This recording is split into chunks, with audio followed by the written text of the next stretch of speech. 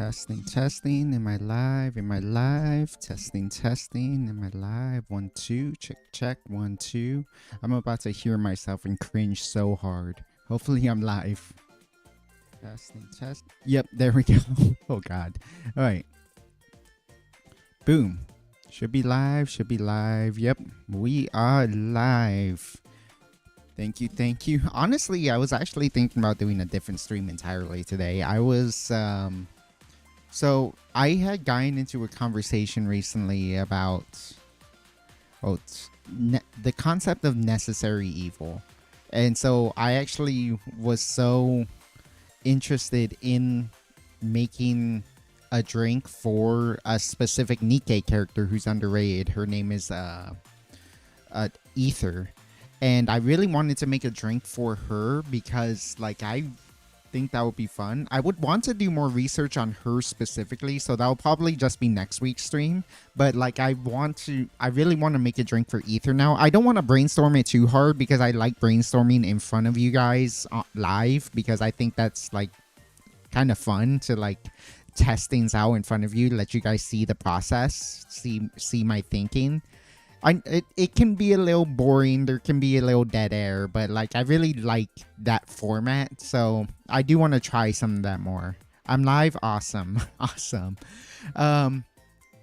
Yeah, but this has been a stream that I've been wanting to try for a while now. Making every kind of mule I can think of. So this is what the stream is going to be about today. What is going to be the best version of a mule? A mule is a pretty simple drink, honestly, and we've talked about it before. It is a ginger beer based drink. It's the basic build would be like 2 ounces of Moscow Mule, an ounce of lime juice, fill it with ice inside of a copper mug, and then just top it off with ginger beer. Very simple, very delicious. It tastes like it honestly just tastes like a spiked limeade, which is great. Not every cocktail has to be super complex. But I wanted to try it with other things. Now, spoiler alert, I have tried it with other things in the past. It's very delicious, but I want you guys to like see it for yourself. And that's partly why I'm not actually going to use the copper mug. The copper mug isn't really important to the experience of a Moscow Mule. It kind of is. It kind of is in the sense that like this is an integral part of the story of why the Moscow Mule got so popular. This is an integral it's an integral part of why the drink is interesting, because it gets so icy that it gets frosty on the outside, and it's really cool. But ultimately, like, we're just judging how it tastes, and so I kind of just want to do smaller hits of it in here. We'll see, though. The ones I particularly like are going to go in the copper mugs, because I really like the copper mugs, and there's one version that I really, really like. But yeah, thank you all for coming by already. Sup Poke, sup Chibadi, sup It's an Ed. Glad you guys stopped by. Like, I legit, this is part of why I was almost late. I legitimately thought about doing a different kind of stream entirely today, but like I really want to prepare for that other stream, and I have been thinking about this stream a lot, and I think this will be fun.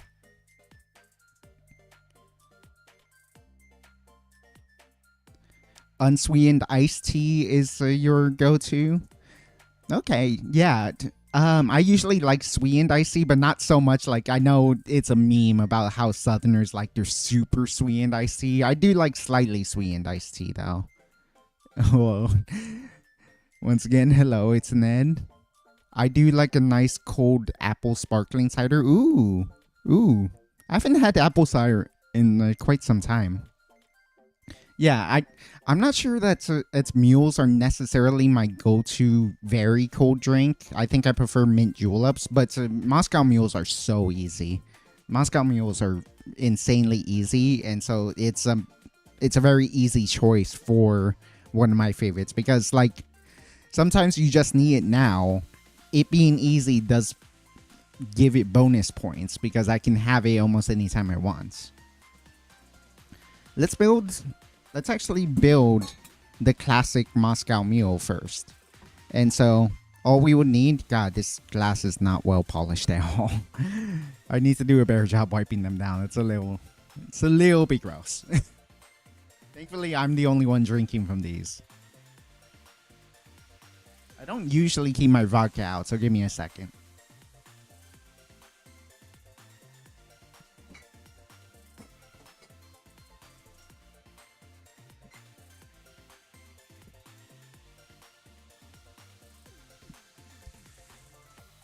Tito's handmade vodka.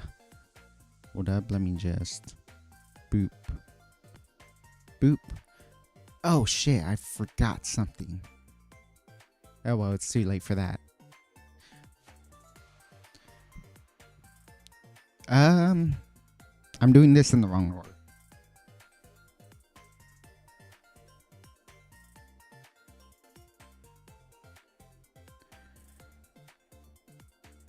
Okay, here we go.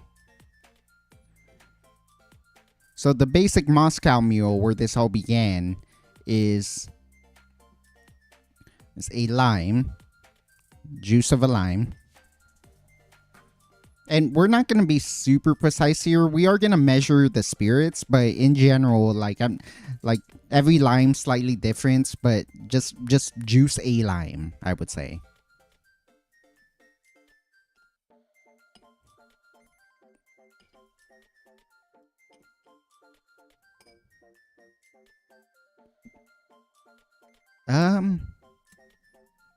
Did I want to actually do this half? Because obviously these are way bigger. Are these way bigger? They're slightly bigger. It's fine. Asian measuring. Feel it. Yeah, it's not necessarily that important for like home bartending. If you're like a master mixologist, yeah, I can see why you wouldn't want to stray too far from your own recipes, but especially with a mule, you really don't need to care that much. So I would say that's like roughly 1 ounce. Every lime contains roughly 1 ounce.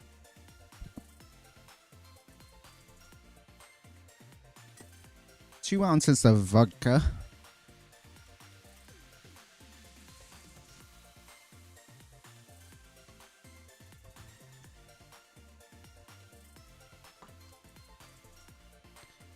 Top this with ice. Just give me about 15 seconds. I'm going to fill this with ice.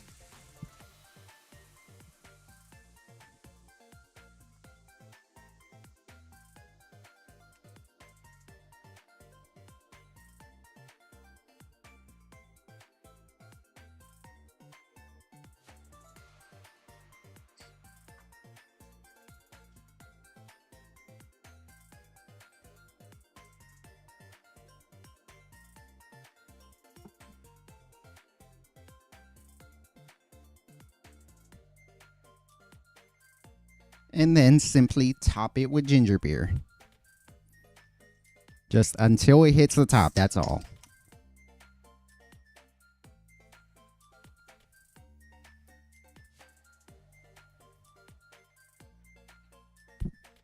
You could stir it, you could hit it with a spoon, but it doesn't really matter. And that's what it is, a Moscow Mule. This is what it would look like inside of this. You don't normally see it because it's inside of a copper mug. And you shouldn't need to. It's not a particularly attractive looking drink, but it's good.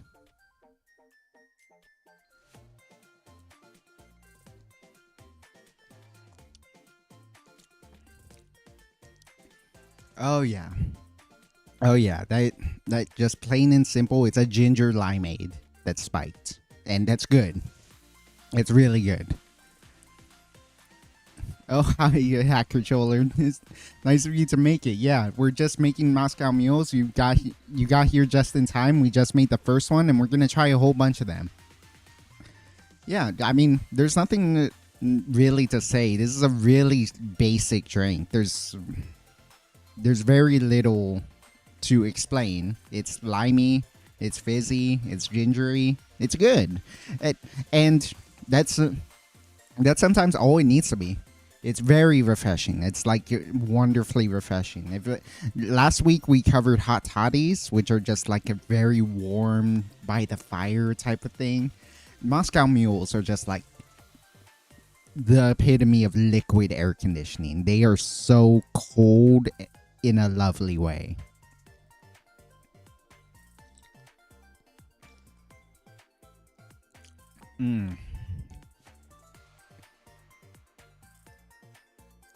What I do is make a gallon of iced tea in an old juice bottle, pour it out into a cup, then add more water into bottles so it lasts longer, even if by the end I'm drinking lightly colored water. I've been there. Like, I would just water something down to, like, get more out of it. And, like, even if it's watered down to the end, it's still, like, pleasant. I'm into that. Keep it simple, stupid, I guess. Yeah. So the story of the Moscow Mule, in fact, I did want to touch on this. I believe how the story goes is that it was Smirnoff. It was Smirnoff. It wasn't Tito's. But the point being, vodka wasn't particularly popular in the United States yet. It's we're drinking whiskey, we're drinking rum, we're not drinking a lot of vodka. And then so like a Russian bartender just doesn't know what to do with his vodka. Someone else doesn't know what to do with their ginger beer. They're just not moving any ginger beer. It's not working out for them.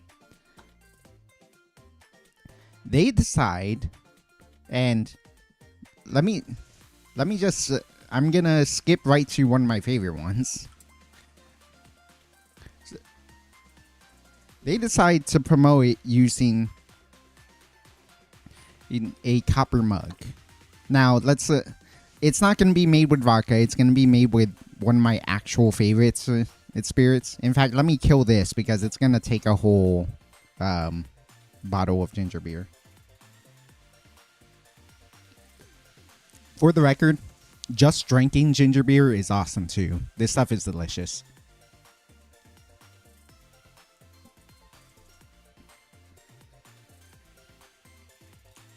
Off topic, isn't Smirnoff kind of a bad brand of vodka? It's definitely a cheaper vodka. The issue is vodka is so muted in terms of its flavor profile that it honestly doesn't matter which one you get. If you taste test vodka side by side, yes, you'll taste the differences. Better is not, a more expensive is not necessarily that much better. And then also, more expensive isn't necessarily better.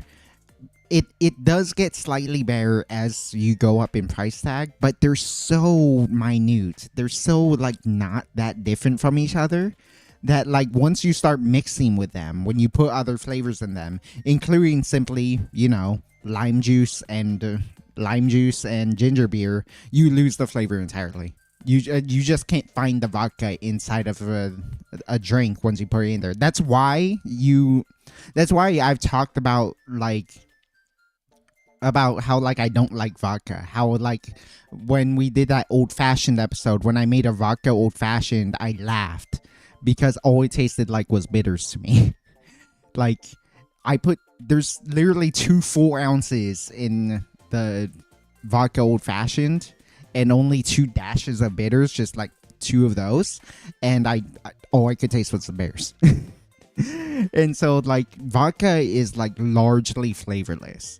And so I don't think it necessarily matters. I do eventually want to try a vodka episode. So when I keep teasing this, like I said, I want to do it, but it's an expensive project.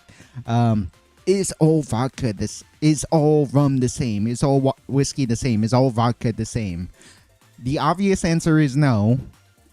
All whiskeys are different. All gins are different. All rums are definitely different. All vodkas are kind of the same.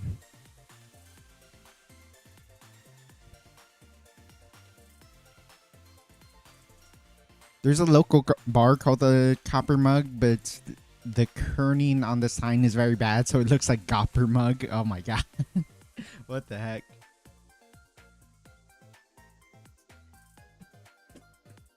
If you do a vodka stream, make sure you do it outside with a campfire with an AK-47 and hard base. Do I have to do like a slightly offensive bad Russian accent too?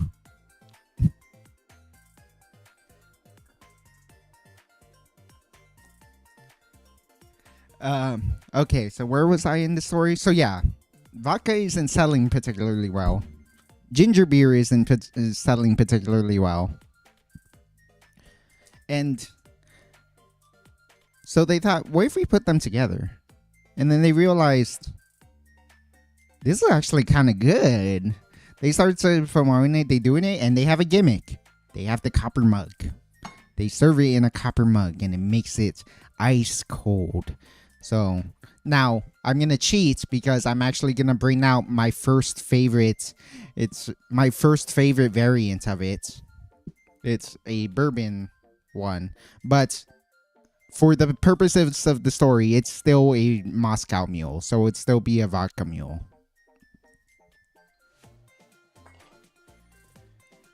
So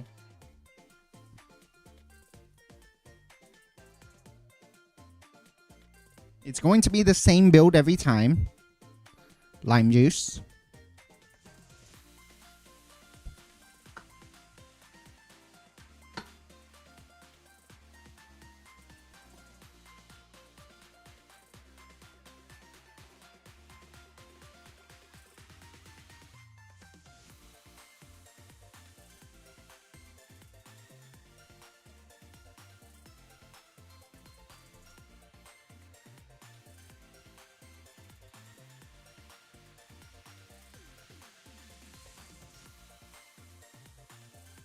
Vodka. We're gonna put my beloved bourbon in there instead.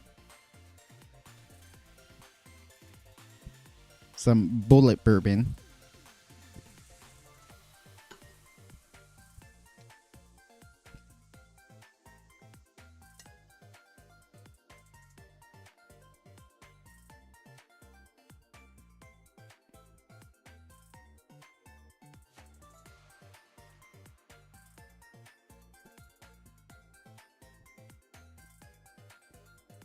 Top this with ice, so give me about 15 seconds.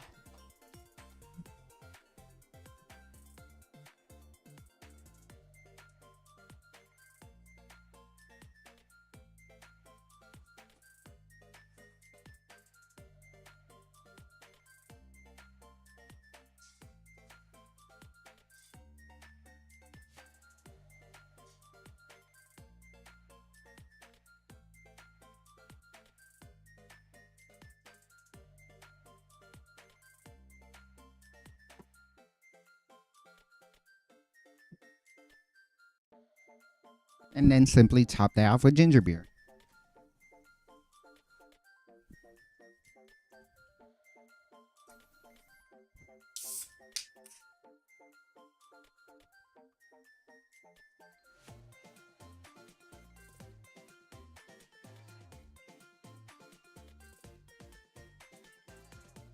I like to put the limes like inside of the mule too. I do think it imparts some flavor.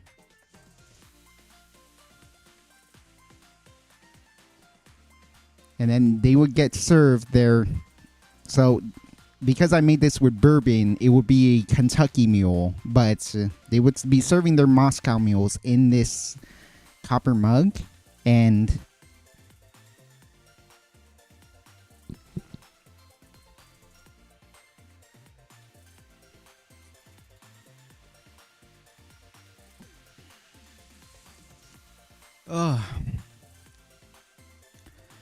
it unironically tastes colder inside of this. Now, there is actually a funny story.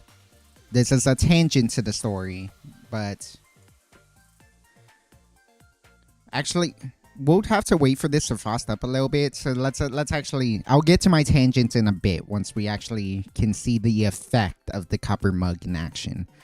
But They made this drink, very simple but very lovely drink, super chilling, just so cold and refreshing. Liquid air conditioning. Oh, it's wonderful. It's wonderful and comfy, especially with the bourbon. But again, imagine we were using vodka.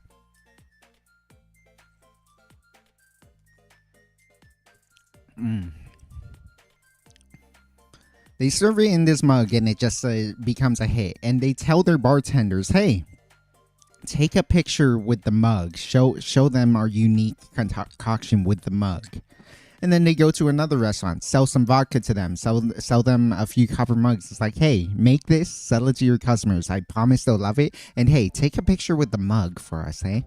And then so they go around, they popularize it by doing that, and suddenly the Moscow Mule is one of the most famous cocktails in the world. You go to any restaurant that serves alcohol, even a chain restaurant, just like you go to a Buffalo Wild Wings or a Chili's or like any chain an Applebee's, these are chain restaurants you can think of.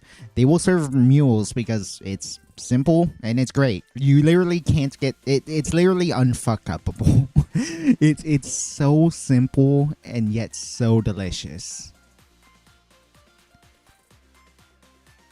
From old experience, it does. Some lime slices on the lip of a Corona bottle, not even squeezed, but somehow the flavor comes through the lime. Yeah, yeah. I mean, that's why you put orange peel inside your old fashions.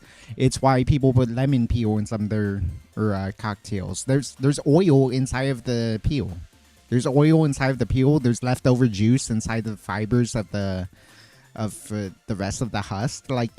You're the drink is extracting those flavors, so it's not fake at all. It does actually add something. It's minimal enough that it's skippable, but I do it anyways because like sometimes the little things is what makes it even better. I think you can start to see it now. See the condensation? I don't think you can see it on camera yet, but as time goes on, we're gonna see this mug get really frosty. I guess I'll bring that up later, but yeah, this is so good. And to now end the story and bring it back to the reality that this is a whiskey uh, a mule, aka a Kentucky mule. I won't remember the names of all these for the record. Um, this is this is damn good.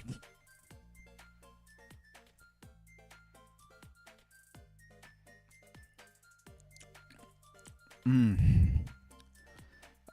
It tastes so much colder, which is such a which you'll learn eventually once the frosting gets a little more or prominent. I will show it and I will tell the story, but it's so good. It's like the whiskey pairs with the lime a lot better and the ginger, and just like adds that like wooden flavor, that like those like sweet corn, like slightly peanutty flavor with it. Like I love Bullet Bourbon. I think it's like slightly worse Old Grandad, except Old Grandad is my favorite bourbon. So like like it being a cheap copy of Bullet being a cheap copy of Old Grandad is a compliment to it.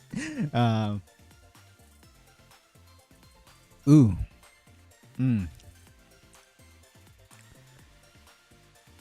Yeah, I mean, it's still not complex. It's like three separate aspects. It's not like it's blending together like a normal cocktail. It's just that these three flavors, while separate, like bounce off of each other really well.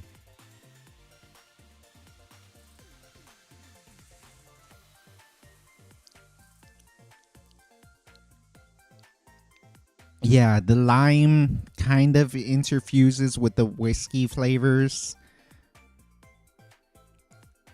The sort of like mellow, like woody, baking spiced, and the peanutty flavors,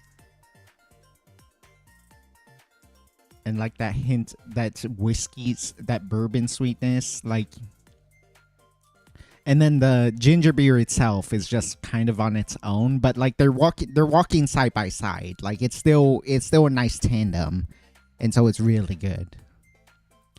Yeah, copper in general is a good temperature transfer. That's why they use heat sinks in the computer parts. Yeah, yeah. The, I I want to show it off because like I can see it here. I don't think it's showing well on camera yet, but at some point it's going to be very obvious. Like there's going to be visible ice on the outside. And I want to talk about that. If you take a photo of a mug, you see a mug shot. Oh my god.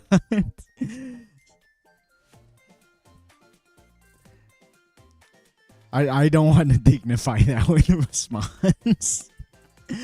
Though I do wonder if copper can impact the taste in brewing. I know aluminum taste can get intermixed. So these are treated on the inside. I don't know if you can see. Not sure. But it's not like copper. It's not like full copper on the inside. It's copper on the outside, and then there's like a layer on the inside that prevents it. I do think it tastes different. Like if I put this in a copper mug, it would taste better. Like there is a little bit of like chemical reaction with whatever it is that's impacting. It's not the copper itself, mostly because as far as I remember, like you are leaching some of the copper off, and that is poisonous to you. Like it is dangerous. Like especially if we leave this, if this was a full copper mug, even on the inside. If we left it sitting for a while and then I continue drinking it, I would be drinking some copper, and that's not good.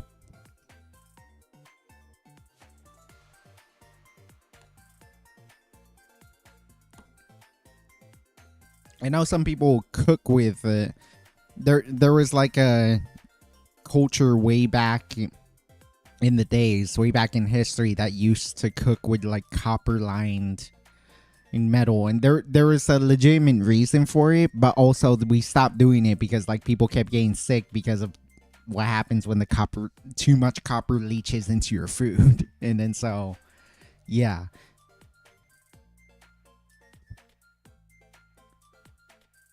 Yeah, the two I really like. I'm gonna put in the copper mug though, because like I will actually finish those. Whereas the other ones I want to try, like even if they turn out good, I'm probably not gonna get too far into, just because it's like they're not my favorite. I know I love a bourbon mule.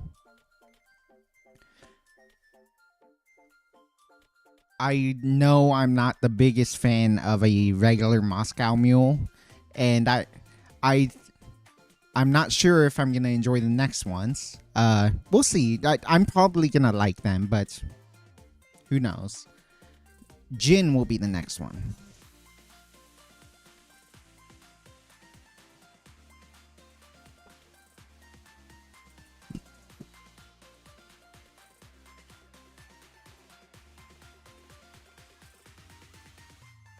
So same deal, same build.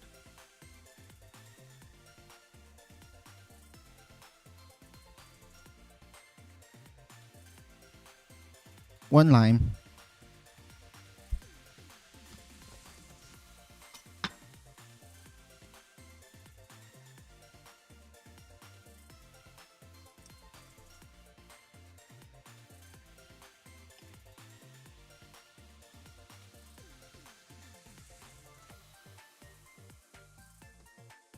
And steel is just cheaper. Is it? That it would make sense.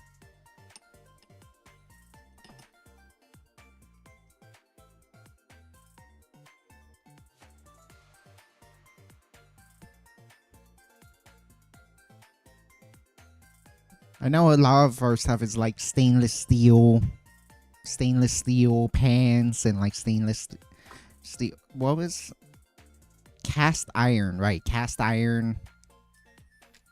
People are in love with their cast iron.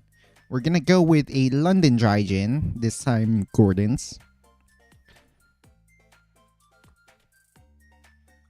Oh man, I I have to thank Gordon's gin at some points, because boy, I I went viral the other day. And I couldn't believe that I went viral the other day. A pound of copper versus a pound of steel. Copper's more expensive. Ah. Ice. Give me a sec.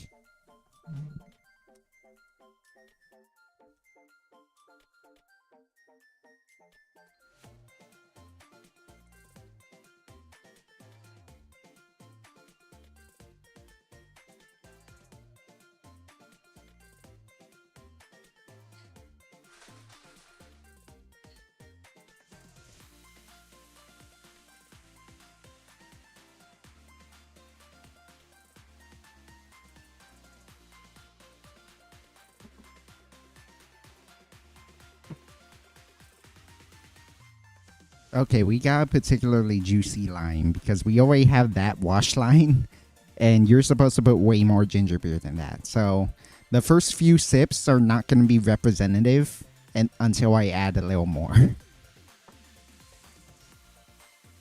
Oh, wait, that's a spent one.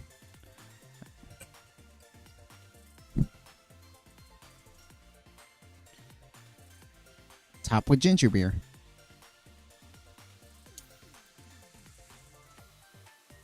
Like I said, we're gonna have to add more than this because the primary flavorant should be ginger beer, to be honest. But this will be a gin mule. I'm not sure what you would call this. I'm tempted to call it a British mule. There are names for all of these, but the only thing that comes to mind for this is a British mule.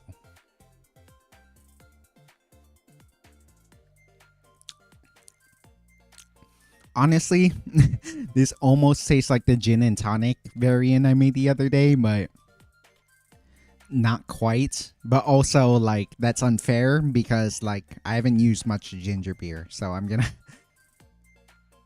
take a few sips of this. It's good, by the way. It's very good, but also it's not representative of what we're actually trying to make yet. So I'm gonna sip it until it's like gets down to here, and then I'm gonna add more ginger beer.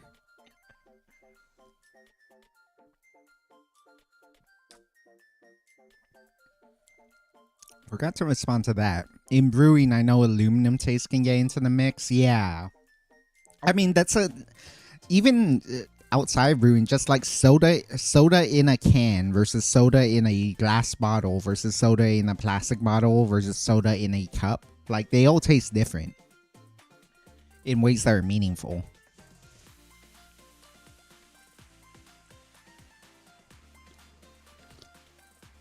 Okay. Now that we've got the wash line a little more, let's actually add a meaningful amount of ginger beer.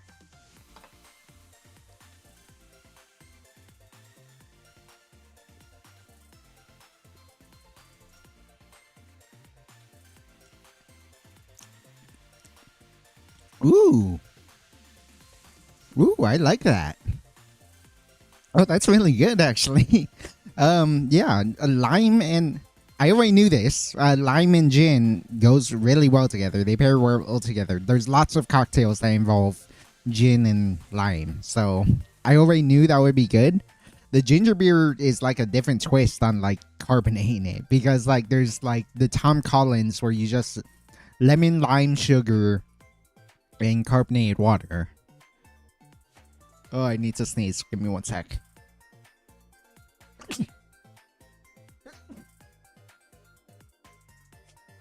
Yeah. Excusez-moi. Yeah. Oh, Jesus. Okay. No, don't make me want to sneeze and then not sneeze again. Okay. Okay. Damn. Anyways. So, like, I already knew gin and lime juice went together. Tom Collins is lemon juice and lime. Lemon juice and sugar and the... lemon juice and sugar and gin with carbonated water.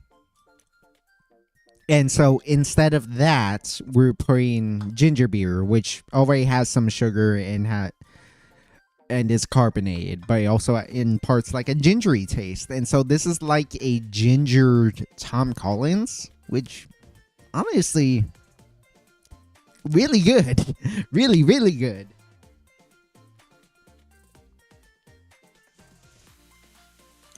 Oh man, more people should make that. More people should like make this. This is absolutely fantastic, and I think this is more of a cocktail than the other ones. Like Moscow Mule is just a ginger limeade.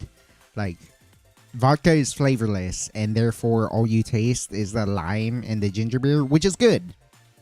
It's very good. It's an alcoholic limeade, simple and perfect.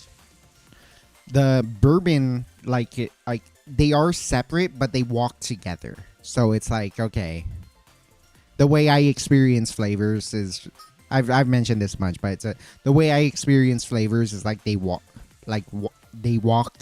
It's like taking a walk, and then like every step of the way you like feel the ground beneath your feet. You feel like the wind or like all that stuff. Like I describe flavors in that way. I don't think I experience it as like one melded together flavor as like the way many cocktails are for the Kentucky Mule, the bourbon mule. But like I do think they walk together. Like the ginger beer, the whiskey, the lime juice are like separate, are pretty separate, but they walk together in such a nice rhythm together that it's just like a pleasant feeling, all three flavors. The gin mule tastes like a cocktail because they actually do melt together really well. Let me try to note it.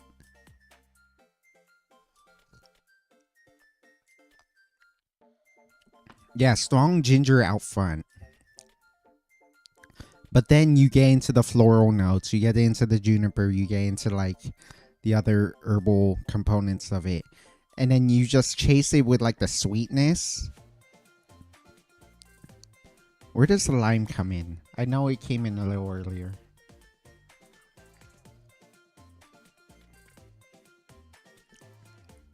Yeah, it's like the fourth or fifth step. So it's like you get the ginger way up front. It's like very aggressive. Like the ginger just steps in. And then you go through like the juniper, the other like flowery components, and then the lime, like, and then you hit the sweetness of like the ginger beer, the sweet back end of the ginger beer, and then the lime.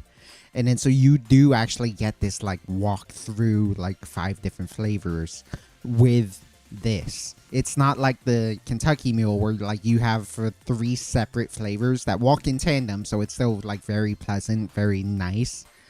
This, like, it actually tastes like a cocktail. It's kind of insane. Maybe London Dry mules are gonna be. I'm gonna call them British mules, but I'll have to look it up later. I think British mules are now gonna be my second favorite. We're gonna save the best for last, though.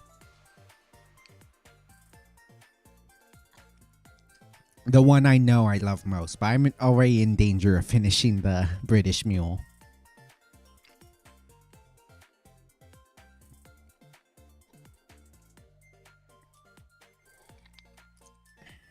And I did.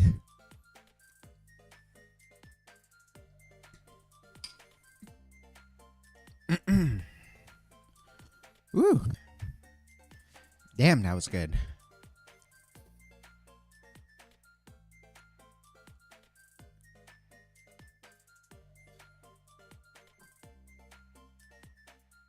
The next mule I want to try is... Oops. Let me just... Okay. Something seemed to lag for a second. Okay, there we go.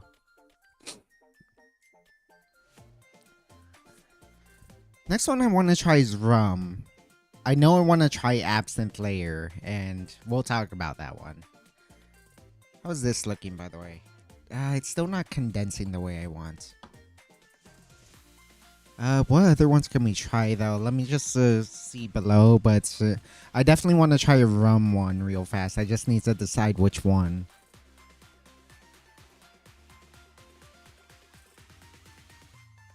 Ooh, a Japanese whiskey mule, that might be is something. That could either turn out wonderful or gross.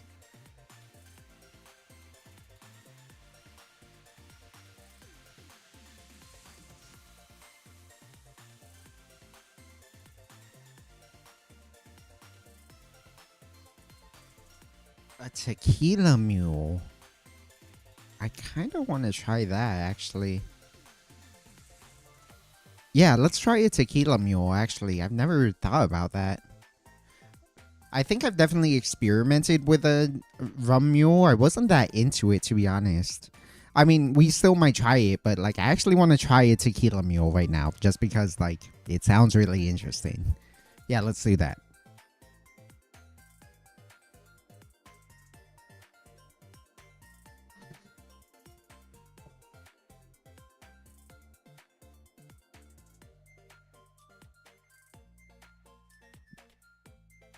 I haven't had tequila in a hot minute, too. I always try to keep some on me, but I just don't make that much with tequila anymore. I should. I really like tequila cocktails. The issue is I don't like tequila itself. So I really need to mix it with something, and I just don't. Honestly, I just don't remember that I have it, to be honest. I passed, my eyes passed by it, and I saw I had tequila. I'm like, ooh, ooh, let's. I kind of want to try this. It's been a while since I've had tequila. In fact, I'm gonna taste test a little bit of it right now. Some Don Roberto Reposado.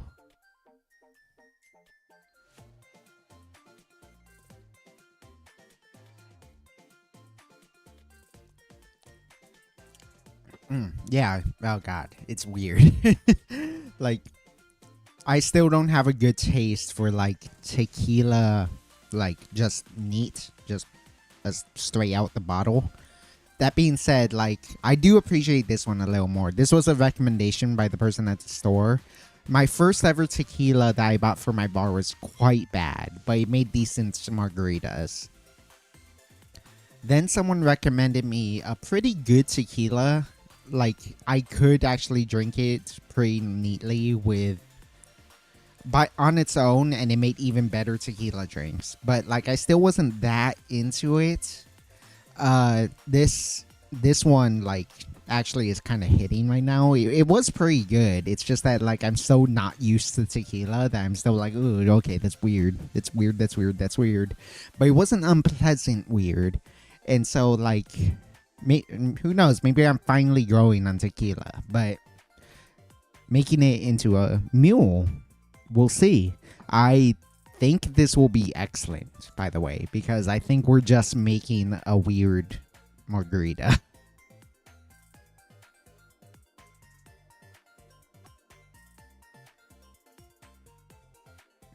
Oh, shoot.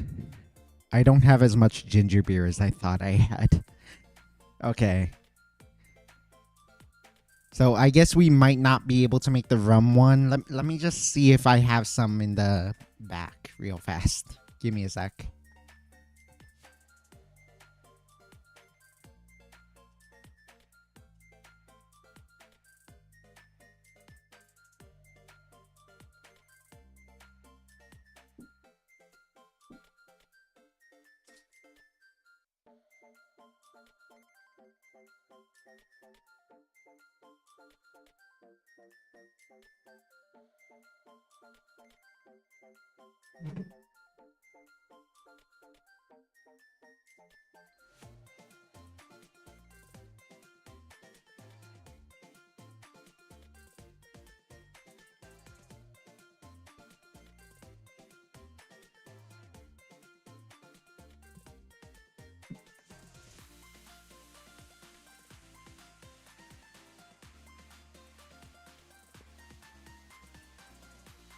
Shoot.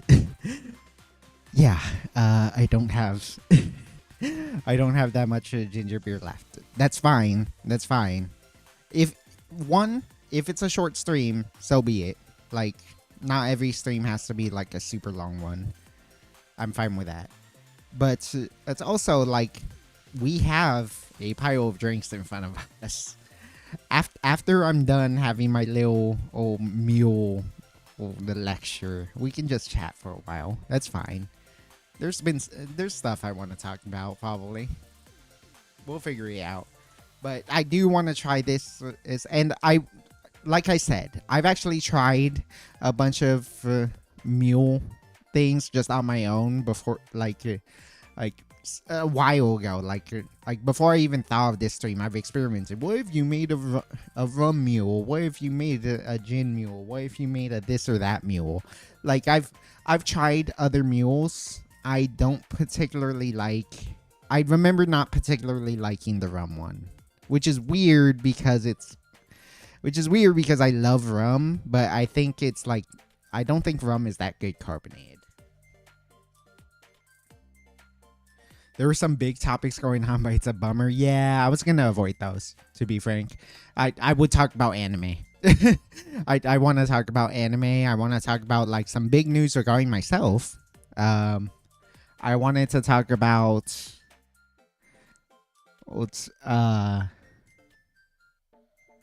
just the concept of necessary evil, which is related to the stream I was thinking about doing.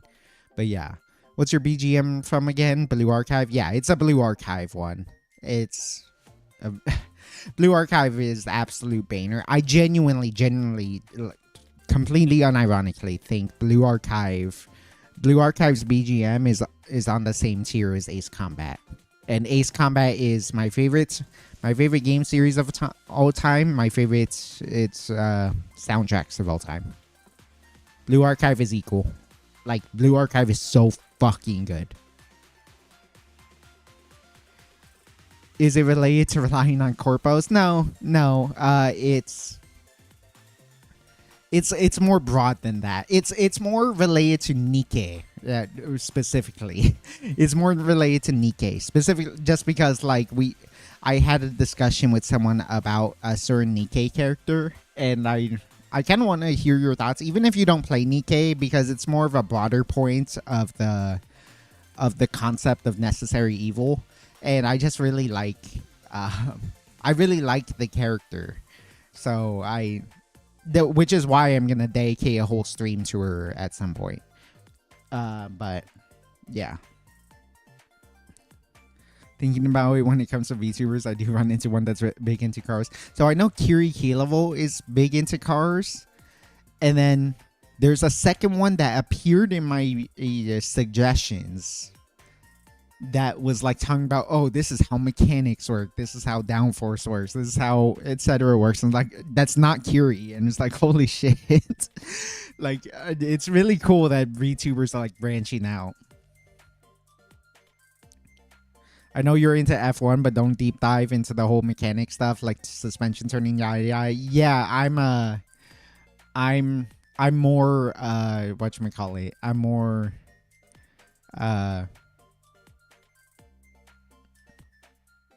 I'm simply into just as a spectator sport. Emi Kuruma? I'll have to check. They appeared in my recommended, so I can always look that up.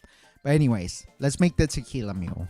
I'm gonna call it a Mexican mule. If that's not the correct term, please correct me. Let me know what it's supposed to be called.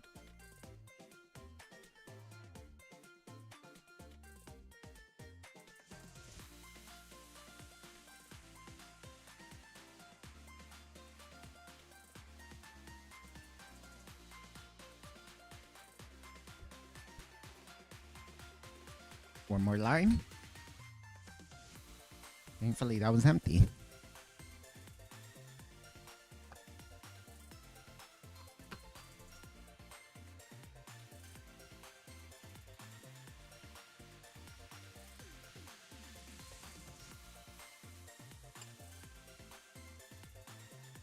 The fact that a mule is so simple is, again, like why I love it so much. Like, it's lime juice, spirit, ice, topped with ginger beer. So easy. So easy, so delicious, so comforting.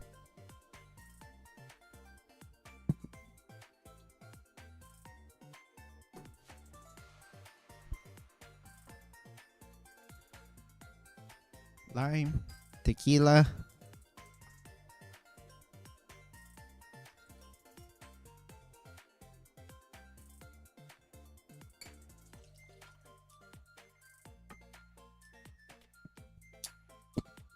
Whoa. Hopefully that wasn't too loud. Ice. Give me a sec.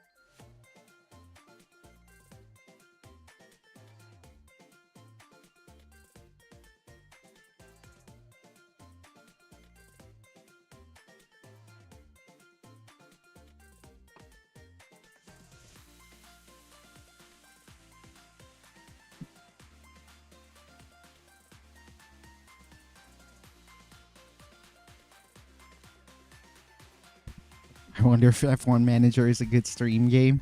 It might be. It might be, but also like you need to keep constant attention on it. So it's like it kind of is and isn't at the same time. It is in that it's like you only click 4 times. You don't have to click that much. You don't actually have to actively do anything. But then like when you do have to do something, it's urgent. Like, oh, your driver needs instructions right now.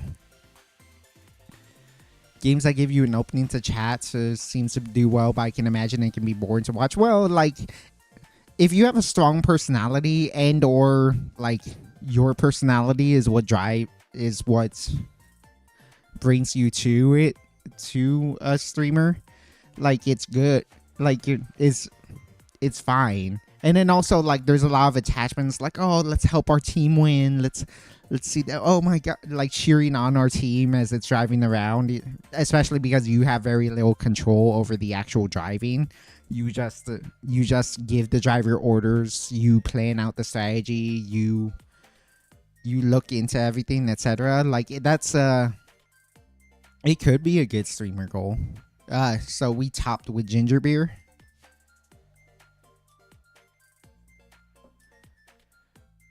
And let's see how it goes. Hello, T. How you doing, T?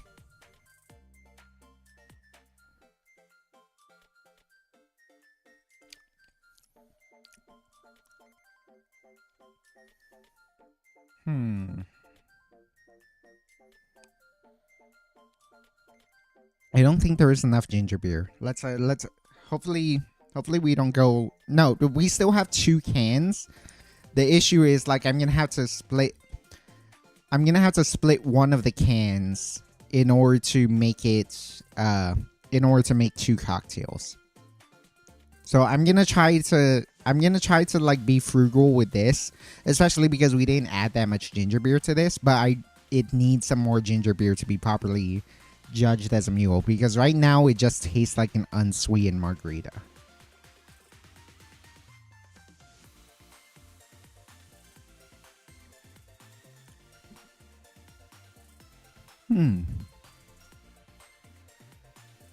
Yeah. Okay. Let's top this with a little more ginger beer.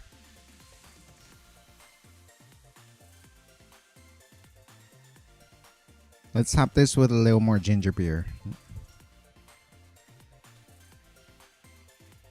And that should be enough for the next one too. So I think we can do a rum one and then my favorite version of a mule. Was playing VR, but the headset died, so now I'm chilling here. Turns out my previous headset doesn't make for a good spare headset charging cord while playing. Oh, that sucks, but hopefully you had a good time. Thanks for stopping by after all that.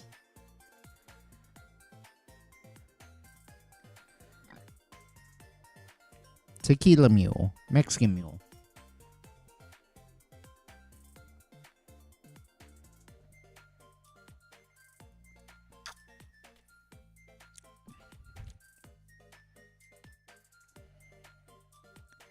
A ginger margarita. Yeah, that's what this tastes like. It's a ginger margarita, which is delicious. Margaritas are unfuckupable. um, that's good too. That is shockingly good too.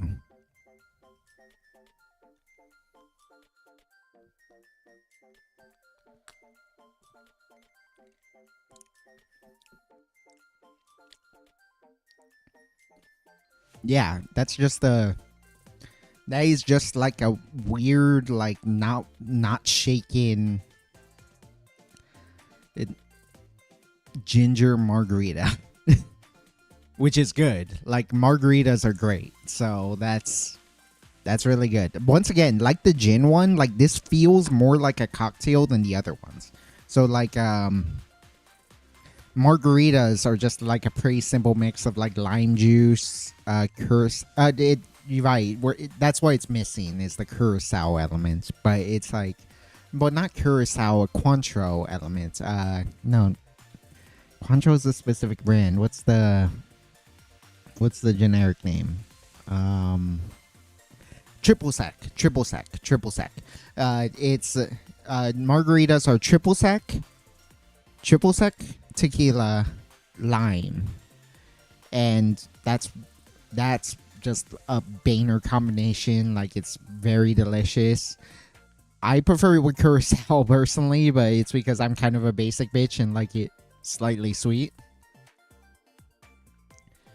And that's what this kind of tastes like. It's like a gingery sweet margarita. And that's absolutely zero complaints there. This is a fun take on it. Dangerously easy to drink. The thing is, it's not like it's hiding its alcohol. That's what's most dangerous about margaritas is that they're like so easy to drink while reminding you that it's alcoholic. So you drink some margarita, and it's like it's easy to drink. It's like a limeade. It's like it's so simple, but it also has that little kick that reminds you, hey, I have tequila in me. And like the tequila itself is like grassy, and it's grassy, it's dry, it's like super stiff, but in a way that it's like the chaperone. Like, okay, you're on like a beach date when you're sipping a margarita, but then like you got the strict parent behind you watching in your every move, and then it's like it's still a comfy thing, and like you know the parent is there just to keep an eye on you, make sure you don't go crazy, but it's otherwise gonna let you have your fun. But it's also a little bit oppressive just because, you know, like you would rather have your fun without like needing to step on eggshells. But like I could, again, you understand like that, like, so it's that, but then like you start to ignore it. You're having fun. You have like 3 margaritas, and now you're like, now even the dad's drunk and like getting rowdy with you guys as well. You're on a date with his daughter, and like you're all having a good time, but then you all do something stupid, and that's why it's like drinking a margarita, because you know it's getting you drunk. You know that the alcohol is present there, but you can't stop drinking it, and that's kind of how I feel about this. Dangerously good. That just once again, the ginger is a pretty overpowering flavor, but not so much that it can't be tempered. So it takes the first step.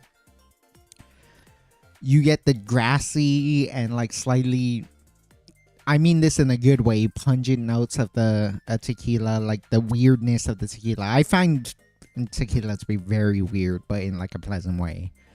I can't describe it yet. That's why I kind of avoid tequila. Is like I'm kind of scared of the unknown in a sense. Um, and then you get the sweetness, the liminess. It's like just the lime and tequila just are perfect together. That's why tequilas are so good. That's why margaritas are so good. And this is just a ginger spiked margarita. It's just a ginger limeade, ginger grassy limeade. That unlike a vodka mule, a Moscow mule will let you know that it's alcoholic, but you don't care because you're having fun. I'm at risk of finishing that too. That's so good. Ugh. Yeah, I was just chilling with someone. Nice. I wanna do VR someday. I just want to do VR someday.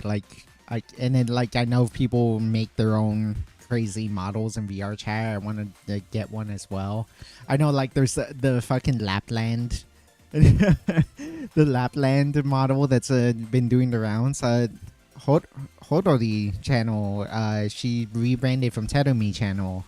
Ever since rebranding to Hodori and also using the Lapland mode, like she's really been taking off. I'm really proud of her. I followed her way back when she had like 20-30 viewers. I wasn't that active in her chats, and to be honest, I haven't been active in her chats in like some time, so it feels unfair to call myself a long time viewer, especially because I wasn't particularly dedicated, unfortunately. But like I'm proud of her. I'm really proud of her. Like she built such a strong community. She built such like a tight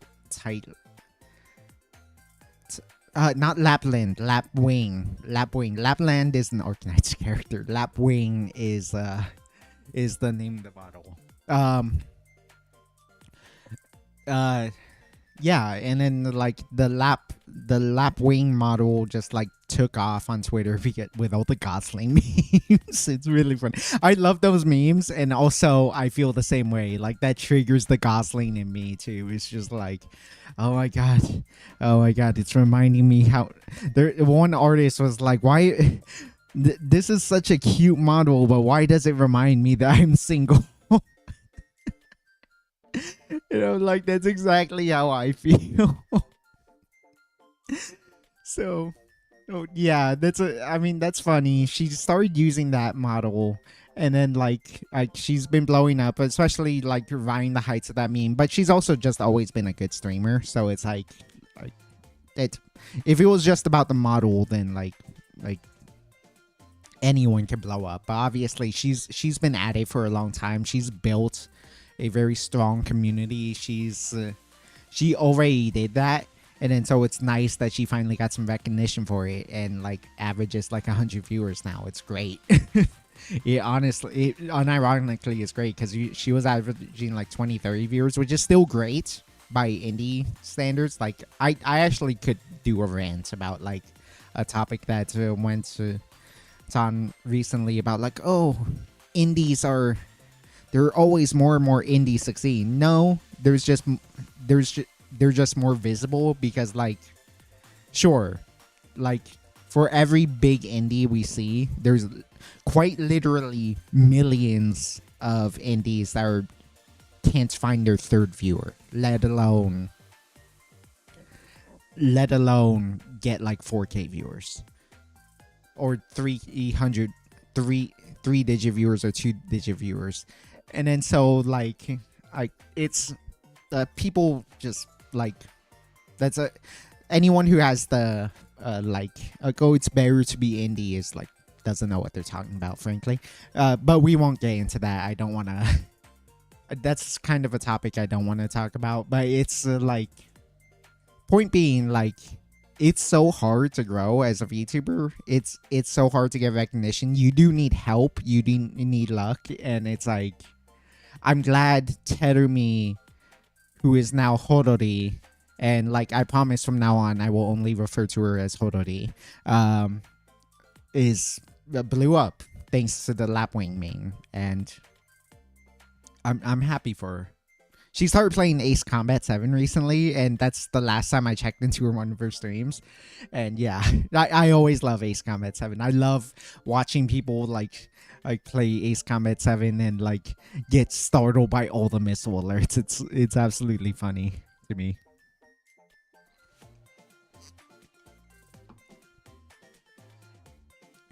Yeah, there's some people who don't understand how things work. Yeah, I mean, I'm not gonna harp on it too hard, but like people forget that like the people who succeed, the people who made it are the exception, not the norm. The norm is not doing anything with streaming. The norm is the actual norm of what a streamer is so low that it doesn't matter. Like literally anyone who has 10 viewers is an exception. People who have 10 viewers is an exception, let alone the people with 4-digit viewers.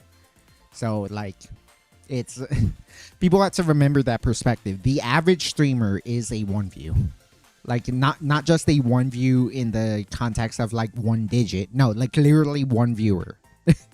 So it's like that's the reality of the situation, and it sucks. Like let's not mince words. It sucks, but it's how it is.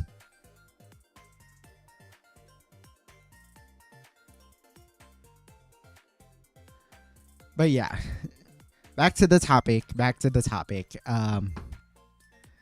Because I ended up almost finishing this too.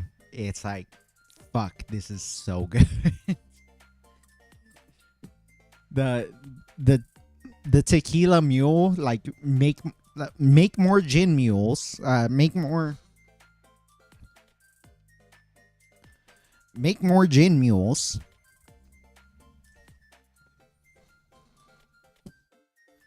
Make more tequila mules. These are excellent. These are so good. Oh my god. These are like... I love my Kentucky mules. I would have finished this. My plan was to finish this. I finished the gin mule. I was dangerously close to finishing the tequila mule, the Mexican mule, while we were chatting about other stuff. I haven't touched the Kentucky mule, which I claimed is my second favorite. So like we're learning a lot today about how good these mules could be.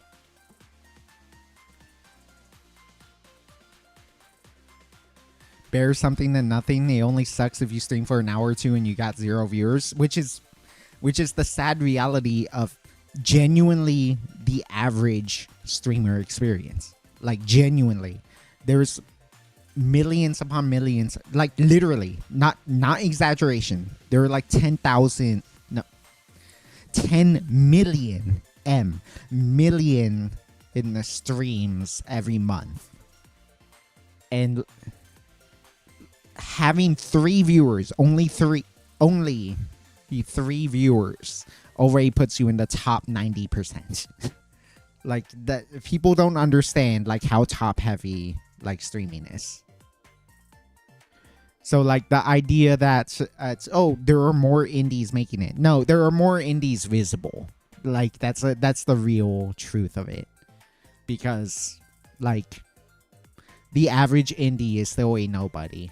And that's not fair. Let's be frank. Like so many of these people are interesting. So many of these people have stories. So many of these people are probably fun to hang out with, but like the reality of the situation is that most of them don't have viewers, and like they need exposure in some way. Which is why I always get proud of any VTuber that blows up in that manner. Like I loved how Ubebe Chizu is one of my model siblings. She's a part of the Airy fam, and she made she got raided by fucking Kudo9. Like I didn't know this because I thought V Shoujo only had girls, but it's like he's like the only male talent they have, and they rated her, and she averages like 30 viewers, if I recall correctly, which is great. Once again, like given the average is 1, but it's like she got rated, she got a ton of viewers and followers that way, and that's awesome for her. Or like another model, older sister I have, got rated by Bao, I think, and she, again, like just thousands of viewers suddenly, and it's after generally being a 2 view, and it's just like insane. It's awesome for them, and so like that's why I'm so proud of Horori. Like I'm proud of them for like finally making it, because I know Horori has been working so hard as an indie for so long. And she has some of the most informed takes I've ever seen on idol culture, on like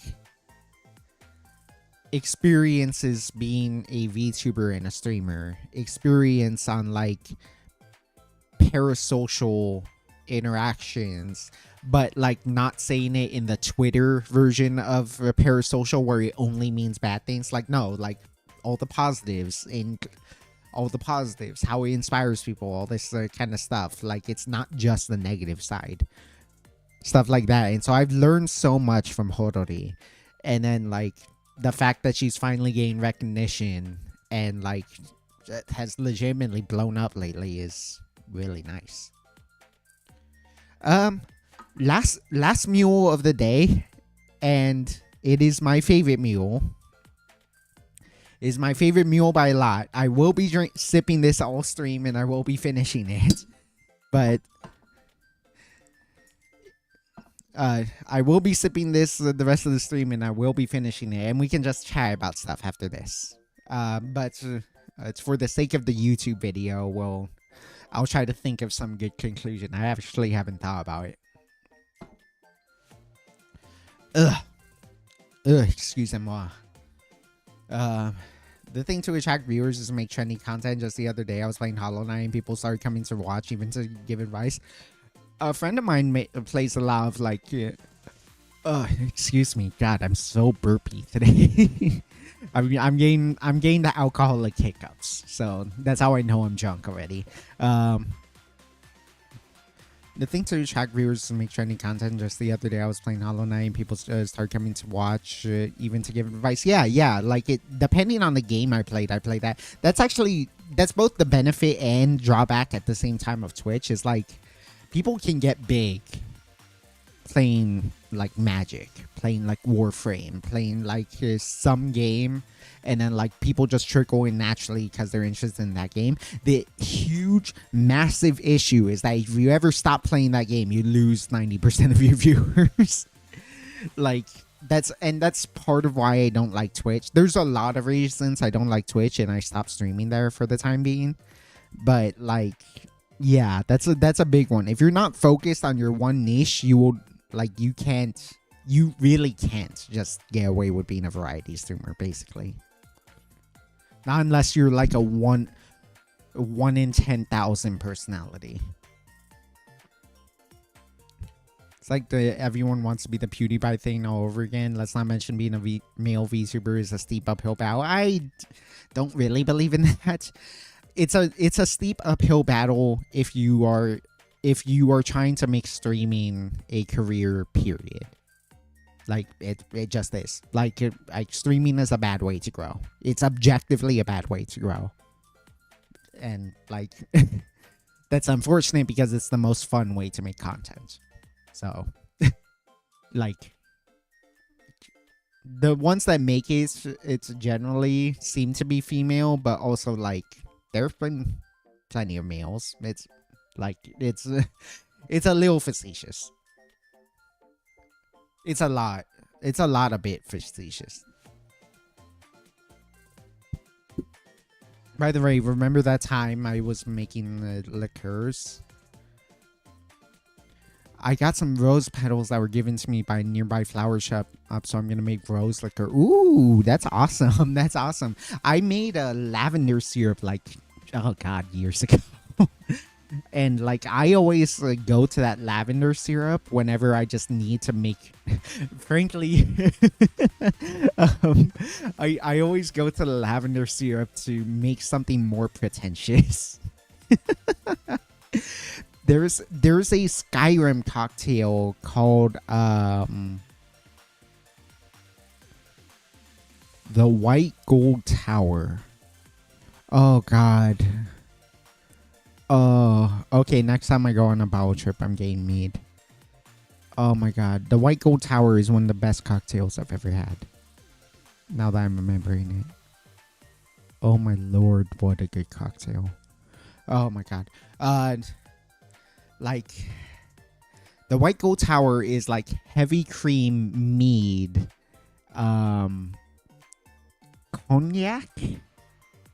Cognac, I think, and then lavender syrup. I think that's what it is. And yeah, the White Gold Tower is unironically, like a top 5 cocktail of all time. Like whoever designed the like alcohol design in Skyrim, like people meme on Skyrim all the time for like being repetitive, not being as deep as Oblivion, and not etc. Like Skyrim wasn't as good as Oblivion or like other things, and it's like kind of fake deep in a lot of ways, but like also like people love modding it too, and so like it's a great thing. Whoever designed the alcohol design of Skyrim must have been like a master mixologist. Unironically. Whoever designed the Skyrim stuff, because they created multiple recipes for mead that were good. They made multiple cocktails in game that you can recreate in real life that are excellent. And it's insane how good the White Gold Tower is. Oh my god, I'm sorry. I like it. I haven't even gotten to the last absent.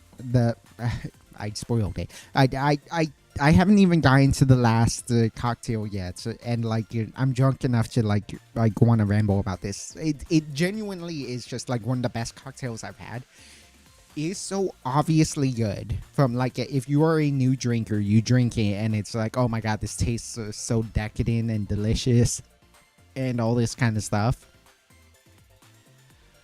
But then it's like, even from a deeper understanding, like the lavender like pairs with mead, and then like the mead goes with this, and just the cognac like does this, and then like making it creamy with the heavy cream is actually like a great way to dilute it so it's not too powerful, but it's also like its own like it adds like a silky. It's like such a well thought out cocktail that it's like there's no way like Todd Howard like thought of that shit on his own from like the broader perspective of like, okay, let's make this medieval fantasy game. No, they someone in like the writing department, or yeah, someone in the writing department was a legit like master mixologist and decided to like sneak in some like legit mead recipes, legit cocktail recipes that like if you were to make in real life are so good.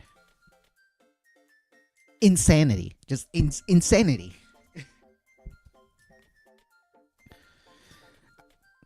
Sorry, I had to get in there. Like, you know me, I'm a mixology nerd. So like the fact that like Skyrim has such like excellent mixology in it is that just genuinely sets me off in a good way. Like I'm the happy version of triggered, whatever that is.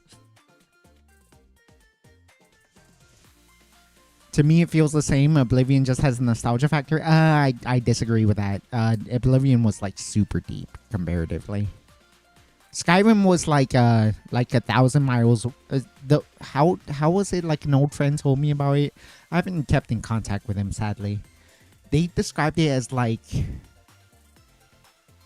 an ocean wide but an inch deep or something like that. Like there isn't a lot of complexity in Skyrim. There's just a lot to explore.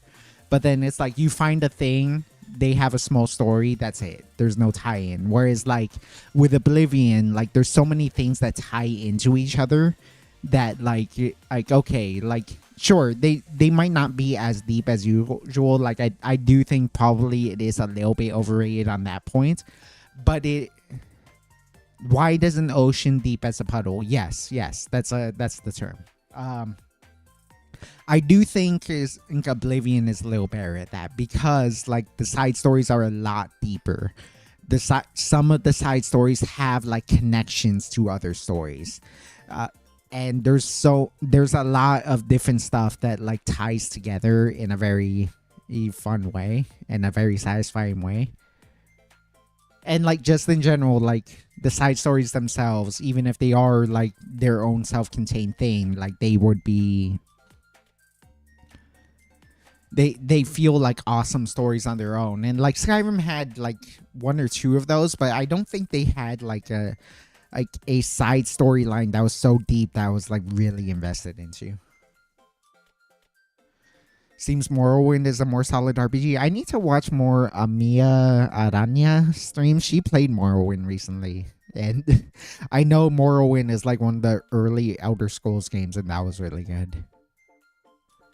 It might have been that the game devs commissioned a mixologist to come up with the drinks for them. Oh, that's true. They might have like contacted like a bartender or a mixologist to like invent those drinks. But like the point being, unironically, those drinks are fucking good. Those drinks are actually like ridiculously good. So like it's awesome either way. Like no matter how they ended up in the game, they're in the game. You can make them, and they're god tier drinks. True, I was a kid back then, so I didn't pay much attention. Morrowind gameplay didn't age so well. I mean, yeah, it looks super outdated. That's actually something I want to talk about once I finally make this cocktail. Is like, it's why I'm so into the new Rurouni Kenshin right now. But it's like, I've been wanting to watch like all the classic anime, like Yu Yu Hakusho, Rurouni Kenshin, etc. It's just that like my brain can't get out of the fact that like those art styles are so outdated, and I just don't enjoy them. It's hard to like really resonate with it when it looks so like rustic in a way, because it's like it's probably just a taste thing. Because I can get behind like retro graphics in a game. Like I don't mind the shitty graphics of like a Resident Evil 1. I don't mind the shitty graphics of like I mean, Klonoa is actually kind of pretty, but it is relatively outdated. It might just be because like modern games, like games made in like the past 10 years, like they also like call back to retro games too, because a lot of indie devs just can't afford to have great graphics. And so therefore they intentionally go with the retro aesthetic. And so like maybe I'm just used to it in that way. I'm not used to retro style anime art. And that's why it's so hard for me to get into like classic 90s anime that everyone loves, that because it's just like I can't. I just like it's I really can't like enjoy it that much if it's not like as well drawn as well. Like it, I don't want to insult the artist because it's like styles change over time, and sometimes it's cyclical. You go back to classic styles.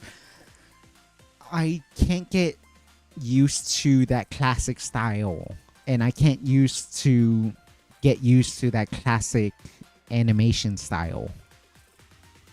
Whereas like the 2023 Rurouni Kenshin remake, I can, because it's modernized.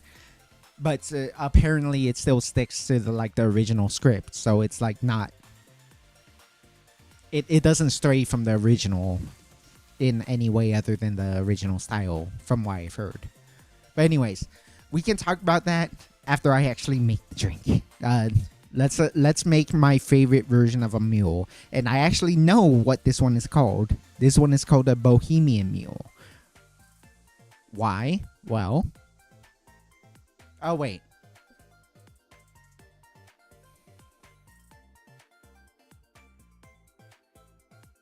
Fuck it. Let's make the rum mule first, and then we'll make my favorite one. I think we have enough. Shit. I bunked this.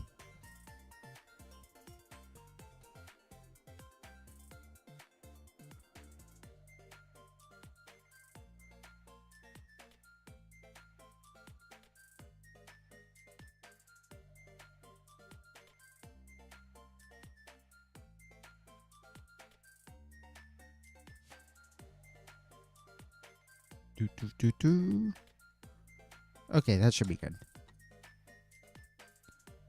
Close enough. Close enough. Okay.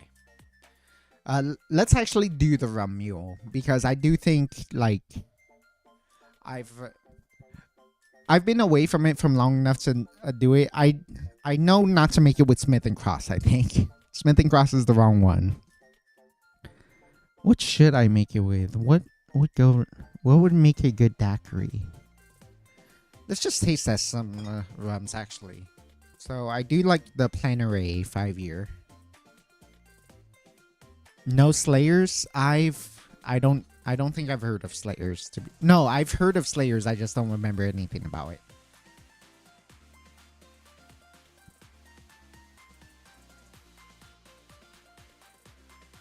Planere Original Dark.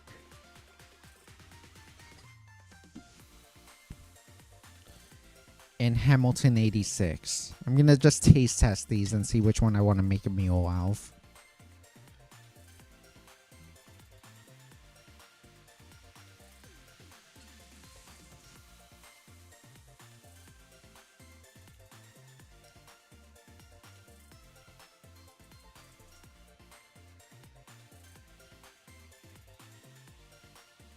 The Hamilton 86 one is a pretty strong flavor. Maybe already I think that might be the favorite. Let's try the Original Dark.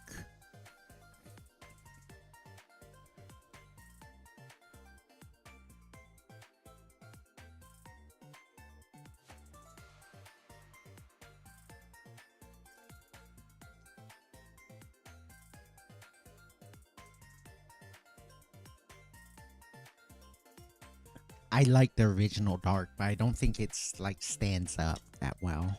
It's a good like mixing in rum, but I don't think it stands on its own well enough.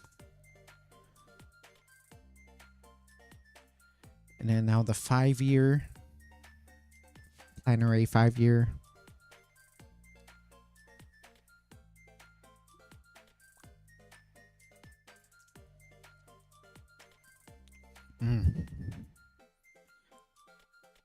Ooh, damn, the 5-year is good.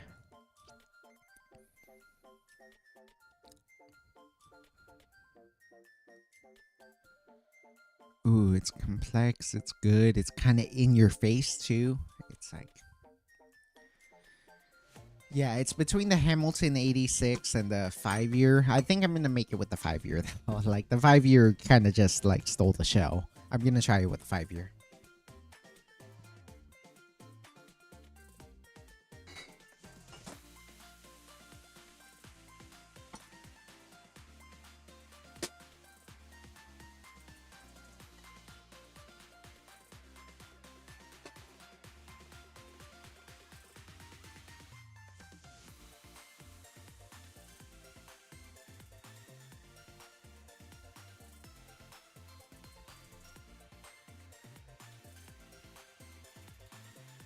Slayers is the one with Naga the Serpent, the classic anime sorceress with huge bats. If she exists in this anime, I've not met her yet. But there are some, like... honestly, like, there haven't been that many female characters. I've met the one who's, like, the opium girl. But I haven't finished that arc yet. Don't spoil me on it. And also just the main girl. Just, like, the main girl is so adorable. Like, just... Disgustingly cute. Yeah, disgustingly cute that she is.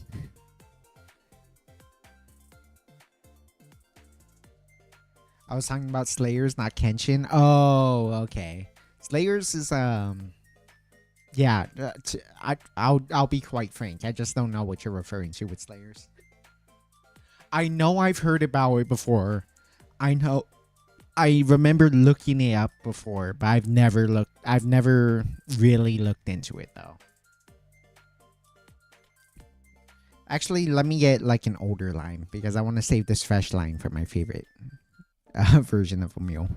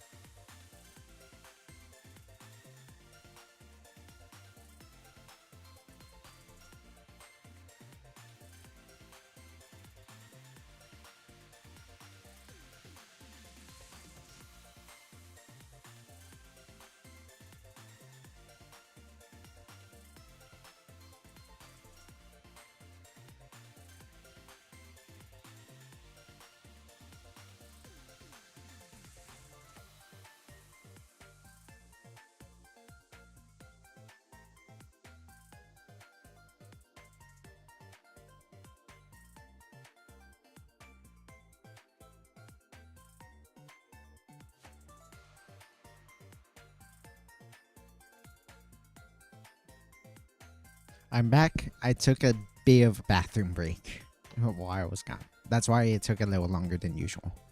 But so one line, as usual.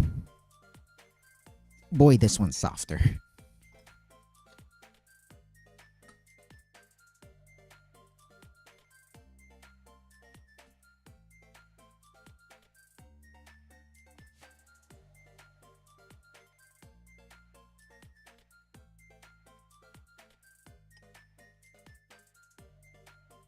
These have significantly less juice, and so they're gonna be less limey. But like, given that this is supposed to be a smaller, this is the rum one is gonna be a smaller pour anyways. That's probably fine. 2 ounces of rum using Plenary 5-year. Crap.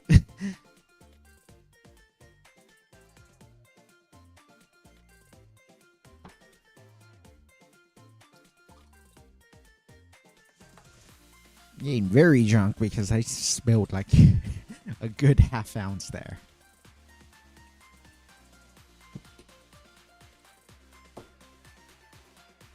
Fill this with ice, so give me a sec.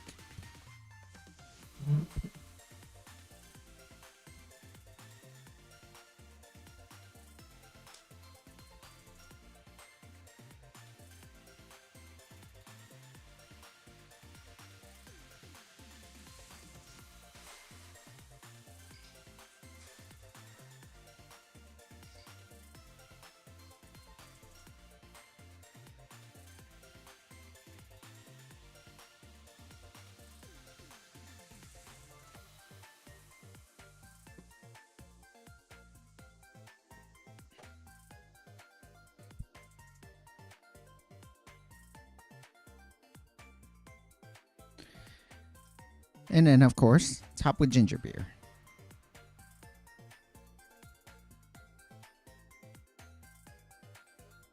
We'll finish off this ginger beer later. A rum mule.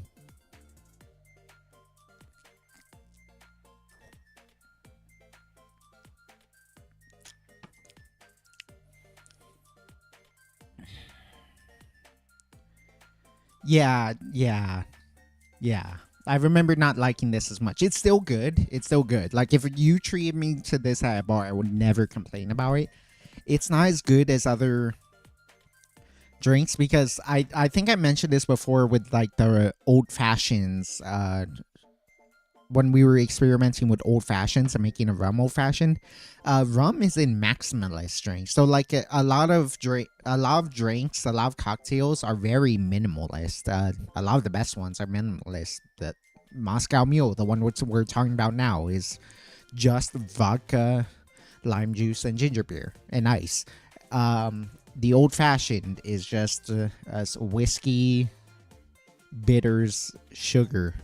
Like sour is just egg white, whiskey, sugar, and the lime juice. It's lemon juice. And then so it's like there's a lot of minimalist cocktails where you're trying to strip it down as far as possible. A lot of rum drinks are actually maximalist. You add just tons of stuff to it. You put a little bit of sugar and a little bit of pineapple juice and a little bit of orange juice and a little bit of this, a little bit of that, a little bit of this, a little bit of that. And then it's like, and like a big pour of rum. And then you have like a really, you create complexity because it genuinely is complex. It has like a ton of different flavors in it.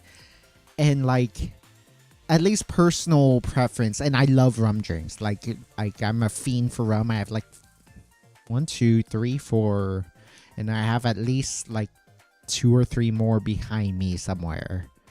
Yeah, I have like 6 to 10 different rums on me.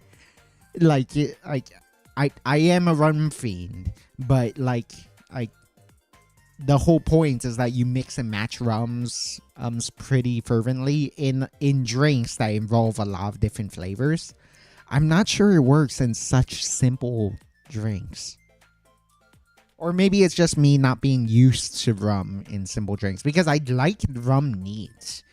But it's like it's either you drink it neat, which is to say with nothing else, not even ice, or with tons of different other ingredients.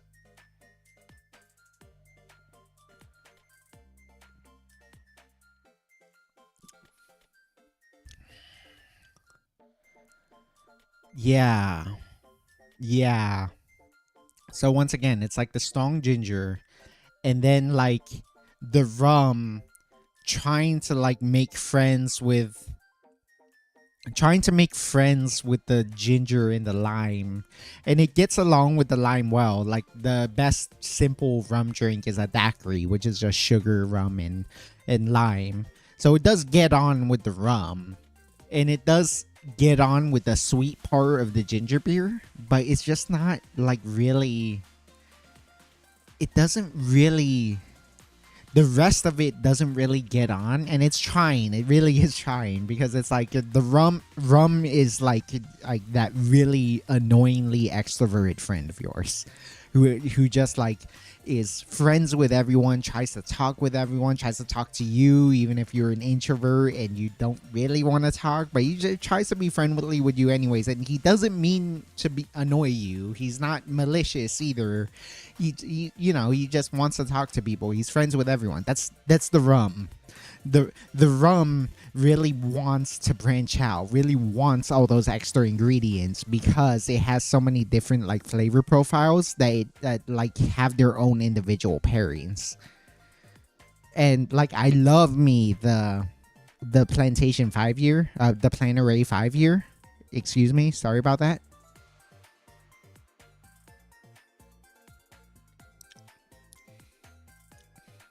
But yeah, it's reaching for connections that aren't there because I get the ginger, which ties in with some parts of the rum, but then the rum itself is its own step. And like it has all these tendrils reaching out. It's like, hey, you want to chat? You want to chat? No, oh, sorry. And like he's just trying to talk to everyone with its like cinnamon notes and it's like nutmeg notes, and it's like, yeah, it's banana funk notes, which does pair with the lime. With like all these different notes that just don't lead to anywhere. And then and then it goes to the lime. And then so like the thing is, it's still a good drink. So it's sort of like ginger beer, the rum being the loud personality is with all its notes. Just like imagine just sipping the Planet 5 year. Like ginger, the ginger beer from the ginger beer, the ginger from the ginger beer rather, the rum notes. Like Planet 5 year is a pretty complex one, so it has several notes. And then the lime, which it then catches up with. It's like the whiskey one, except the whiskey one walks together with the ginger beer. That's why I like the whatchamacallit. That's why I like the whatchamacallit. That's why I like the Kentucky Mule, the bourbon mule. It's because like sure, they don't really blend together to make a cocktail like drink, but they do walk together. So like you feel the ginger and the bourbon at the same time. They're like walking side by side. So that's a really nice pairing. Right? Let me just sip it just to make sure.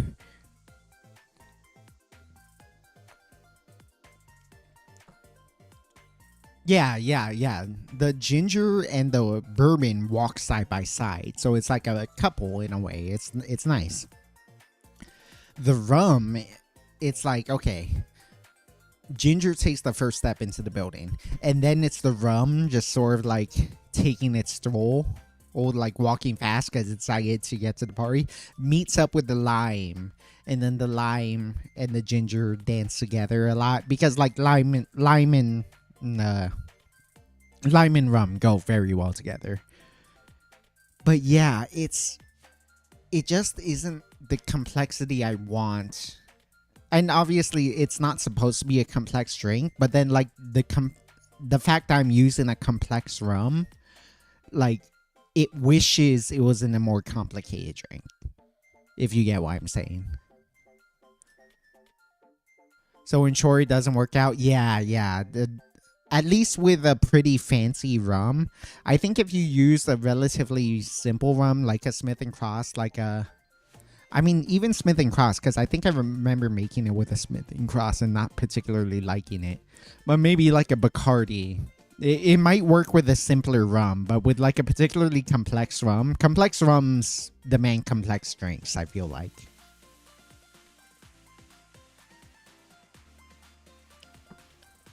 This is, for the record, good, by the way. I would make this, and it's like an A minus. Like if everything else is like an A, this is an A minus. Like this is still an excellent drink. This is still a very comforting drink. It's still a very good drink. It's hard for me. It has potential, and it really wants to be something more, but it just isn't in this build.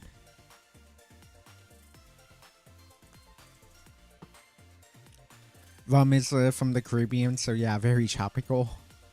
I mean, rum is from literally everywhere. There's Brazilian rum, there's Jamaican rum, there's Demerara rum. Like Britain occupied so many places because they wanted their rum. If I recall, rum is based in banana and cane sugar. Cane sugar. It's based in cane sugar, and then they added the, other stuff, and then it started taking on. It takes on different flavors depending on where it's from, because rum is made literally everywhere, like quite literally everywhere in the world, and depending on where you make it, it can be wildly different. If and when and I can finally do that, is every rum the same? I guarantee. So the vodka episode will be like, actually, yeah, most vodkas are roughly similar. Every rum is going to be different, like 100%. Every rum is going to be vastly different. When I taste tested those 3 rums, 2 of them were Jamaican rums, and they tasted wildly different. Like, Jamaican rum is so different from Cachaca, which is different from like Demerara rum. Like, it's the way rum, like every subtle way that rum is made is so different. And like I know. Once again, I'm referring to my favorite YouTuber, How to Drink. The basic definition of rum is a spirit distilled from cane sugar or molasses. If there are no there it would be nearly impossible to find a rum that only fits that definition, because that's way too broad. It's way too broad. Like there are too many different ways to make rum out of like cane sugar molasses, to the point that it's like that it branches off extremely quickly. Like Uo to Oo, actually. Uo Slabs, the big indie male VTuber. I actually used to chat with him a little bit when he was a little bit smaller. He was still like averaging 300 viewers. He was already quite huge, but he's gotten even bigger since that point. But anyways, like he actually like did dig my mixology for a while. If you're still here, Uo, hi. Still love your stuff. I just can't watch it live anymore. His favorite drink is okay, what was it called? A caipirinha, which is made with cachaca, which is Brazilian rum, and it's godly. It's godly, and it's simple. Crazy. It's just a lime that's muddled. So instead of squeezing the lime like we've been doing all stream, you actually put the lime, you cut up the lime and you put it physically in your glass, and then you just crush it. You just crush it inside of the glass. So it releases all its juices, it releases all the oil from the skin, everything. And you just leave the crushed up mess inside your glass. You put sugar in it instead of like simple syrup. Instead of like normal syrup, you put actual like not powdered sugar, but you know, like the grains of sugar inside of it. Like you spoonful like 2 or 3 bar spoons into it. I put 3, and then you put 2 ounces of cachaca in it, and then you shake that up. And cachaca is so unique. I mean, the thing I just described is a daiquiri, but because it's specifically made with cachaca, which is like Brazilian rum, technically, like there's a reason we call it cachaca and not rum. It's like the way the Brazilians do it is slightly different, and therefore like it deserves its own name, but it is essentially rum. Like what cachaca is so unique that it tastes different from every daiquiri you'd make. That what I described to you is just a slightly different way of making a daiquiri, and it tastes so much different because it uses cachaca, not rum.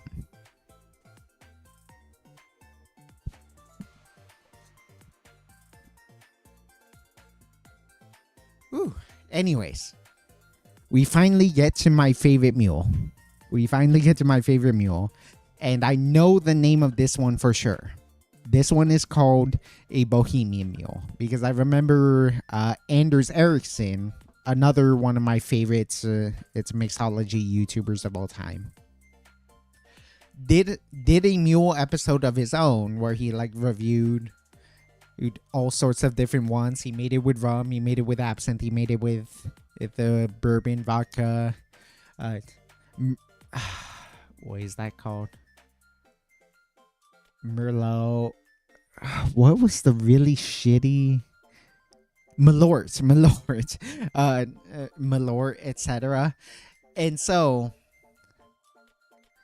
I know what the next one is. The Bohemian Mule is a mule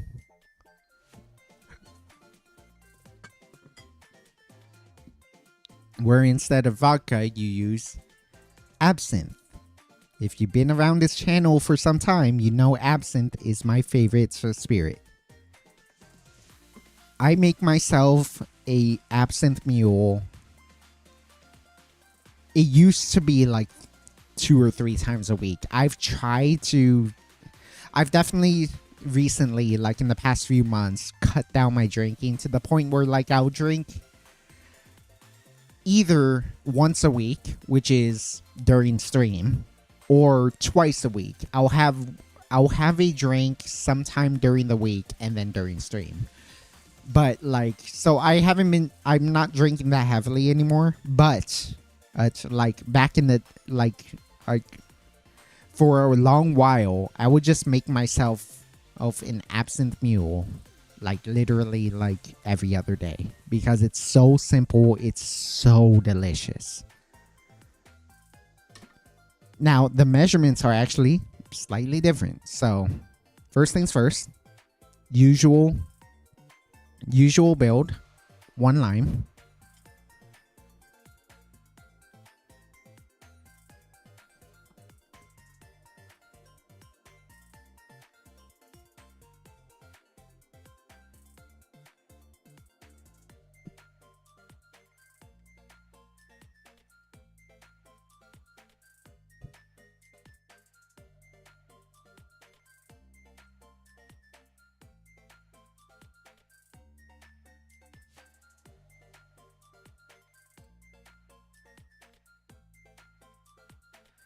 One and a half ounces of absinthe. So not full 2-ounce pour. You almost never want to do a full 2-ounce pour of absinthe.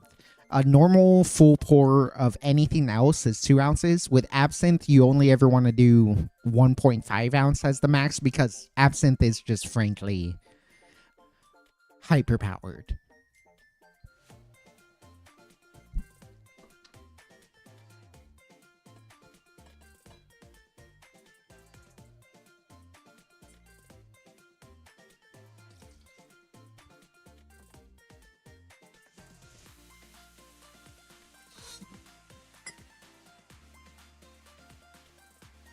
And then I'm going to fill this with ice, and I'll be right back.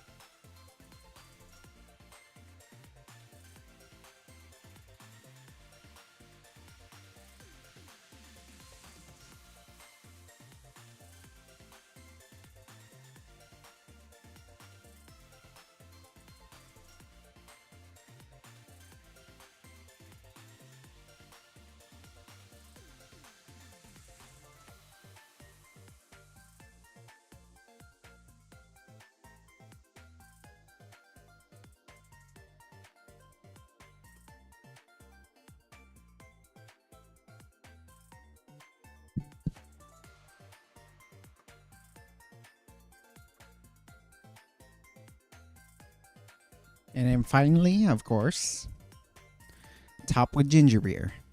Now I know 100% sure that I'm going to end up using the whole can here.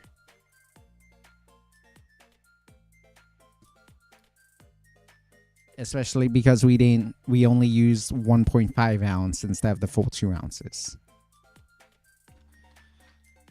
And given this my personal favorite mule, I am definitely 100% putting the limes inside of the drink.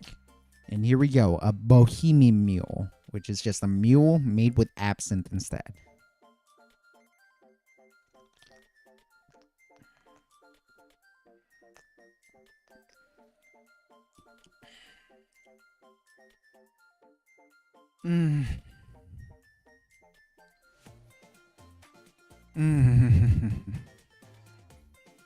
This is what dreams are made of, baby.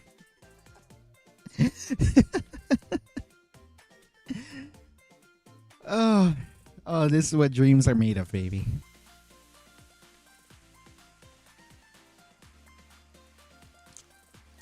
It's genuinely been like weeks since I've had one of these.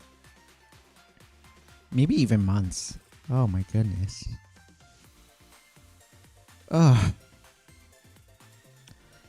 And it really honestly just tastes mostly like absinthe, but with like a gingery tinge, a limey tinge, because absinthe is that powerful, and like If I put any more absinthe, this would just taste like absinthe.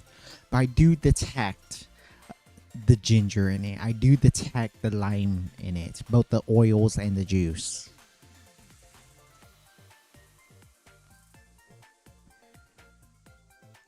Mm. Yes, the absinthe is an overpowering flavor. It like mostly tastes of absinthe, but it's like absinthe is a showstopper. Absinthe is absolutely just so powerful that you need to temper it as much as you possibly can. And this drink does it. Like, it is mostly an absinthe drink. If you put absinthe in it, it is mostly an absinthe drink. But like, it's so it the lime and the ginger beer just take away all of its edge, and then so it lets the absinthe just free flow and be its full self without offending anybody. I think the way I can describe it is like a particularly good rapper, let's say. A particularly excellent, like legendary rapper from like the 90s or aughts or whatever. Whoever your favorite rapper is. And like there a lot of rap artists are like sometimes they use fuck or shit or like other cuss words, and so it's like like that can be abrasive to some people, and it's like it feels weird to say the radio version because I know people hate radio versions, but it's like the really pleasant song that is like it's popular for good reason. It's so good. It has a little bit of cussing, but then like they bleep it out. They bleep it out, or they like change the lyrics to like a less offensive word, or to like make sure, or like it's suitable for radio. And it's like it's just a beautiful song. It's a really good song, but like it's deeply emotional. It's deeply honest, and so like it gets into it, and like it can be abrasive sometimes because absinthe is super super powerful. The lime just basically smooths out the edges of it so that it's not so abrasive. The ginger beer, like,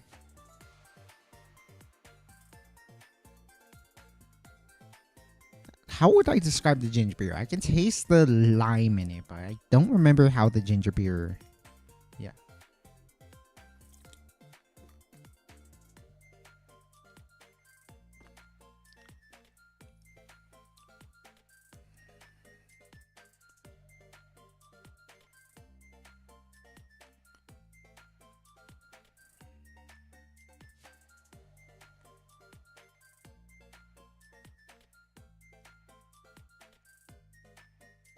It's weird because it sort of like melts together with the absinthe. It's like the backing vocals of the absinthe. Like, I can barely detect it despite putting the whole can in there. Like, I can barely, and this is Fever Tree ginger beer is a pretty strong ginger flavor. Um, like it's just in the background. It's like the background vocals of the absinthe, and it's just so it's like barely there. Like the star of the show is the absinthe, but it's just like it really does like support it along the way. It's like the the background on vocal, the backup singer in the song, and it's just it lets it it keeps the flow going with the absinthe, and like it mostly tastes of the absinthe. And let me just taste the absinthe on its own.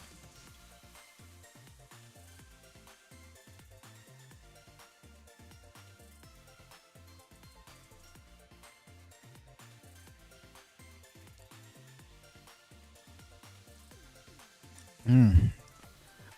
Honestly, I I mean, I'm kind of ashamed to admit this, in fact, because some of my darkest moments involved sipping this straight out of the bottle. Both my best moments and my shittiest moments in life. Like, and I've mentioned it, last year was the worst year of my life. Both in the best moments of my life and the shittiest moments of my life, I would just drink St. George absinthe on its own, just straight out of the bottle. Absolutely, like, it takes you into another world, man. It's so strong. It's so flavorful. It's so delicious.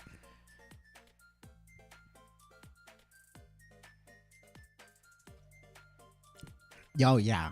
Oh, man. It's so abrasive, too. It's just so strong. But it's so flavorful.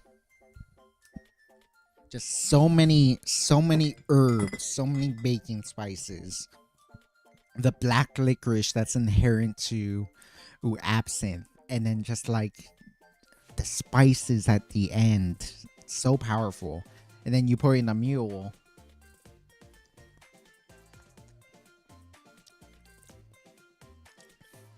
You get every single note, but it's like slightly muted. And it's just so delicious. I've always liked the dark and stormy over Moscow mules. Dark rum just tastes good. I agree with you, actually. Yeah, I love me. I've tried I've tried a bunch of different rums for dark and stormies, and they're very good. Right now, I'm trying an absinthe mule, which is unironically my favorite mule. Like, I'm an absinthe fiend. I just spent like a good 10 minutes waxing poetic about how much I love absinthe. But yeah, dark rum is a dark and stormy with like a good dark rum is just absolutely fantastic. Been a while since I made the dark and stormy, frankly.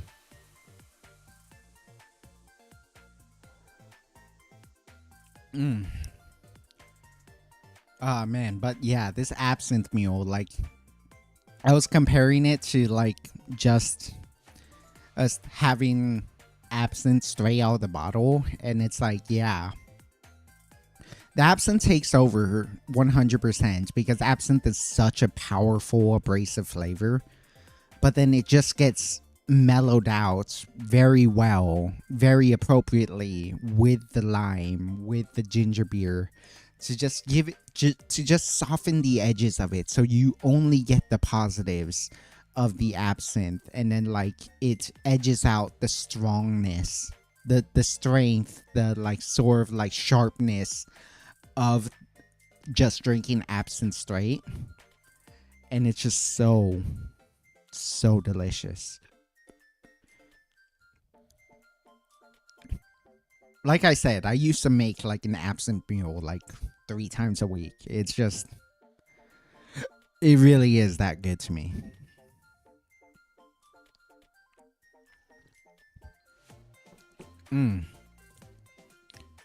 My goodness. My blood is being replaced by absinthe. Is it just that one brand? To be frank, I haven't tried it with Pernod. I don't. I haven't experimented with many other absinthe for mules specifically. I do have Pernod, the original absinthe. Not the real original absinthe, but like they have a history that goes back to before absinthe was banned.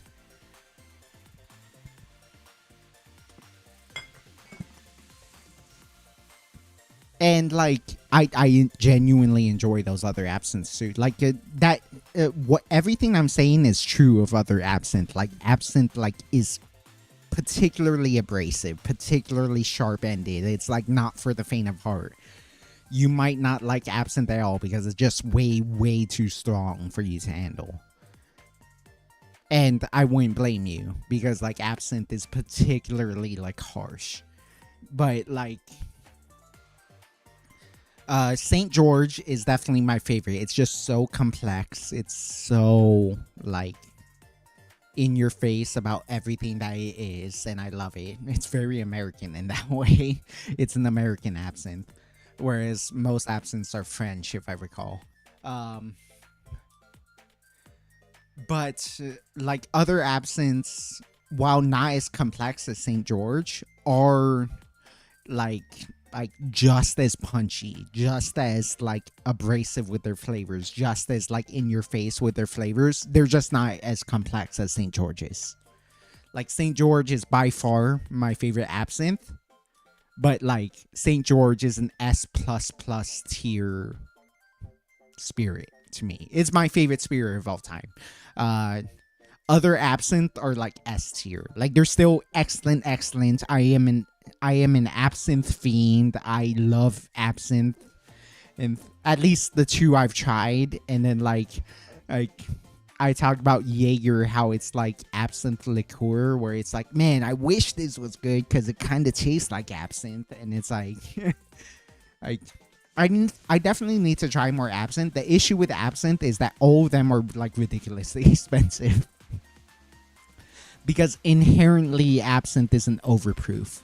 Inherently absinthe has like 60% alcohol, like 70% alcohol, whereas like most liquors are in the 30 to 50 range, whereas like absinthes are almost always these overproofed.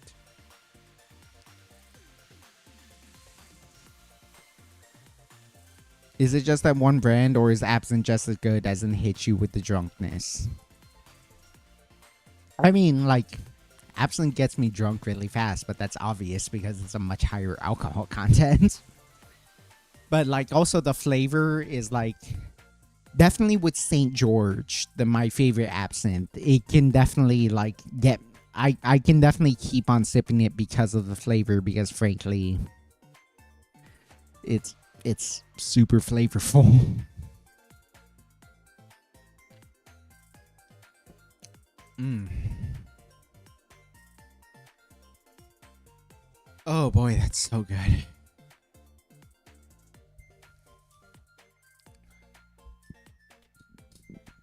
But yeah, like I definitely think the first part is that it's just a much higher alcohol content than average liqueur. But the liqueur and liquor are different. It's definitely higher than most liquor. And then as much as I like other absinthe, like they are very flavorful, but St. George has definitely gotten me like fucked up drunk more often just because it tastes so good to me. I was gonna say, how would a mule be with Jaeger? Unfortunately, I'm out of ginger beer, so I can't tell. But also, I wasn't gonna experiment with liqueurs because, like, Jaeger, and like, it's part of why, like, I've kind of ranted about Jaeger before. It's a liqueur. It's like coward shit.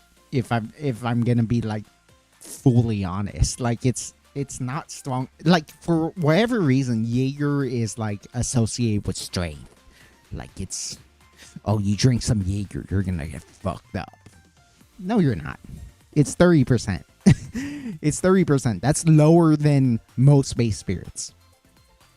Like, here we go.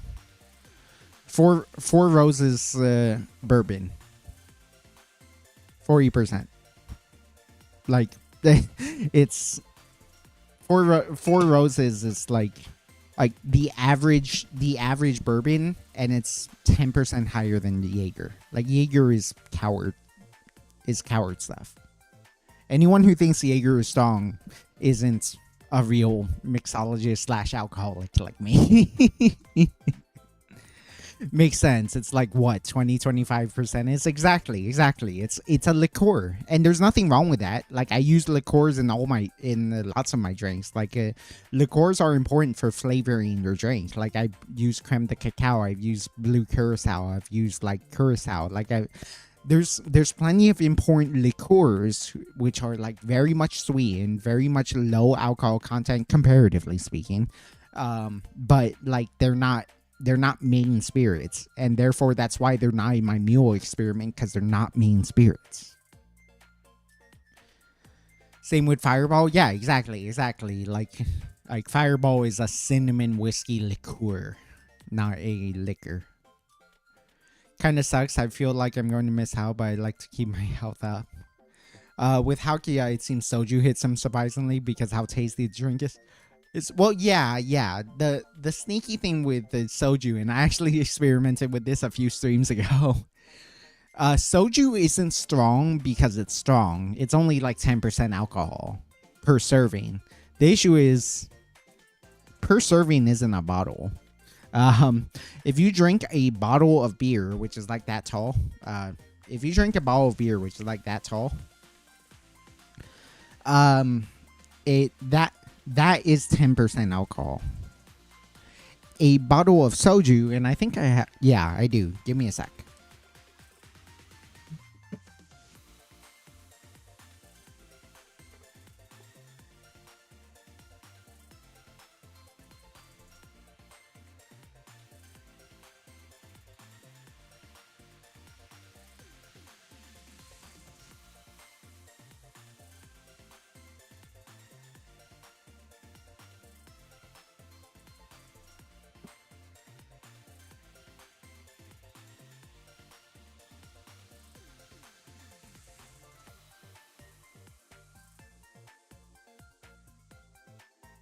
A bottle of soju is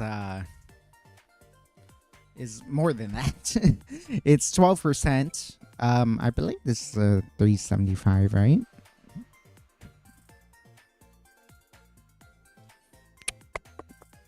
Give me a sec.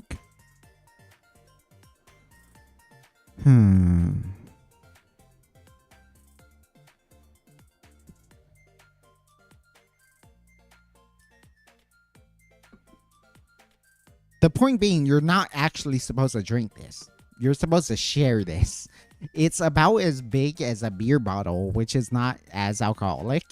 But like the fact that it's like it I mean the joke is it tastes like juice. It tastes like juice, and then like whatever deranged like weirdly sexual thing for the rest. But like you're not actually supposed to drink this bottle on your own. You're supposed to share it. You dole it out in shots, and then you share it with like 4 or 5 people, and like it should feed 4 or 5 of you and get all of you drunk. Like the joke of that episode when we did was I was drinking soju just because in my experience, I was trying to prove that it wasn't that strong, and then I got drunk off of 2 bottles. So I think I very clearly disproved myself. Yeah, it's like it is strong. It is sneaky strong because of the fact that like this is not your bottle. This is everyone's bottle. And then so like you share it among 4 or 5 people. All of you are getting drunk off of this one bottle. And then I drank 2 of them by myself and felt sick.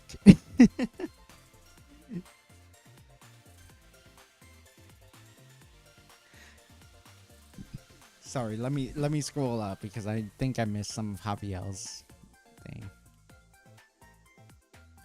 Soju is so easy to drink by the bottle when it's meant to be by the cup. Yeah. Little by little, right? Yeah. Like one of those play cups, exactly. Yep. Basically, capful per serving, a little less than a shot per serving. I share it with me, myself, and I. Me, myself, and I, and we, the royal we. Yep. Yeah, I legit broke a bottle that stream because like I accidentally knocked it over because I was so drunk. Oh my god. Like soju is like surprisingly strong, and it's because I found out it's because like these bottles are deceptively strong. This bottle is not a serving. It is like a shot of it is a serving.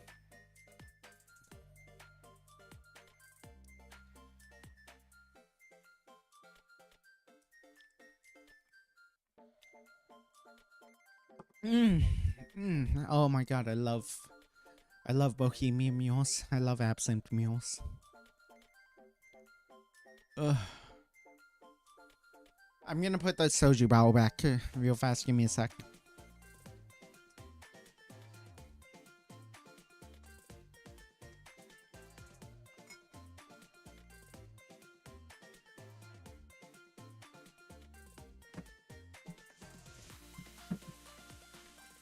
So what is the true alcohol content? I'm not sure. Because it's also like 375 mils. If every one of these is 60 mils. Yeah, if every one of these is 60 mils. And 360. 24, 30.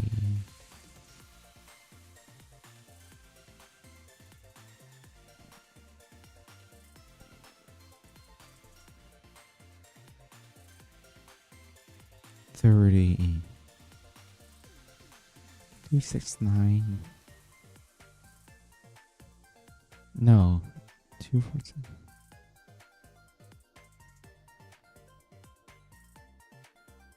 Yeah, I can't do math when I'm drunk. So true, bestie. Fucking, I've had how many mules by now? 1, 2, 3, 1, 2, 3, 4, 5. I've had 6 mules, and one of them is an absinthe mule, which is like double strength. Yeah.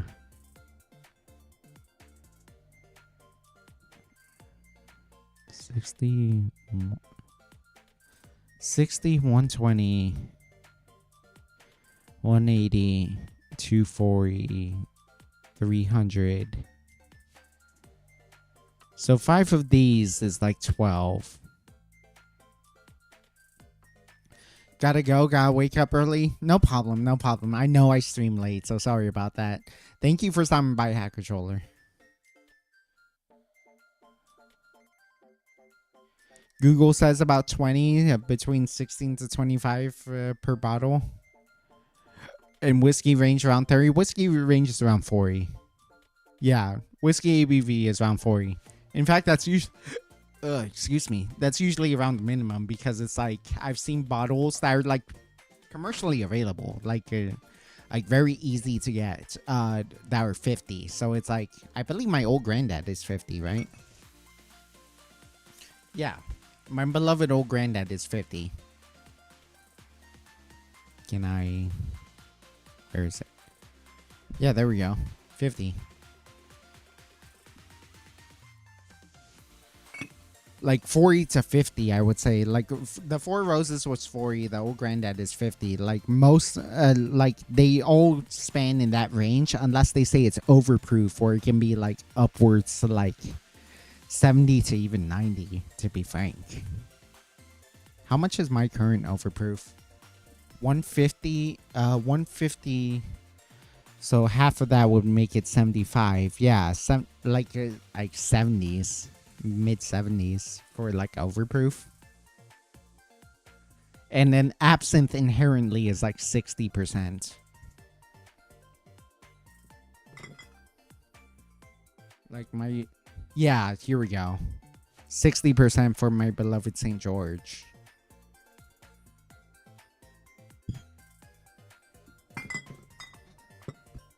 St. George absinthe.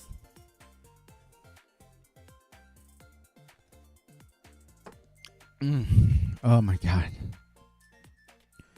Oh, it really has been so long since I've had an absinthe mule. Oh my goodness, that's so good.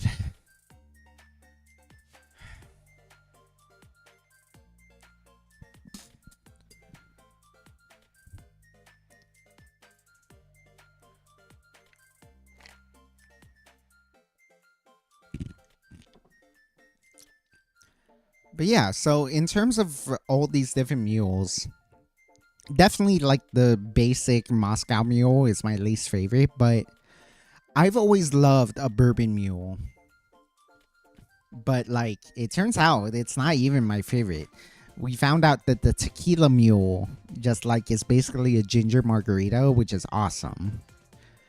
we learned that a gin mule is basically a Tom Collins, a ginger Tom Collins, which is awesome. So those are some underrated mules, and nothing can unseat my beloved absinthe mule. Like, absinthe is absolutely fantastic for me. I know it can be a little too much for other people, but for me, like, absinthe is absolutely the best mule you can make. But honestly, any way you can make a mule is amazing. like even my least favorite mules, the vodka mule, the rum mule, like, they're still absolutely wonderful. Like, I love every mule we've experimented with today. And of course, like, getting to end off with my beloved absinthe mule just takes it over the top.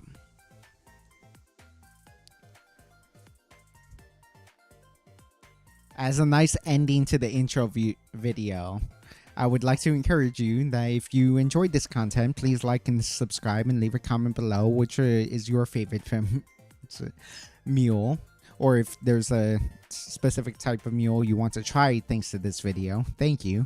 But if you're here on stream right now, as we are right now,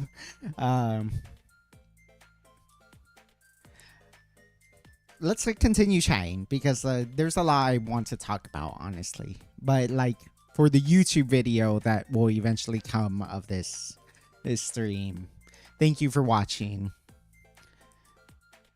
I hope to see you next time. Anyways, in terms of things I wanted to actually talk about, one sec. Maker's Mark is like 50. I've never actually really liked Maker's Mark, but maybe I need to try it again. It's literally been years since I've tried it, but like, I remember the last time I had Maker's Mark, I didn't particularly like it. Ginger Tom Collins sounds late. It really is. It really is. Try making a gin mule. It's basically a ginger Tom Collins, and it's really good. Imagine it with yuzu gin. I've not tried Japanese gins yet. I really need to try a Japanese gin, because I've been wanting to build a Roku gin. Hold on. I got a pun here. Oh god. Keep cooking, Chibadito. Let's see what this is. Going to have a bad hangover next day. I have a bad hangover every time every Monday. Don't worry about it. If I wasn't streaming me heavily drinking, I would be heavily drinking at a restaurant right now. Like, every Monday I would go to a restaurant, like, have 4 to 5 drinks, get fucking drunk, and eat some damn good food, and then go home and be brutally hungover the next day. I'm doing it on stream for you guys because, like, I have a passion for mixology. I have a passion for making delicious alcoholic drinks, and so, like, I do want to share it with you guys, and it's an excuse to it is an excuse to continue getting drunk on my Mondays. So, like, I would be getting like ridiculously drunk on Mondays anyways.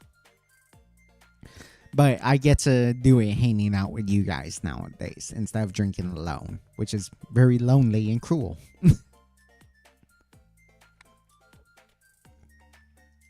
Maker's Mark is kind of bad. It's pretty harsh. Yeah, I did feel that way when I had it.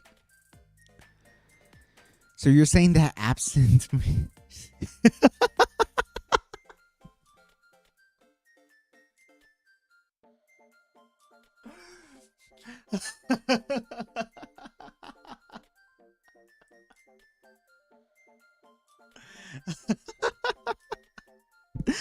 Fuck. Oh my god. Oh my god, it's such a bad pun, especially because I've genuinely cried while drinking absinthe during like one of the worst days of my life.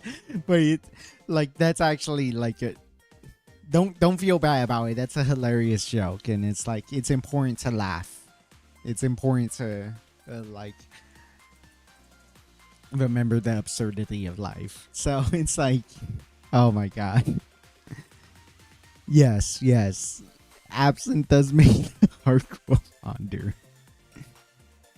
Yeah, the person I miss most. I was thinking about them while drinking absinthe, and it was one of the lowest points of my life. But it's also like, absinthe is also one of the most comforting drinks I've ever had in my life because it's just so delicious.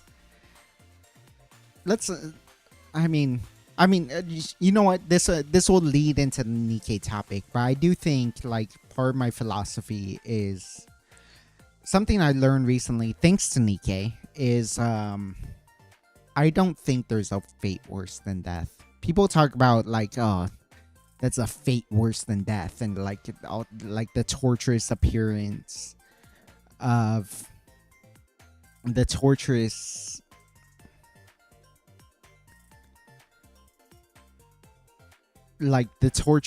lifestyle of like certain characters, like huge Nikkei spoiler, huge Nikkei spoiler, huge Nikkei spoiler, huge Nikkei spoiler. If you play Nikkei and you don't know about this event, stop listening for like about 30 seconds.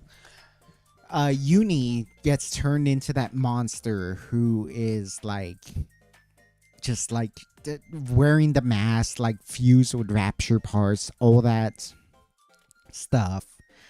And it's like so cruel. It's so suffering. She's not even allowed to talk. All her language models are pulled out, so she can only talk.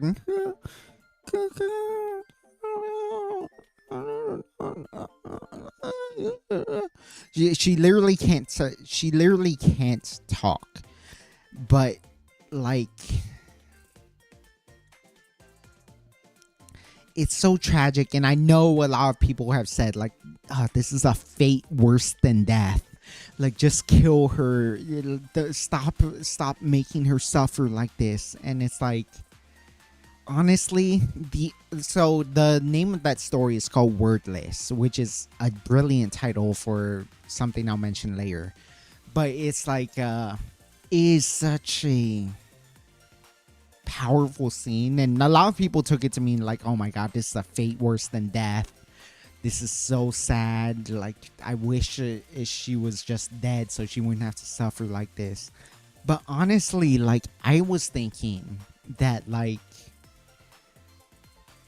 honestly, when I watched that scene, especially with like the tragedy I've experienced, with like the heartbreak I've experienced, like, I genuinely don't think there is a fate worse than death. There is nothing more of a gift in this world than being alive. And like, it's like, as long as you're alive, you always have another chance. That's a Blue Archive thing. Like, I will give you infinite chances. Like, Sarori in Blue Archive spent her whole life fueled by hatred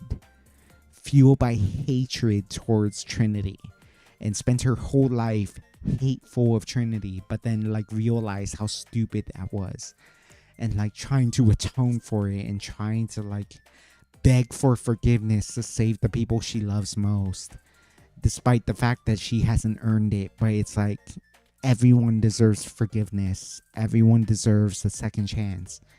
And so like, Sensei gave her the second chance. Sensei gave Mika her second chance, even though she believed herself to be nothing more than a witch, because she thought she killed Seiya, because she thought there was nothing else she could do but play the villain. And it's like, to bring it back to Nikkei and to bring it back to Wordless, like, Uni suffered that fate where she's like, now, like, not even maybe half monster. Maybe she's like 90% monster. Maybe even more than that. Like, she can't talk. She's in a completely different body. She's infused with rapture parts and a rapture core. But like,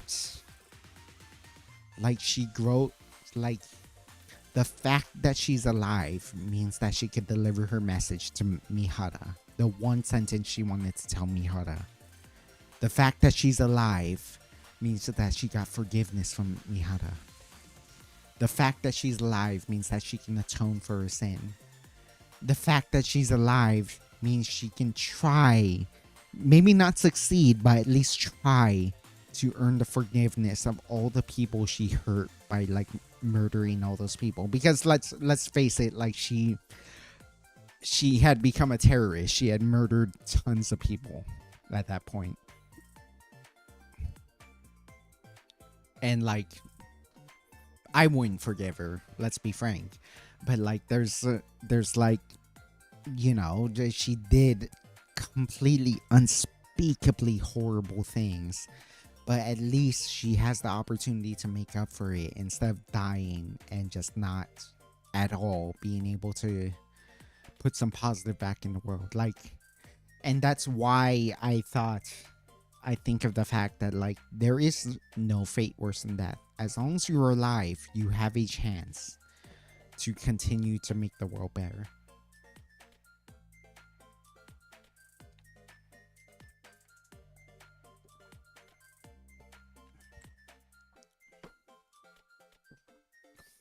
I know that's super serious, but then to tie that all to Nikkei, and we already tied it to Nikkei because it was all about the Nikkei side story. The concept of necessary evil. So we had this conversation about a character named Ether, from Nikkei, and she's this scientist girl. She's really nerdy looking. She has, well, like every Nikkei character, she's very sexualized. She has like massive boobs. She's very curvy, etc. But like beyond that, because there's sexier characters. I won't lie. She's like kind of my type. Anyways, but like she is like this researcher character, and she like very much looks nerdy. She very much looks like the lazy type, etc. And she plays into that. Like everything you would assume of her visually is what she is.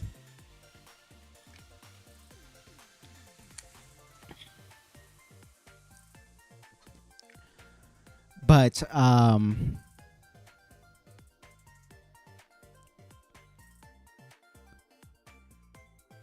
she embodies the concept of necessary evil. And in fact, it's so like blatant that she embodies that fact that like her entire side story, like you know how in gacha games, like there's always a relationship story with your with a character, and so you can like go through their relationship story as you build relationship points in game and whatnot. And like everyone has their waifu. It's like, oh yeah, there's hundreds of waifus in the game, and like obviously there's some of the popular ones, but even some of the non-popular ones. So it's like someone's waifu is Yulha, who's like an unpopular character from Nikkei. Someone's favorite waifu is like, let's say, who's a Shimiko from Blue Archive. Like she's very much one of the least popular characters, but someone's Shimiku waifu character. Ether is, I mean, I wouldn't call her a waifu, mostly because she's an asshole. Let's be honest. Ether is one of the most interesting characters to me in Nikkei because she embodies the very concept of necessary evil, but not in the usual way.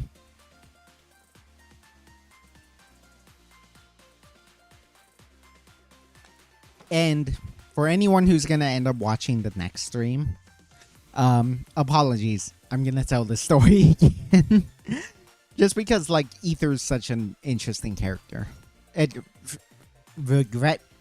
Regrettably an interesting character because it feels like Shift Up doesn't care about her. I'm gonna end up rambling a while, so let me catch up with chat. And Sensei give naughty brats 20 children. That's how I feel about the Shupogaki, by the way. When I was going through some really bad times, there was an anime or movie I saw that gave me a similar message. The Wind Rises by Miyazaki. I was about to read that as The Wild Rises by Miyazaki because I'm so drunk that all the text is blurry right now for me.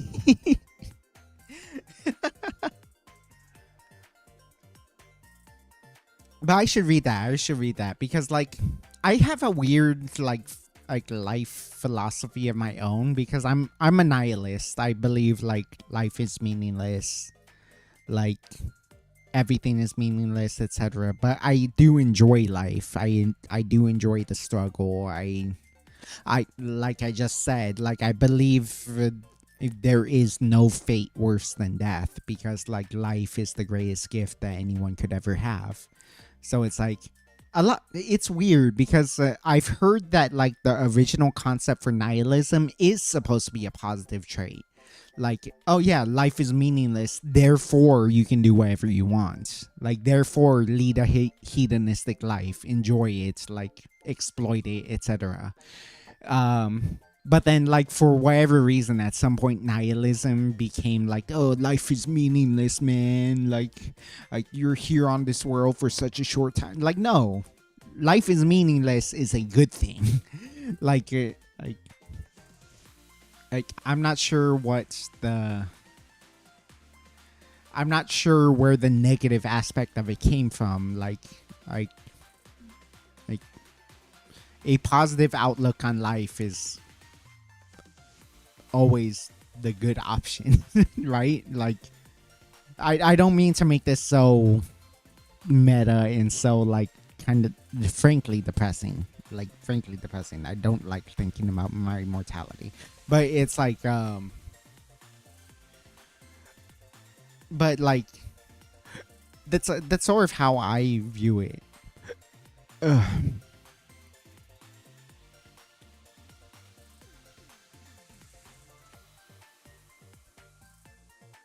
It sounds bad, really, because people can take that in a dark turn. Yeah, no, I understand that, but it's like sort of like it's why we all look for our purpose, and it's like there's nothing wrong with that because it's sort of like what makes you happy that also makes it that contributes to a positive thing in the future is like I guess it might not be nihilism because it's the fact that like as long as we're progressing, it's good. Because oh man, I'm getting too depressed. I should get off this topic as soon as possible. But it's like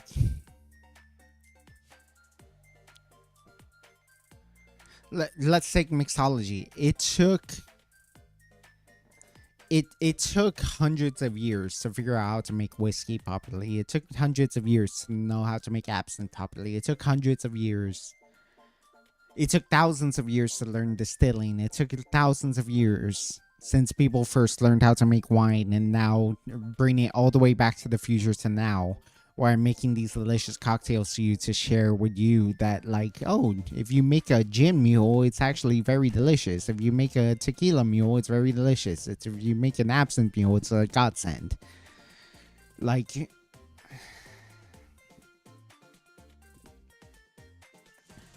everything leads to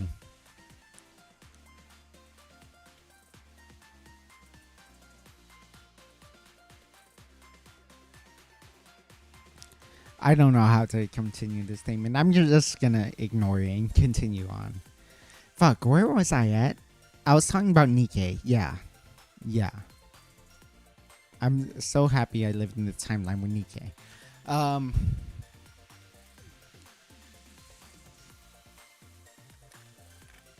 Nothing is true. Everything is permitted. Poke is an assassin confirmed.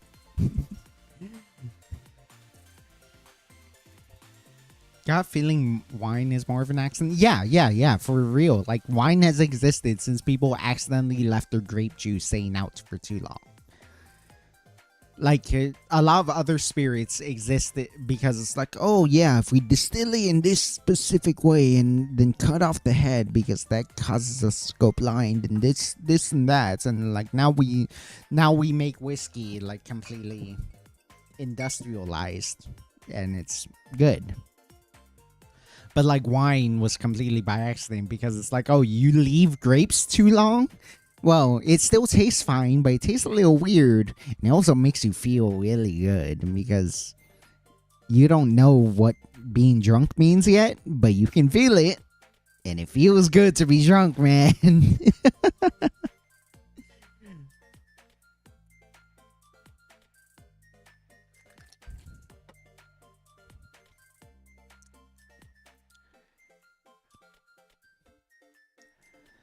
But yeah, so okay, let's bring it all the way back to the concept of necessary evil. Um, the character named Ether, who once again, I apologies in advance for like you're gonna listen to the story again because I'm going to explain it when we do the Ether episode, either next week or sometime in the future. The She is one of the most interesting characters to me because she embodies the concept of necessary evil. She is in almost every time she shows up in a story, she is one of the villains. That being said, she is also the reason why Shikikan, the commander, is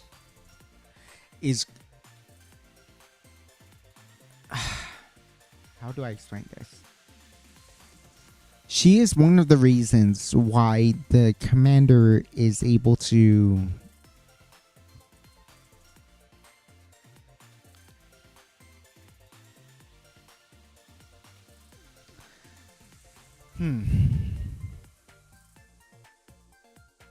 Maybe I'm just too drunk to explain this properly. She was one of the reasons why the commander can save the day every time she appears in the story. Because, in part, she's intentionally telling the commander how you can foil their plans. She often presents herself as the villain, but then also straight up tells the commander, hey, if you do this, like, Missilis won't be able to continue this, you know? And then so, like, it's an interesting topic because it's like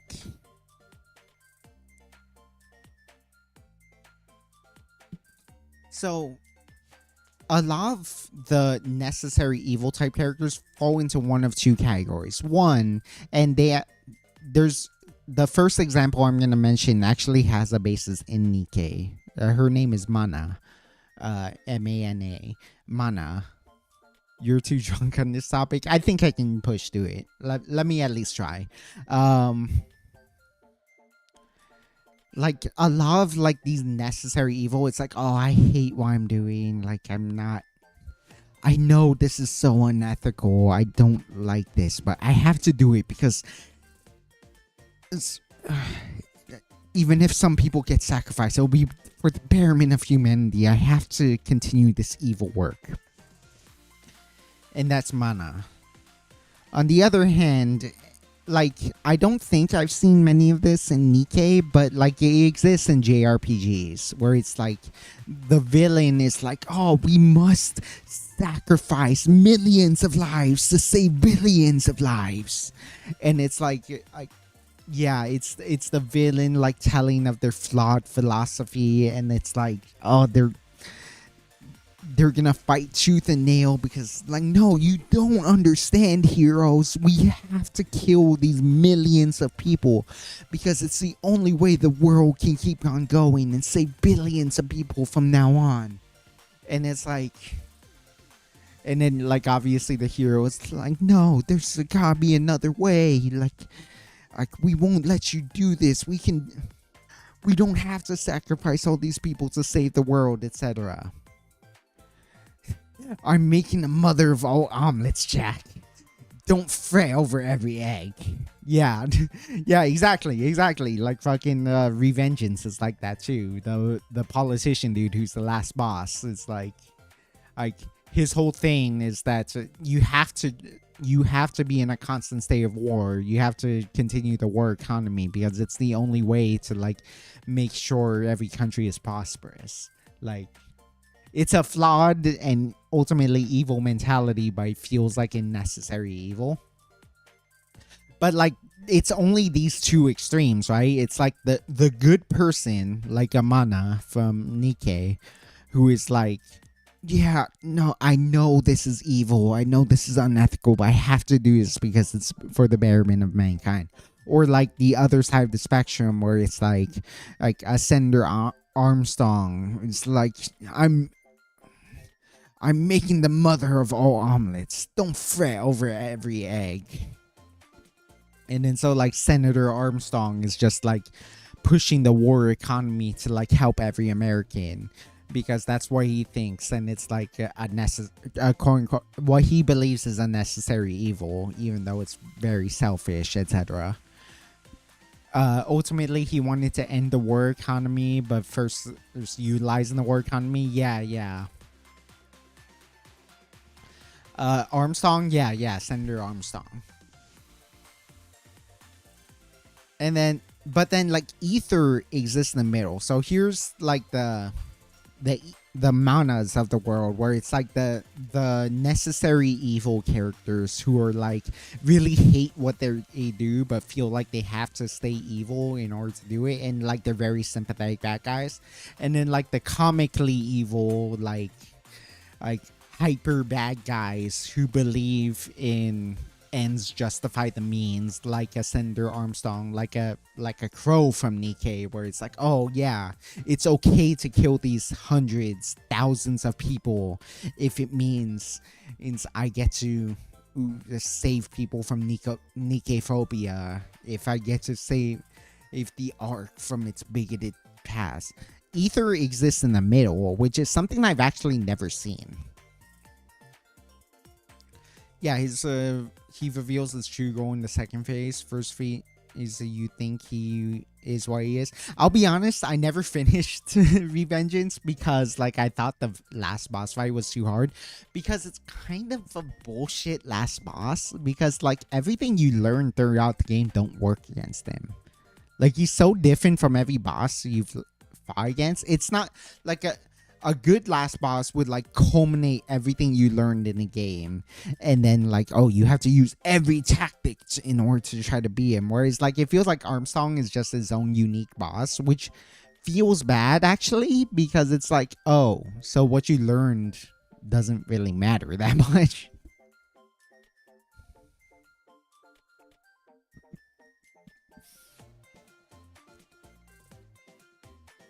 Actually, give me a sec.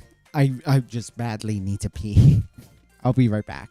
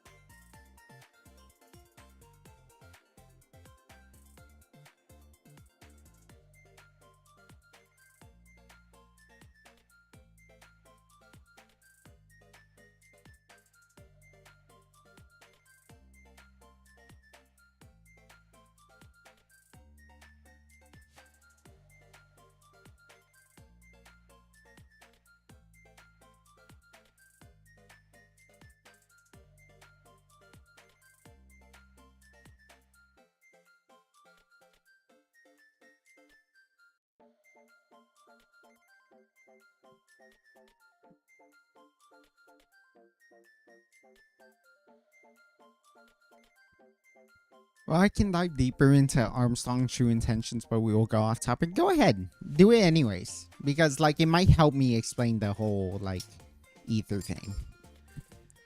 So, like, ether... Ether embodies necessary evil. And, like, every time she shows up, like, literally every event, like, she'll show up in almost every misaligned Nikkei event. And it's because she's, like, secretly the one pulling the strings in every Nikkei event. It's like, every time, like, it involves a Nikkei character, a missless character, like Eleg,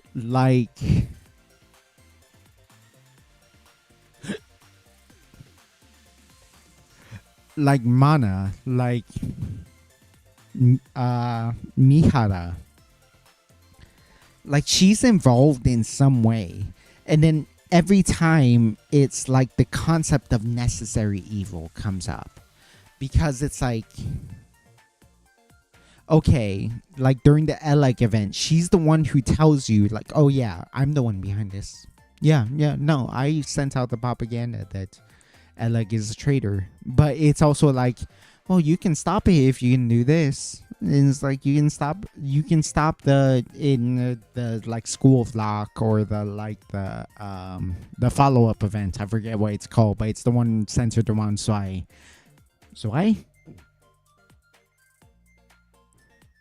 Ein Zwei Jirai. No, so Rai is the lolly. And then Ain is Gadu. Yeah, so Zwei. In the Zwei event,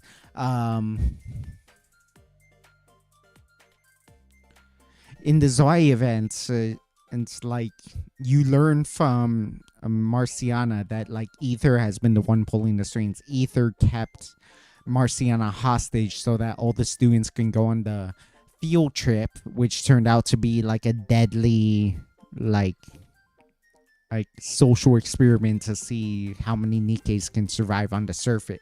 How many young Nikkeis can survive on the surface without help.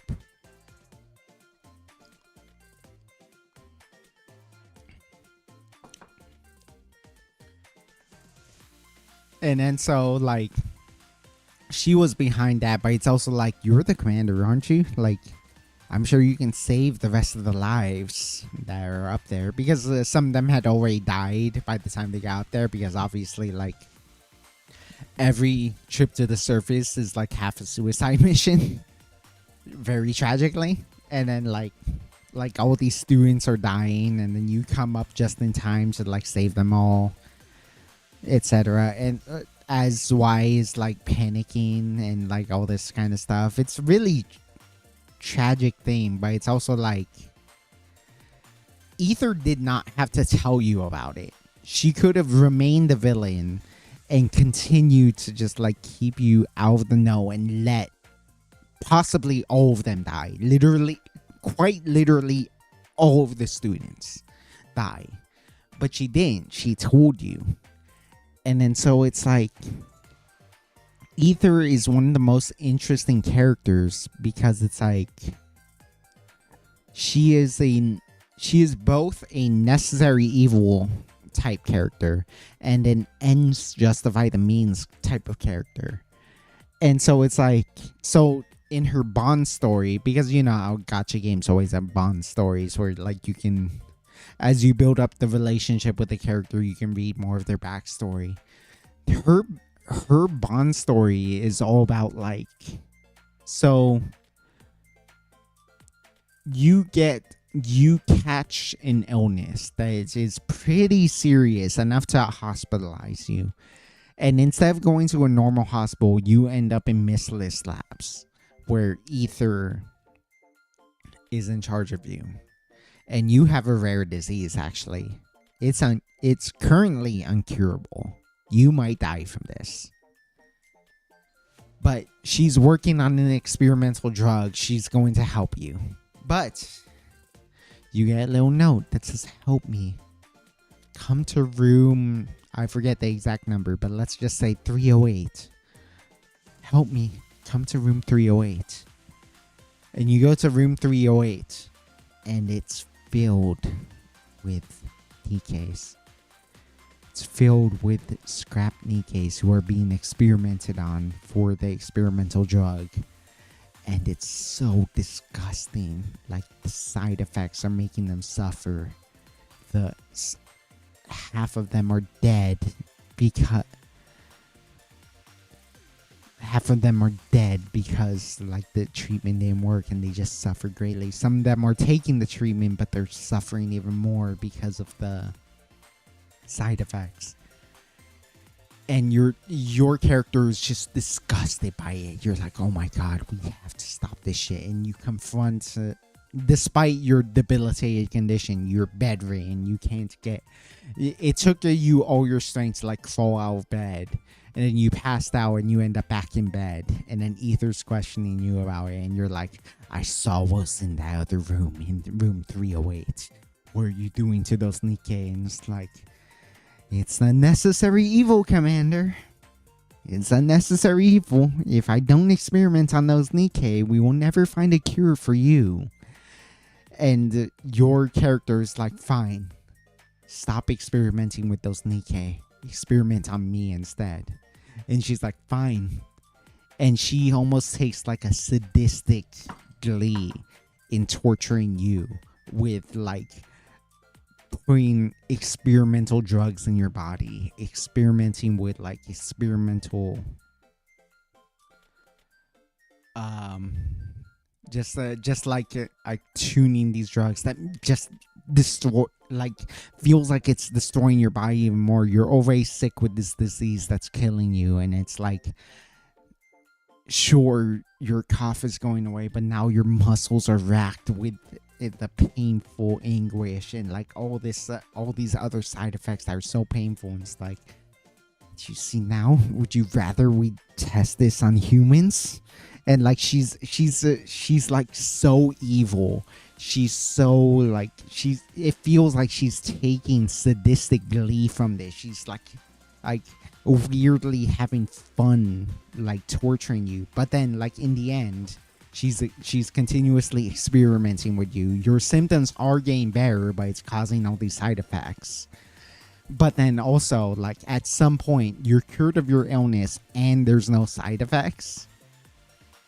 And then it's like, congratulations, number 7, because that's her nickname for you, number 7. She doesn't even refer to you as her name. Because, like, obviously, like, a lot of games don't say your name. Like, oh, it's Shikikan, like in GFL or, like, other things. Everyone has a nickname for you in Nikkei, but it feels especially weird that your name is number 7 in Nikkei. As though you're a lab experiment. Which is a spoiler for a different example, but just know, like, even before that one story came out for why she calls you number 7, like, she's always called you number 7 and there hasn't been any context for it. But like, you know, she ultimately, she just thinks you're just a test subject to her. And she's like, okay, number 7, we finally figured out the medicine. Thank you. You saved all those Nikkei's knives. And now we found a cure for that disease. And it's like... So ultimately, her goal was to create a cure for this previously uncurable disease. That's noble. That's genuinely, unironically noble. That is a very good thing she's done for society. But it's also like... You had to suffer so much. Imagine how many of those Nikkeis had to suffer otherwise. And that's the whole thing with her character is like she's not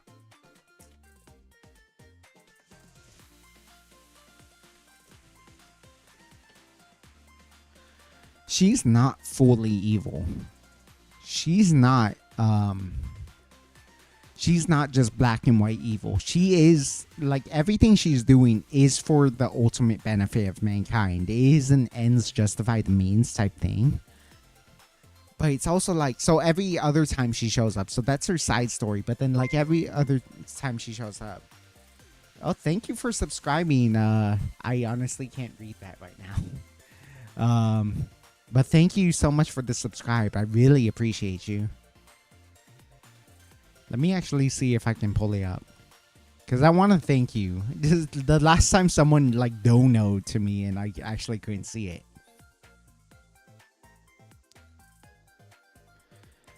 Oh, why is my internet so slow?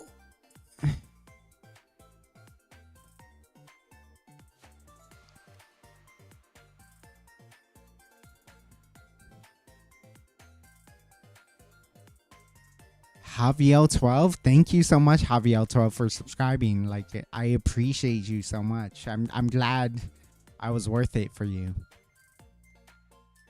Thank you.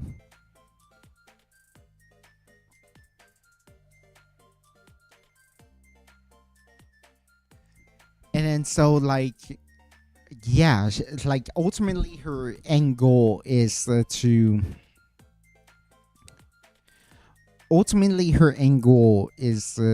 like the betterment of Ark society. Like she is making medicine for this otherwise uncurable disease. In the case of like the Eleg event, but it was more of a maiden event. But it was like yeah, the reason why they were branded as traitors because they have to protect the real source of what the real energy source of the Ark is, which you learn later is a gigantic spoiler, mute for the next 10 seconds. Have you muted? Okay. The main energy source of the Ark is a rapture core. You can unmute now. Like everything she does is a necessary evil. Everything she does is a necessary evil. Everything she does is kind of just like like she knows it's unethical. She knows that what she's researching, what she's doing hurts a lot of people, even if the end goal is to cure even more people. But and this is the important thing. So a lot, like, to go back to something I mentioned before, on one end of the spectrum you have like the people who are like, oh, I know this is unethical, oh, I know this is hurting people, but I have to do it because, you know, hurting 30 people will save hundreds more. And then you have the extreme end where it's like the last boss of some JRPGs, where it's like, even if I have to kill 1 million people, if I can, it will save 1 billion people. And so it's a sacrifice worth making. Ether's in the middle of that. Like with the first end of people, like part of the cliche is like sometimes they can be coerced to your side, or like they end up dying in service of the story, because it's like, you know, that like they weren't inherently evil. They were just, they're performing a necessary evil in order to go in order to help more people. They have to take 3 steps back to take 10 steps forward. And then with the like comically evil, like oh, we need to kill millions of people to save billions, like those are like the main final boss bad guys, who are like sympathetic bad guys who like ultimately do need to be killed because they're trying to kill millions of people to only theoretically save millions of people. And like, you know, like typical sympathetic bad guy stuff. Like, it's, you can partly understand why they're doing it, but it's also like way too far. The reason why Ether is such an interesting character to me and why I want to make a cocktail about her is because she is in that middle ground. She is an evil character. She does but she does see herself as unethical. She does see herself as a necessary evil. But she's not so evil. Well, she's evil enough to take a weird source sadistically in her experiments. Because when you go and it's like, Ether, you're experimenting with Nikes? Stop that. I will be your test subject. And then Ether takes a weird amount of joy in experimenting with you, despite the fact that she is basically torturing you. She takes a lot of joy in the fact that you are in so much pain because she's trying to cure you of your disease that was previously thought to be incurable. So she's giving you all these experimental drugs, and you are in massive pain as your muscles deteriorate, as your body fights with itself, and it's like so painful, and it's so. Oh, and she just looks at you with yandere eyes, like, so you'd rather we do this with human test subjects instead of Nikes that were about to be scrapped, would you? Well, you can experience what it's like for those Nikes then, because they were about to die anyways. And as opposed to you, who could have a whole life in front of you, and like stuff like that. And it's like she takes a weird sort of sadistic glee in like making you feel pain, but also like, both in that side story, she does eventually cure you. In other side stories, she does help you in stopping the evil plot. It's like, oh yeah, Miss Liz is doing this shady thing. I'm doing this shady thing. Shuin is doing this shady thing. But this is how you stop it. And then so like she doesn't stop you from trying to like do the good thing, because like obviously she's doing the bad thing. She's doing all the quote unquote, once again, necessary evil of like her experiments, of her job, of her research. But like that's what leads to the next point, is that like she is the necessary evil type of character. Well, rather, I've already talked about necessary evil. She's the ends justify the means character too, where it's like, well, in the end of that whole thing where she's torturing Nikes and then torturing you, she did create a medicine that has no side effects and is a cure to this previously uncurable disease. In the other stories where she shows up, she is the villain. She is the villain, and she presents herself as a villain. But then she does tell you, it's like, oh, you know what? I didn't see anything. If you get past that guard, like, I didn't see anything, because she is ultimately a low-level researcher. And then so you get past as like the other evil guard and like save the person. You save a leg. You save whoever.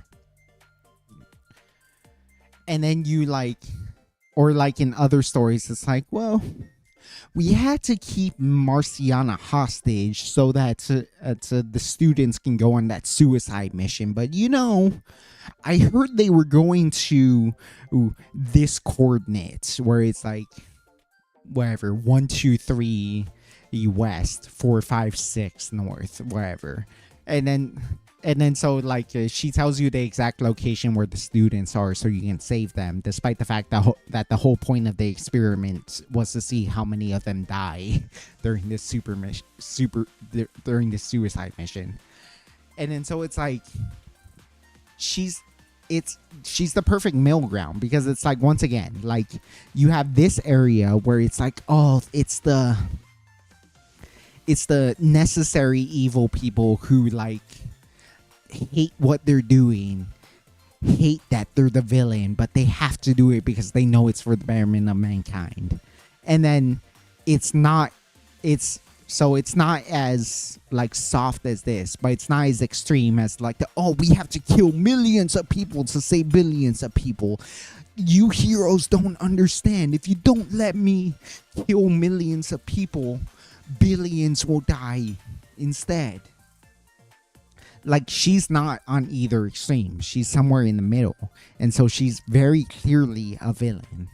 But she's not so unsympathetic that, like, she would stop you from doing something more magnanimous.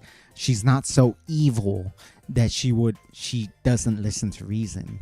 And it's like she is a unique balance of necessary evil type characters, because I've only ever seen them on the extremes. I've never seen them in the middle like Ether. And it's part of why like I want her to get an SSR version one day. She's currently a useless SR, which is just like unplayable in Nikkei terms. And she just doesn't have enough like backstory. Like I wish she would get more backstory, because she's an inherently interesting character, because she's a unique version of necessary evil.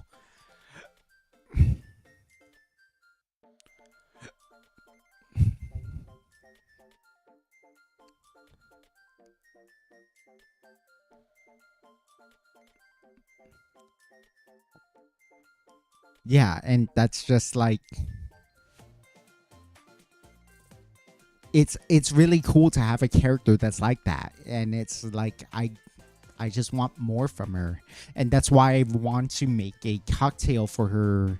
I was thinking about doing that today, but I'm going to do that with next week. Is I'm gonna do a little more research on her, and then we're gonna make a cocktail together with her. Just brainstorm a cocktail together for her, because like she's one of my favorite characters in Nikkei, but she's like so underrated. She's one of the least popular characters in Nikkei. One, because she's an SR, like she's completely useless as a meta unit. She's just like absolutely like no argument, a useless character in meta terms.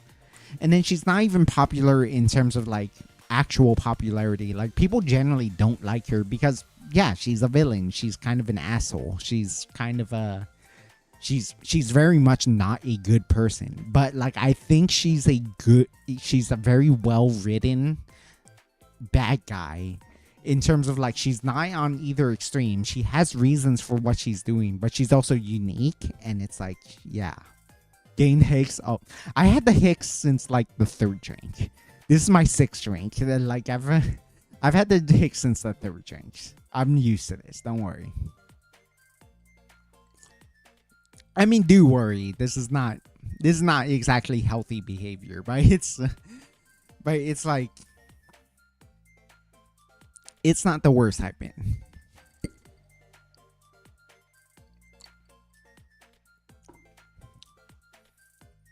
Is she at least hot? Look her up. Ether Nikkei. She's very hot. She's got massive boobs, which is a kind of a hallmark of Nikkei characters. What the fuck? When did that happen? She's got really big boobs, like a Nikkei character. She has like nerdy look going on because she has glasses. She has kind of a dopey face. She's kind of hunched over like a nerd because she has bad posture. But then it's also like she has that hot, like mature look to her. She's got like a very sexy smug face as she like tells you about the evil thing she's doing. Like she really is like a good design character. Actually, I guess we can transition to Mihara, because like we talked about Uni, who kicked off that whole nihilism debate about like, oh, there is no fate worse than death. Well, she's inherently tied to Mihara, who's also, I mean, she was so popular when Nikkei first came out that like cosplayers, like top tier cosplayers who have like infinite money can get like a cosplay done within a week. And like everyone was cosplaying Mihara because she's, I mean, let's not be around the bush. She's fucking hot. She's fucking sexy as fuck. And it's part of it is because like, you know, she's dressed up in fetish wear. But like it turns out she's a useless SR and she's a side character. Like no one really cares about her. She does have some interesting lore to her early on, and then she gains hella more lore later on. So she's like a very sympathetic character. She's a very like like unironically, like it's not just oh she's hot, therefore she gets a lot of lore, and she's popular, and she's they're forcing the honor. No, like genuinely, the Nikkei community did not care about her because the lore forgot about her for like what, a year and a half. But despite the fact that she was one of the hottest characters before, because like let's say right at the beginning, like she's one of the hottest characters that ever exist. But she's basically useless in the meta because she just doesn't have good skills. Frankly, she doesn't do anything gameplay wise. She doesn't do anything good gameplay wise.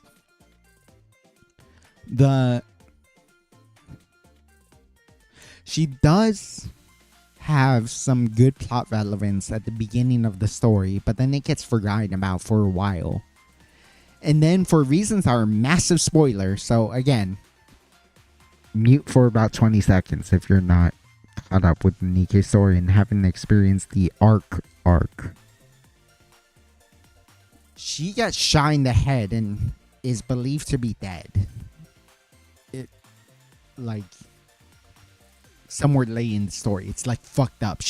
We literally legit think she died. Like, they actually killed off a character. Like, holy shit. Oh my fucking god, they actually killed off a character. Holy shit.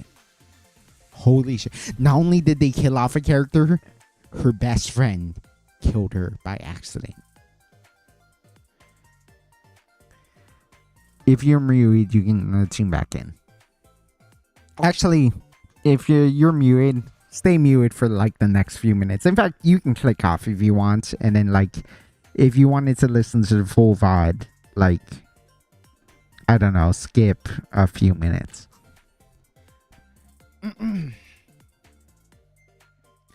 It turns out like she did survive it, but it's like they have to reconstruct her brain. They have to like reconstruct her body. Like they like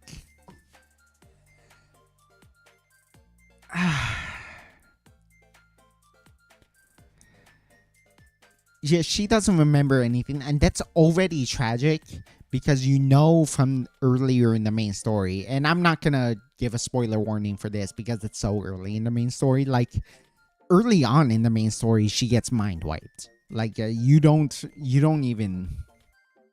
It doesn't take long for her to like, oh, she fails a mission, she gets mind wiped, she doesn't remember a fucking thing. But she's still paired with Uni. And like the thing with Uni is like, okay, she's like a voluptuous mommy type, you know, One-san type who's like very she has the typical One-san voice. And then but she's like dressed up in fetish wear and Mihara, and she's, you know, very sexy. It talks in like the very One-san type voice. And she's very submissive. She's very much a masochist. She gets off on pain, etc. And then Uni is a lolly who is like very much sadistic. They are paired together. They're in love with each other. They're very much like joined at the hip with each other. They're very close and very in tune with one another. And Uni is the sadist in the relationship. She gets off very much on inflicting pain on others. And then so like they're a perfect pairing. The masochist, Mihara, and the sadist is Uni.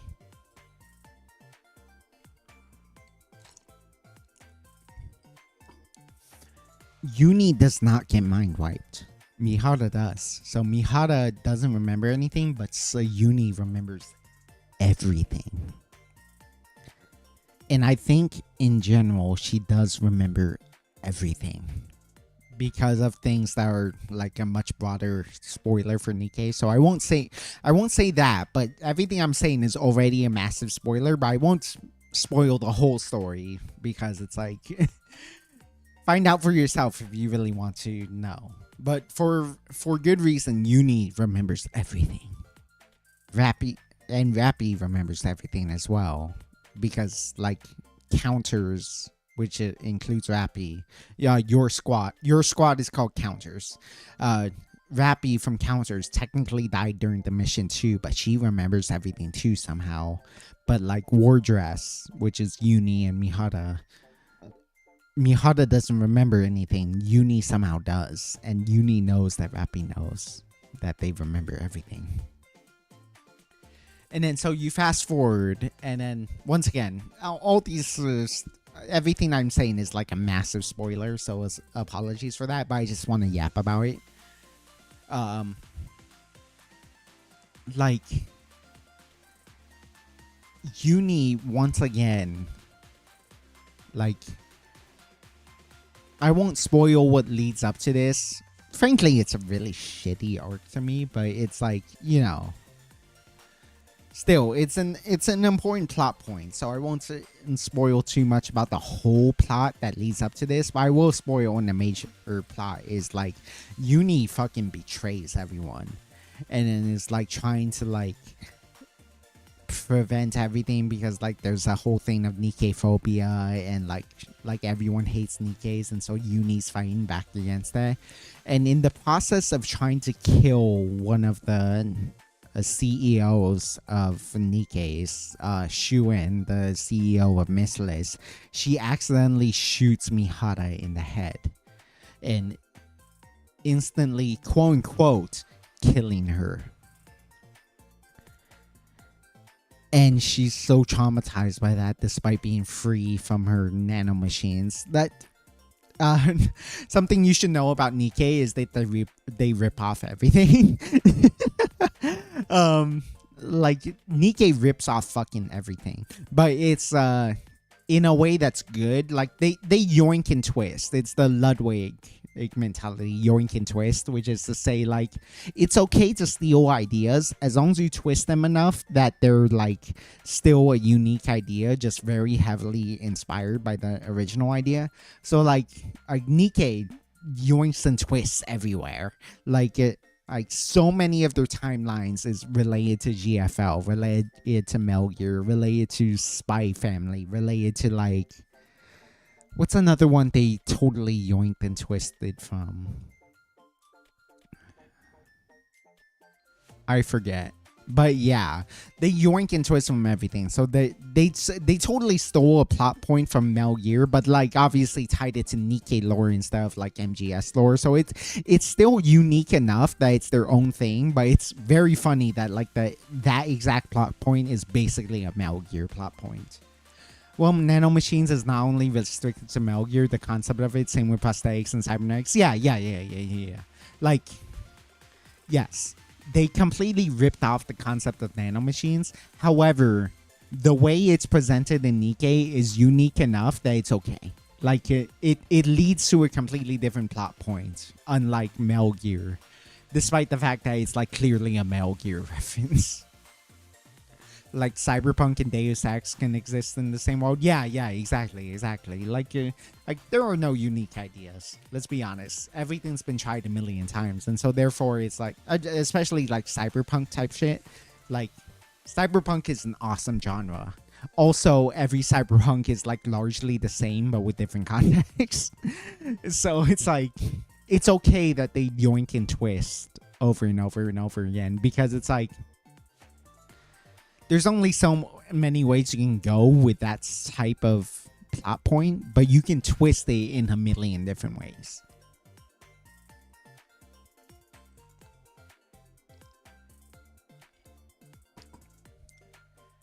So like, Uni, her best friend, shoots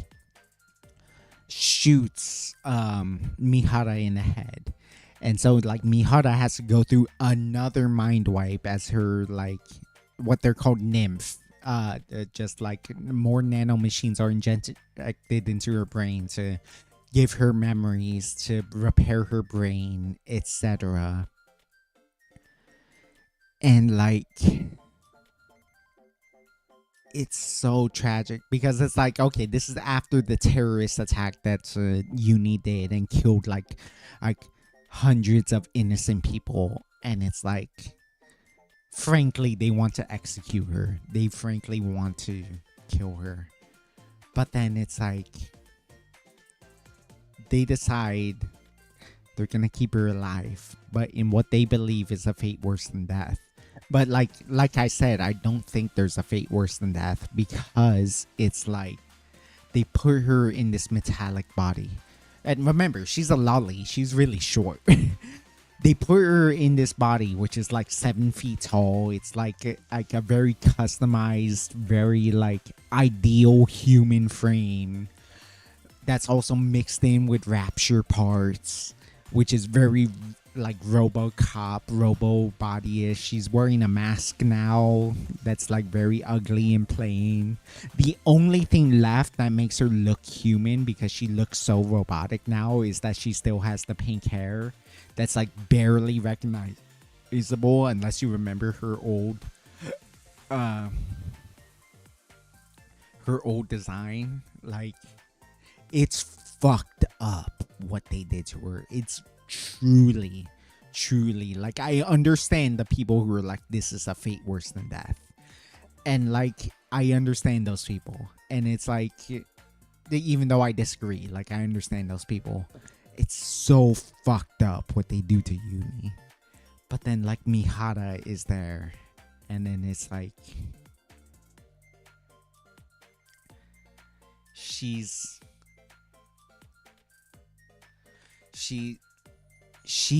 been wiped from the memory, so she doesn't know what Uni is supposed to look like. But it's like, she knows that she's supposed to be short. She's like a 7 foot tall human being now. She knows she's supposed to be a cute girl with pink hair. She's seen this ugly mass of a human who's completely androgynous. You can't tell what gender they are. But they have the pink hair, so I guess that's true. And like, everything that she knows that they're struggling to say something, because like, new Uni can't talk anymore.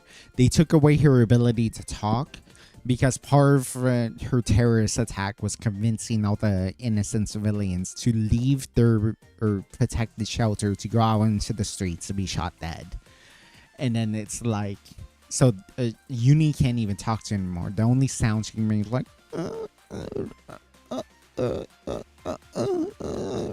just like random grunts that can't amount to any words. It's so tragic, it's so bad, but it's like, at least she's alive. At least she's alive to meet her beloved Mihara again.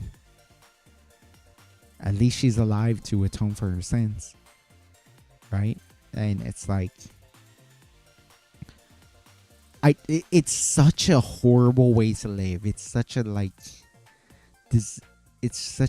painful way to live that I literally could not imagine a life that was so shitty. But it's like, at least she has a chance.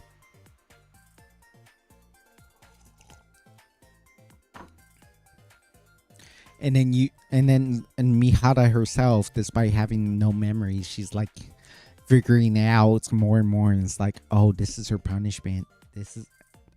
I figured out what she's supposed to look like, and this monster isn't her, but like, it is her, and she's suffering so much.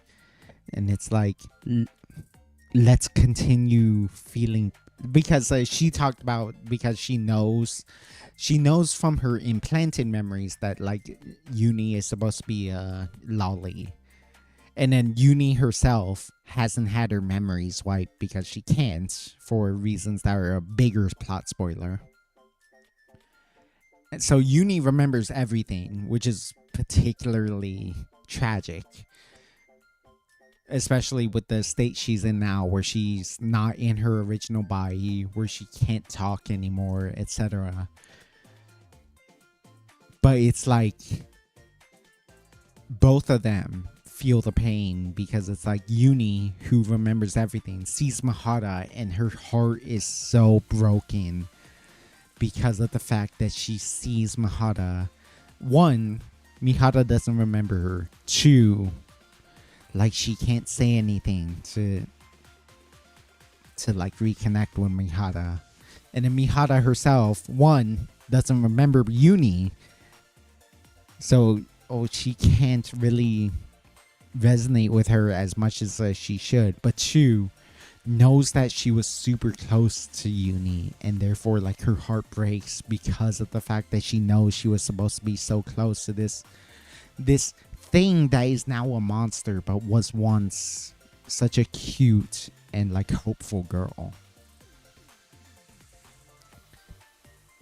And like she's the one who gives the quote of like all of Nikke, which is like, let's dedicate our lives to I forget the exact line. I have it. Actually, in fact, let me look it up right now. You're gonna lose the vertical feed for about a minute or two while I look this up.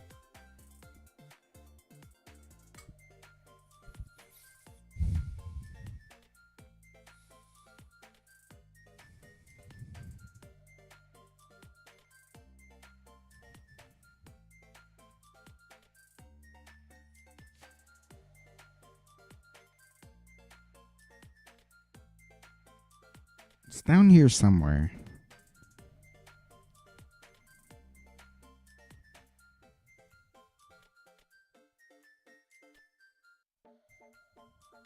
Oh, here it is.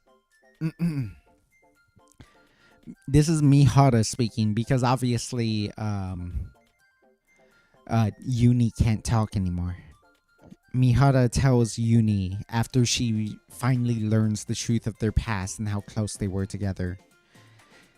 Every time I see you and speak with you, my heart aches. This pain in my heart tells me that my past self is still alive. It tells me that I haven't forgotten my memories with you. We will feel alive by causing each other pain. That's the line. That's the line. We will feel alive by causing each other pain. Because remember, Mihara is a masochist. She loves the feeling of pain. Uni is a sadist. She likes causing other people pain, but alas, like, she can't vocalize that anymore, and she feels nothing but pain when in her new form. And she's like, the fact that despite the fact that you can't understand her anymore because she can't speak words anymore, you can tell she's like crying underneath the mask. She's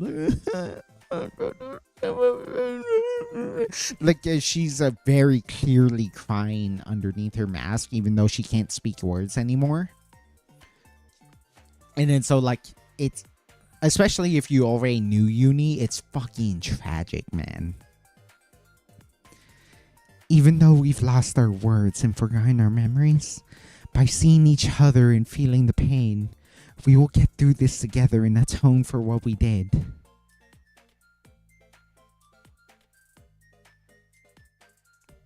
Okay, time to bring back the video feed. Just give me a sec.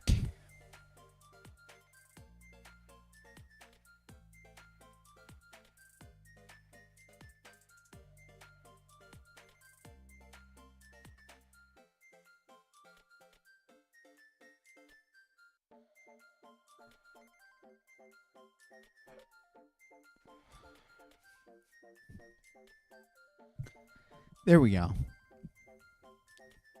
Yep, there we go. Ugh.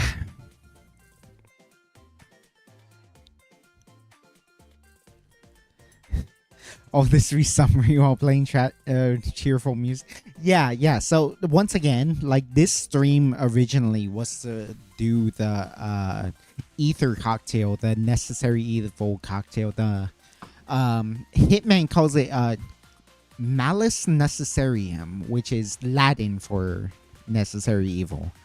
And so I was gonna look up, that's part of why I didn't do it too. There's a lot of reasons why I didn't end up doing that episode, despite the fact I really wanted to. It will definitely be next week's episode, I promise.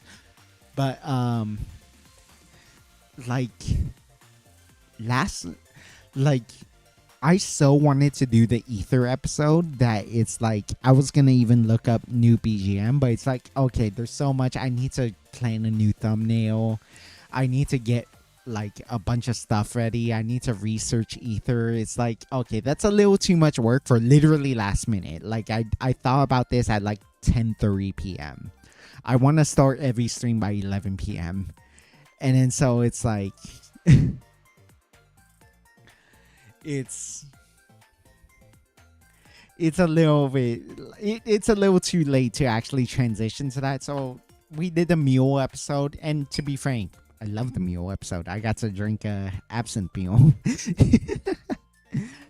um but it's such a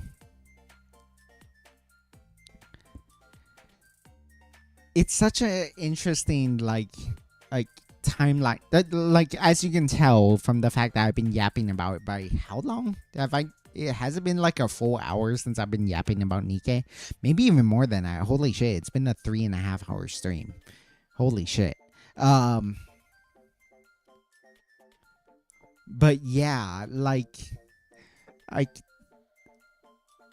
the Nikke lore is so good, honestly. Like, I know it has this weird reputation, and it's partly the fault of the marketing team themselves. Like, it's not just like, oh, outside people think, oh, it's just a Gunner game. It's just a Gunner game. It only features sexualized characters. Like, no. Like, the marketing team itself only focuses on the sexual elements of it. It's like it's such a good game, but you would only know that if you actually try starring the game. But then the way it advertises itself, let alone the word of mouth, it's like, yeah, I can understand why people think it's only a sexualized game. And it's just like, it's so much more than that. It's not only so much more than that, but like, you only need to literally start the game. Literally just start the game. If you literally just start the game, you will realize it's more than that. Because the first thing that happens is that you almost die. The second thing that happens is that this woman almost saves you, and like, it's this really dramatic scene, and it's like, oh my god, like, she's so distraught that you almost died, and so she's so happy that you survived. And then like, I won't spoil the whole thing if you haven't done it. It's like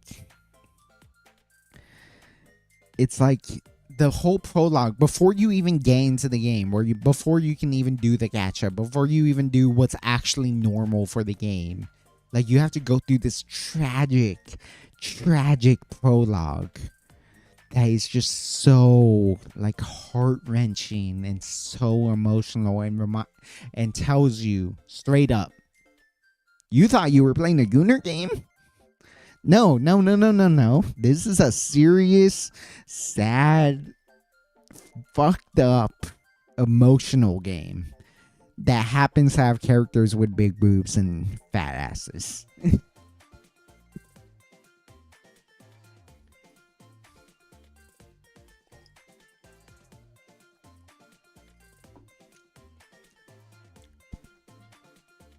And yeah, it really, there's a reason why like hardcore Nikke fans only talk about the lore, despite the fact that there's all sorts of sexy characters in it. Because like, honestly, like, if you see all the characters, I can see why you think it's just a Gunner game. But it's just like, anyone who's actually deep into Nikke realizes, holy shit, this game is a really emotional and deep game. You see, let me just, you sound sobered up, but yeah, you seem restricted by time. Hakia got the voice debuff and surgery. YouTube algorithm long runtime. GFL marketing celebrate this the sexy characters or the cherry on top. Yeah, I can only stream 1 day a week. I once again, I had to get a new phone. It sucks because it was expensive, but also the blessing in disguise is that it has a much longer battery life. I do genuinely want to try gain some gaming streams in again. We'll see. We'll see. I want to try again. We'll see. Frankly, I need to ask my family because like I have to tell my family when I'm streaming because I stream late at night, and then like that means they have to wear earplugs or turn on the air conditioner or whatnot just to drown out my streaming noises. But it's like, but yeah, if we can start streaming again on my new phone, like gaming streams, I would love that. Those will probably all be unarchived if you don't mind that, but like but yeah, that's I do want to bring back gaming streams, not just for you guys, for me. I'm so behind on GFL lore. I'm so behind on Nikkei lore. I'm so behind on Snowbreak and Blue Archive lore that like I kind of wish I could stream games again because it was actually a good excuse to stay caught up on all these games. Whereas like, okay, I would play them to do my dailies, but then like after I'm done, I stay up, stop and start playing like F1 Manager, like was mentioned earlier. I would stop and play like and watch anime, etc. I would stop and watch other VTubers. So it's like I would like some time to finally start playing again because it's also a good excuse for me to actually get caught up with stuff.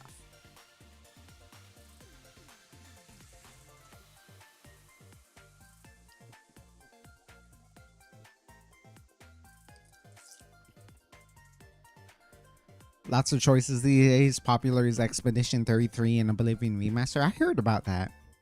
I heard about Expedition 33, and I really want to play the Oblivion Remastered.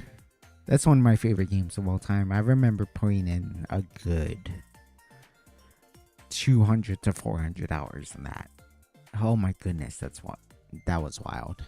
But ultimately, play the games you want. I mean, I can't play anything more graphically intense than mobile games, but I'm fine with that because like I genuinely like the story of Blue Archive. I genuinely enjoyed the story of Nikkei, as you've heard me ramble about for hours. I've genuinely enjoyed the story of GFL. So Snowbreak is clearly the weakest one, but I still want to defend Snowbreak's honor because I feel like people is like, oh, games are going the Snowbreak route. It's like the Gooner game route, and it's like you've clearly never played the Phrygia chapter if you have that opinion, because the whole point of that one is that she ignores you the whole time. Because I know there's a Reddit thread, it's like everything that was happening with Snowbreak, and it's like, oh, they're making it all about the adjutant, and like it's all about the girls becoming like Barbie dolls whose only personality trait is being in love with the adjutant. And it's like,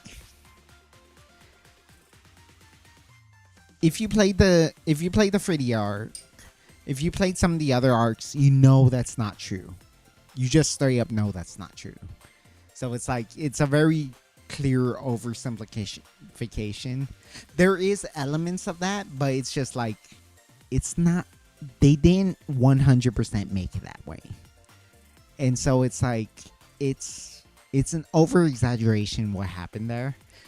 I know I'm sounding like the male equivalent of a Love in Deep Space player, because I know like ultimately like Snowbreak's writing did suffer. I know ultimately Snowbreak is very much a nowadays a parasocial simulator where like you can date and frankly fuck do lewd things with your operatives. But it's like,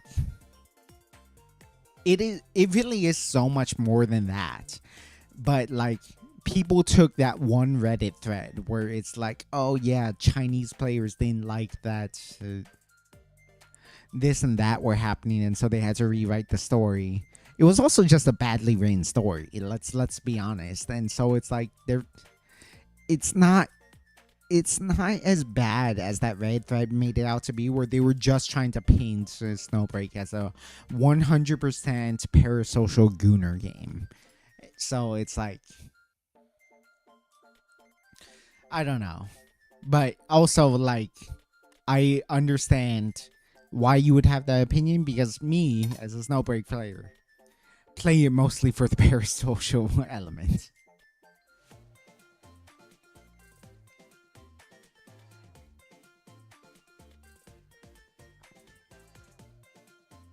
I don't go that far. Snowbreak story is very serious, right? The Gooner stuff is as the cherry on top. Yes, yes. The story itself still proceeds, and there's like all sorts of crazy shit happens. The last chapter was actually really interesting in a weird way. It was like a straight MGR ripoff.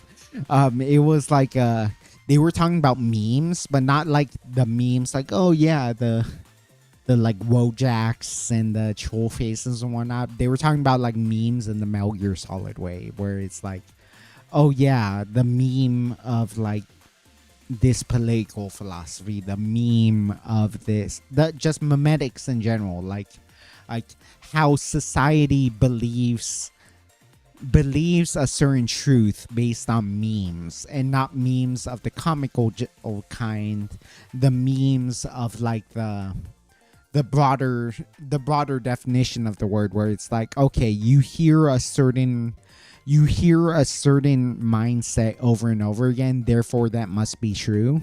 That kind of meme. You know what I mean? You know what I mean? um yeah. And then so that's what the previous story was about. Oh, it was like fighting against the memes, but like not in a jokey way, but in a serious way, the serious definition of memetics. So that was interesting. And then of course, during that same batch, you got like a sexy nun outfit, a sexy bunny suit outfit, a sexy like maid outfit. Yeah. So it's like, I mean, I get where the Gooner allegations come from, and I'm not even going to defend it. Like, I got into Snowbreak because of the Gooner stuff, but it's also like the rumors of the Goonification of the story have been greatly exaggerated. GFO1 is going to have a major story event after maintenance. Oh yeah, like GFO1 is still catching up with CN, which ended, right? So like CN finished. Like they told their last story. English is getting close to the end, right? But yeah, with Nikkei, admittedly, the draw is the Gooner stuff and sticking around with the lore.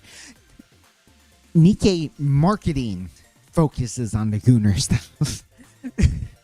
Nikkei marketing like talks about, oh yeah, look how sexy your girls are, and like they focus on the sexiness of the designs, and like almost never mention the story. And it's part of why like it kind of bothers me that test. Okay, yeah. It kind of bothers me that like they get certain big VTubers to like advertise a story despite the fact that they don't really care about Nikkei. Correct me if I'm wrong, because I don't actually watch a ton of Doki Bird. I don't think she actually cares about Nikkei, right? She gets sponsored. She does a lot of sponsored streams for Nikkei, but I don't think she actually cares about Nikkei, does she? Because every VTuber I know who's actually into Nikkei is like, oh my god, the lore. Oh my god, Cinderella's story is so sad. Oh my god. Little Mermaid is so cute. I wish I could protect her. I wish I could save her because it's so tragic what's happening to her. Oh my god, I hate Red Shoes. Everything she's done to all my favorite characters. Like, I'm glad she's dead and all this stuff.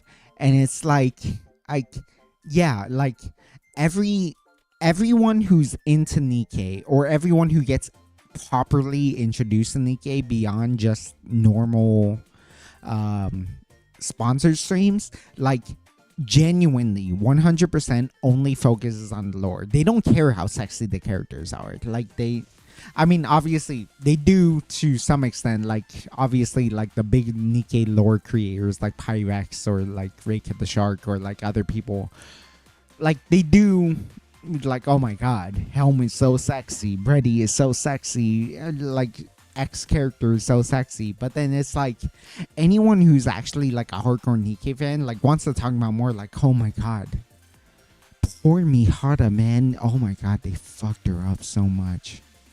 Oh my god, poor Uni. That's a fate worse than death. Like, why would they do that to her? And then like whenever I see Doki Bird or the tweet about it, it's like, oh yeah, let's try to pull volume again because she has that jiggly ass. Or like, oh yeah, we're playing that a jiggly butt game again, fellas. They sponsor me, like let's have fun with it. And like here's my download link if you want free gems. And it's like, I don't think Dogi Bird actually really appreciates Nikkei. And like, I don't blame her for taking the sponsorship. Like we've talked about it a bit before, but like indies, like even big indies, like it's really hard to be an indie. Like, you have to take care of everything yourself. It makes sense to take some sponsorships. But it's like, I don't think she's actually a hardcore Nikkei fan, because if you were a hardcore Nikkei fan, you wouldn't actually focus on that stuff. Especially because, like, I remember like a few arts going viral about like, oh my god, I want to see Doki in the Mihara outfit, because Mihara has like that ridiculously skimpy and tight fetish bondage outfit. If you know the lore on why she's in that outfit, you wouldn't want Doki in there. Mihara is in that bondage outfit as proof of her loyalty to a company that is actively trying to get her killed. And she voluntarily wears a bomb around her neck in order to prove her loyalty to Merciless. If you were a Doki Bird fan, I don't think you would necessarily want that lore attached to that outfit. For various reasons. But like,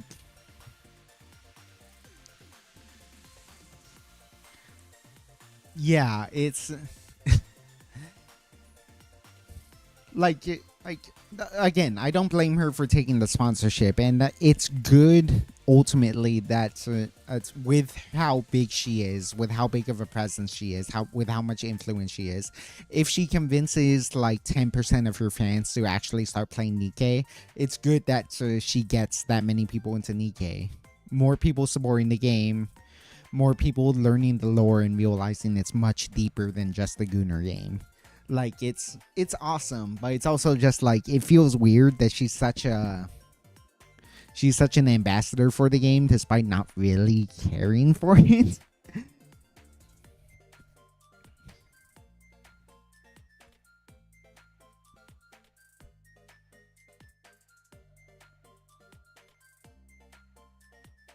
Where was I? GFO with their major story event, yeah. Nikkei's admittedly the draw is the Gunner stuff, yeah. But then so like, oh man, I don't think I've even finished the Ether Point, which is like So we talked about how she experimented with you. We talked about that and how she's like an ends justify the means character. Honestly, like part of the reason I want to promote her, the reason why I'm gonna build a cocktail for her, the reason I'm gonna like the reason I want to talk about the concept of necessary evil in relation to Ether is because of the fact that like I honestly want Nikke to write more stories about her. Like, it's so shallow right now. It really is so shallow. We know that she's a necessary evil type. We know that she's a unique necessary evil type where she's not on the one extreme where it's like, oh, she hates everything she's doing, but like she has to do it for the betterment of mankind. She's on the other end of the spectrum where it's like, oh yeah, we're perfectly willing to sacrifice millions of people to potentially save billions. She's very clearly a villain, but she's very clearly like lets the commander do whatever they want. She's very ends justify the means. So if the commander can ultimately reach the same goal with less shady experiments, she's willing to figure that out. But ultimately, like, I just want to know more about Ether. I want to make sure, I want to, like, know what makes her tick for sure. I want to know what's going on in her head because it's like there's so much lore that is tied directly to her. Like, even if it's like bounces off of her, like everything, there's so much like very important lore in Nikke that connects back to Ether in some like even like tangential way. And then so it's like I would like a lore story to like create a bubble so we know what Ether is as a character. And it's like, yeah, I just want to know, man.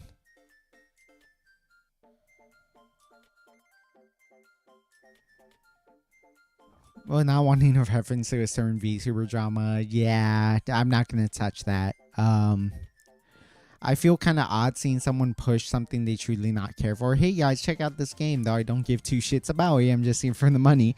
I mean, you could always frame it as like I have a passing interest in this game. I don't really try this that often, but I'd like to check in on it because like the part of the reason I was so triggered by it is because so Old Tales, the Cinderella event. I remember that's when so many VTubers got into Nikke.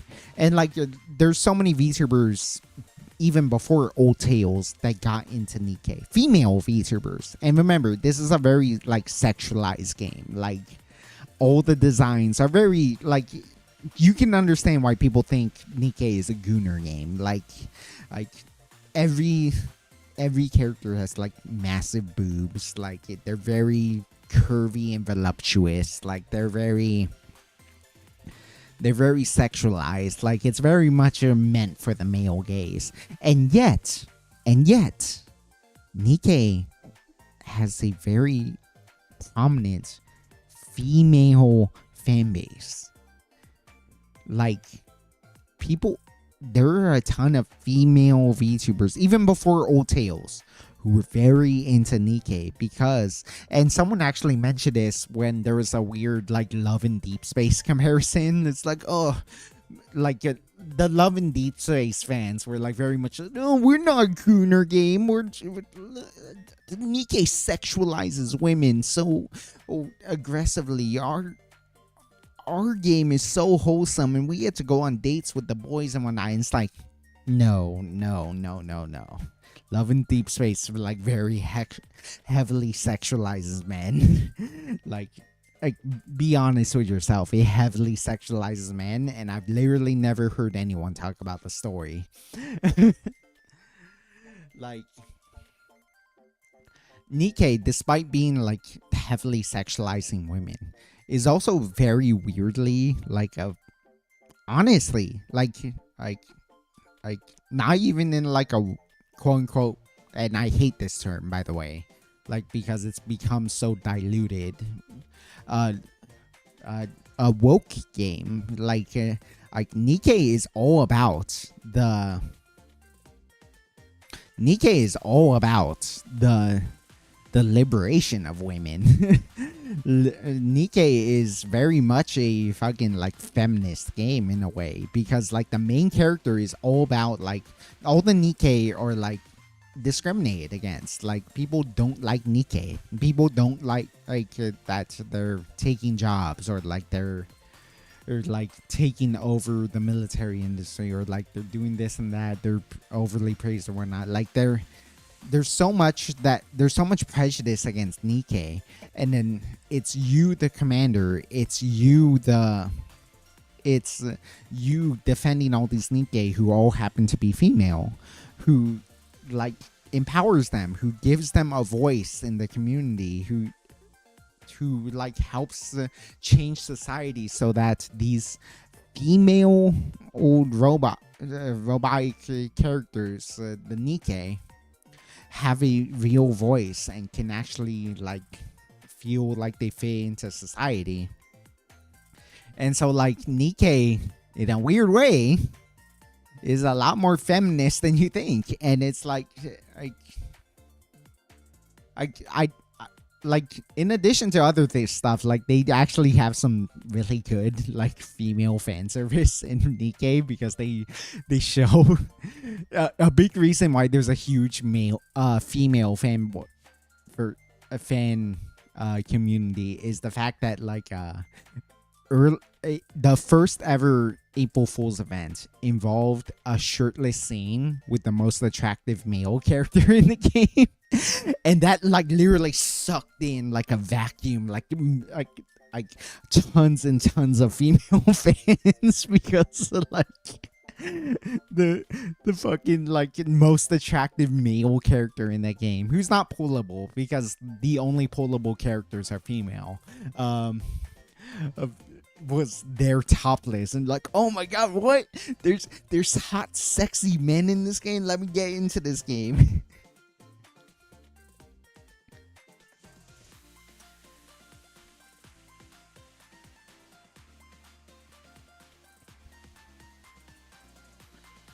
But yeah, and then like they get sucked into it, but then also like as you actually play the game, you realize, oh, this game's deeply tragic.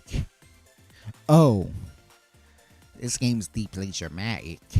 Oh, this game has some good writing sometimes. Like they really get you with the lore and make you want to theorize about everything. And so like it's such a powerful draw. And yeah, I just wish more people would be able to talk about it that way, because like I remember during to finally bring it back to old tales.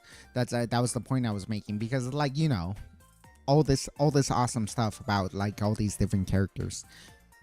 Before then, Old Tales comes out, and like Doki Bird does her stream about it, and it's like, oh, let's pull volume again. Let's laugh about the sexy butt game again, guys. And then like less than 5. So like I imagine I haven't watched any sponsored streams for Nikkei, but I imagine they only played the first 5 episodes of a 24 episode series about like the main story. Within the first 5 episodes of Old Tales, the main character once again, spoiler alert, I'm sorry, but like at this point, like this whole stream spoiler, so tough. Within the first 5 episodes of Old Tales, the main character, Cinderella, not only betrays all of her allies, but brutally mutilates them. She cuts off the legs of Red Shoes. She breaks the jaw of Siren so she can't speak. She like breaks the arms of Hansel and Gretel so they can't hold their ultimate weapon. She leaves them a bloody mess and leaves them to die when she gets corrupted. Cinderella later, that all happens within the first 5 episodes. And I imagine they don't go further than that for a sponsored stream so that they don't spoil it. They let other people do it. If you go deeper in that story, Cinderella suffers from classic depression symptoms, including watching someone who thinks she's a monster kill themselves because they think that Cinderella is going to kill them anyways, even though she's cured of her corruption.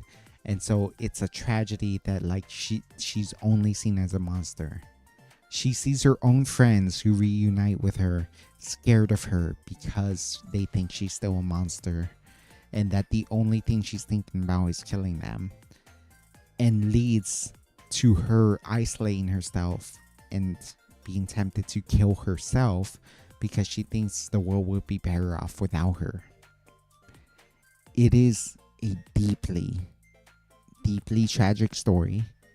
It's a deeply, deeply well told story of how it feels to be depressed, using literal metaphors like the idea of being trapped in a mirror, seeing what your body is doing without your consent, without your control, and then feeling like it's not worth it to live to spare the lives of others. That is like a classic case of what it feels like to be depressed.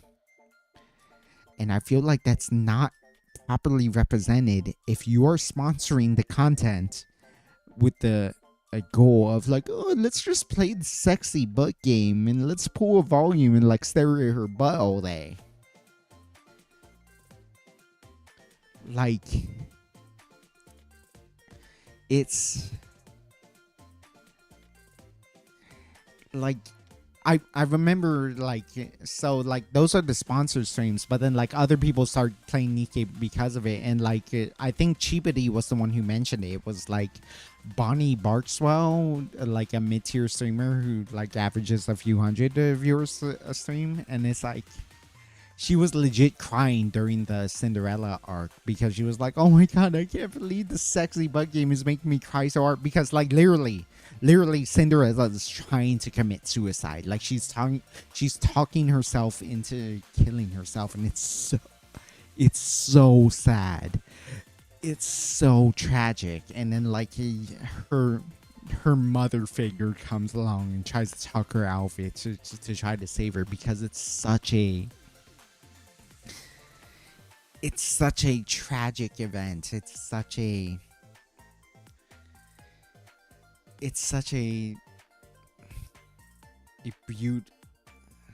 brutally sad mentality and whatnot.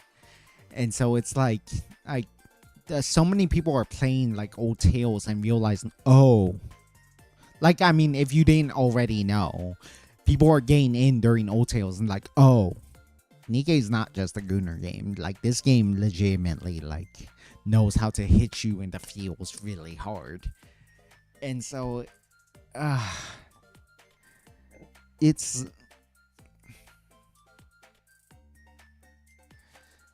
I do wish people would take it seriously, and I want to start it with like telling the story of Ether properly. I want to be able to like make her a good drink, despite the fact that she's such a niche character.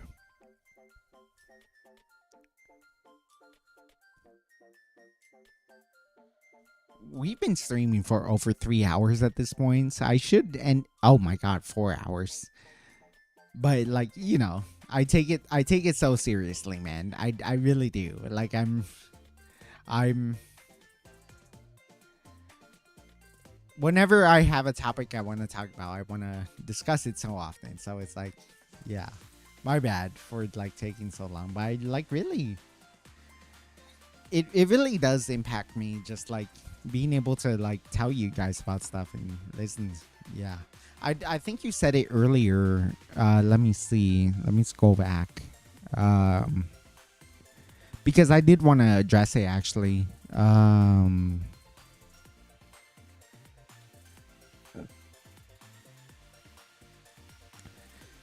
You sound sobered up. Yeah, you seem restricted by time. How you got debuffed? Well, YouTube algorithm likes long one time.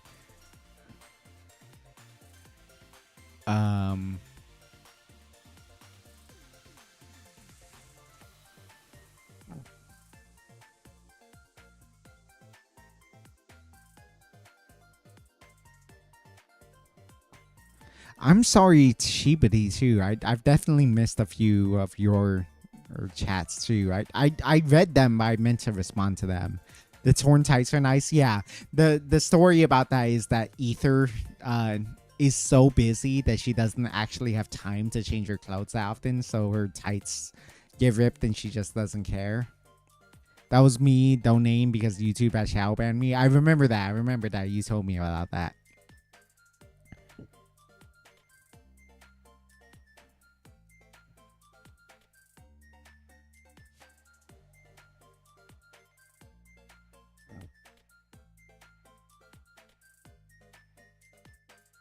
There's something I wanted to respond to you, Poke, but let me.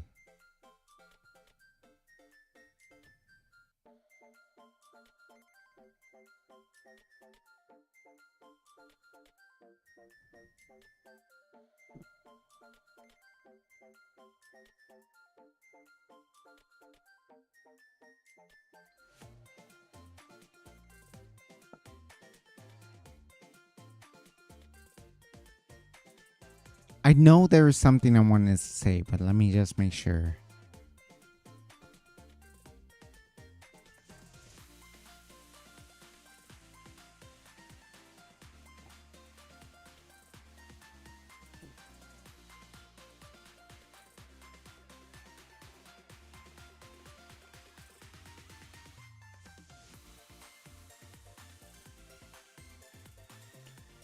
I guess it's that like the YouTube algorithm likes for a long one time. I actually do want to take this more seriously. It's why I've been looking for an excuse to have like a gaming stream every now and then. I do want to make YouTube VTubing my full-time gig at some point. If I want to join, if it means joining a corpo, I will join a corpo and like force in like 3 more streams a week if I can, like stream 4 times a week. It does mean like I. So let's IRL post a little bit. Like, I started a new workout routine recently, and like it's great. It's been really productive. It's a full body thing where it's like, okay, I do upper body one day, lower body one day, rest. Upper body one day, lower body another day, rest. And it's like, oh, it's so productive, but it takes so much longer, and I just don't have time to edit videos. I don't have time to edit my streams. I need to find, like, I need to talk to my editor again. And, like, I really need to, like, figure out a way to cut these down into YouTube videos because I do want to be able to like set up YouTube videos because YouTube videos have more reach so that like in a more condensed form people can see what I've been doing on stream so that I can chat with more people on stream or like just like just in general make this easier to consume. Like all this stuff about mules that we've been discussing all day is like, okay, what if I condense this whole like 4-hour stream into like a 20-minute video about mules, and that would be, I think that would be very valuable to people to make it easier to understand mules. And it's like I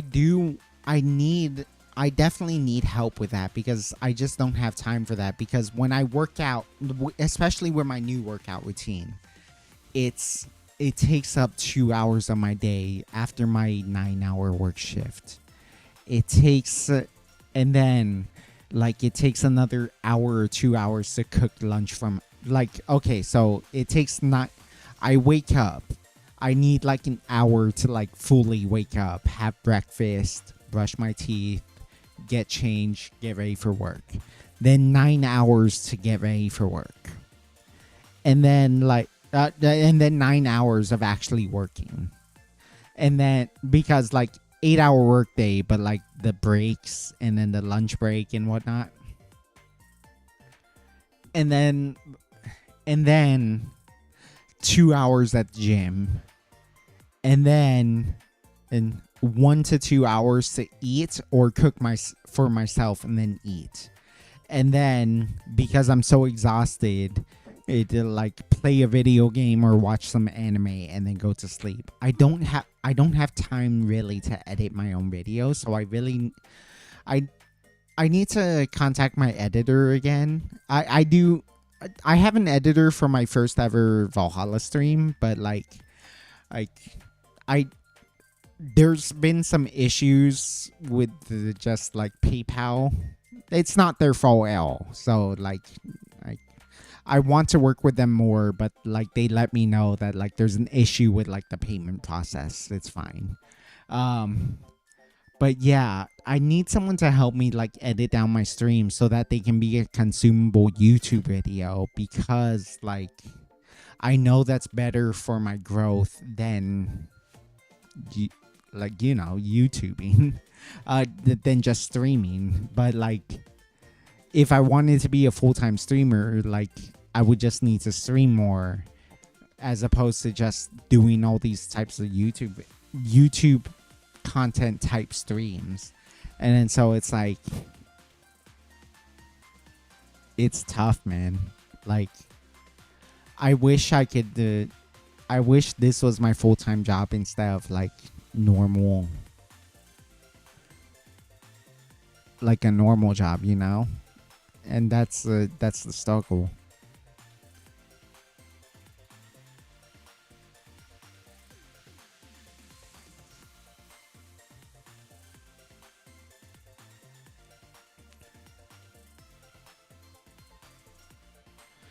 Sounds like the GFL world out there. Yeah, Nikkei like very shamelessly rips off a lot of stuff from like GFL, Spy Family, all sorts of stuff, but then like twists it in a way that like makes sense for their own lore. So it's still unique, but it is funny. Like, oh, they are very heavily inspired by this. They are heavily inspired by that. They're not sure Nikkei can be like GFL in one aspect, because our Nikkei prior humans before they become cyborgs, those can be mass produced and take out their jobs. Yeah. Nikkeis are androids that have a human brain implanted in them. And so they control it is a human brain from someone who was recently deceased controlling a robotic body. There's one comment I've seen on stream: the world of Nikkei is more tragic than GFL because the robot girls can't get pregnant. They can feel periods. They unironically, they can feel periods. So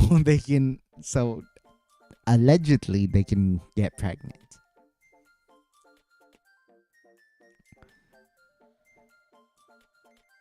I know Captivate wants to get more people into Nikkei. Yeah, Captivate's a huge Nikkei fan, and like he's the exact example of like an actual enfranchised Nikkei fan, because it's like, oh yeah, the gameplay is actually like deeper than you think. The story is super good. The character designs are sexy, but if you know this or that, it's actually like really tragic. And it's like, yeah, like he's actually entrenched in Nikkei, so he's a good example of that.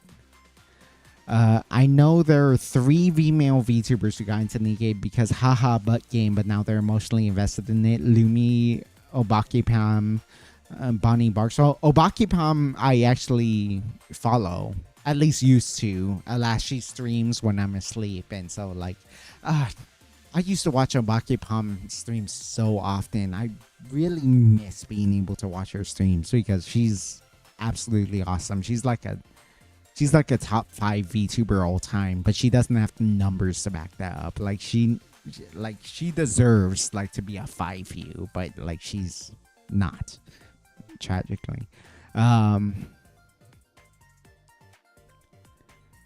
Yeah, like Obakepom herself, she talked about with Nikkei that she got into it just as a meme. Like, oh yeah, the funny butt game, like the jiggly butt game. Like I'll get into it for one stream, but like I'm probably never gonna play it again.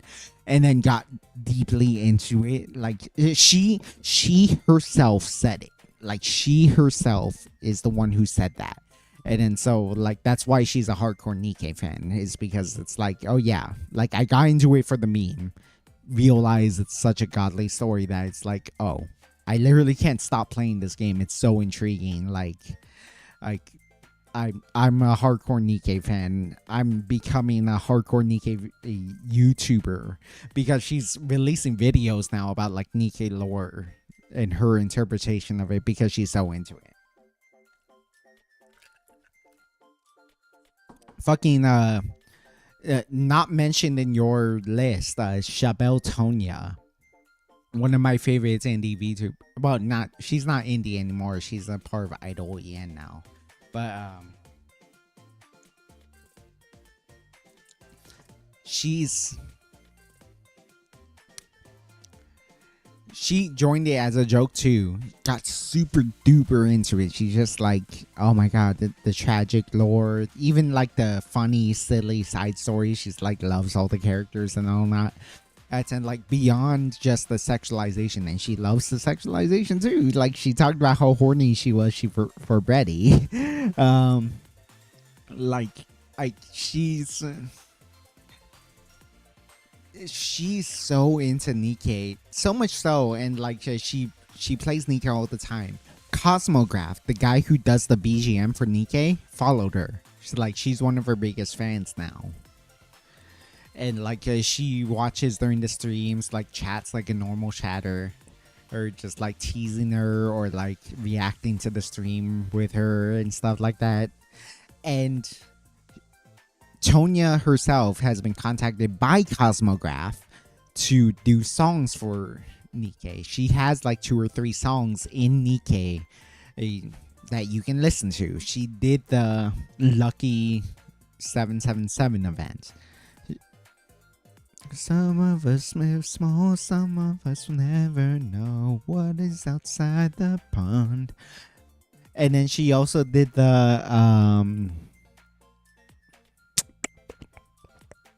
ReZero title screen. So when the ReZero event was happening on the opening screen, so before you even start the game, while it's still loading up, touch screen to start, and then you have to wait for it to load up. She's saying that song. She's saying the opening song, and it's like, holy shit! Like they gave her a real chance at that. Lumen, I know you mentioned Chibadi that she actually sung something for one of the summer events, and she seems to be an awesome V singer. And Bonnie Barkswell, I remember you telling me about her because she was like, I can't believe this meme butt game is making me cry because like the Old Tales event was so tragic, right?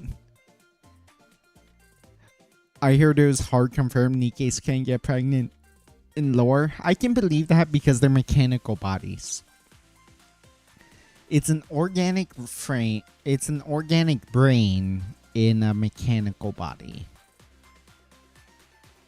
Well, GFL don't even bother with it, and people just go stupid with their imagination. Yeah, I know, like GFL, because the fact that they're actual machines. Like I'm pretty sure they can't get pregnant, but people joke about the womb force. People joke about like getting horny for their favorite characters, and it's like, I get it. For whatever reason in lore, they made it so like characters are super sexy for no real good reason, whereas like at least Nikkei has a little bit of a lore reason because they have to feel like they were in the same body and whatnot. They shouldn't. I think the concept of a mind switch would help GFL, but who knows? Like I'm not well versed in GFL. I'm trying to, but like it's hard. There's so much lore. Man, my sleep schedule is out of whack. Mine too, despite the fact that I'm night shift. Like even being night shift, I think my sleep schedule's out of whack. Like it's a little bit pushed too far because I need to sleep like sometime right after the sun rises. But like I'm staying up too late. I'd stay up till like midday, and that's a little bit too harsh. Cause I'm a night shifter. I stay up up all night every night as part of my job.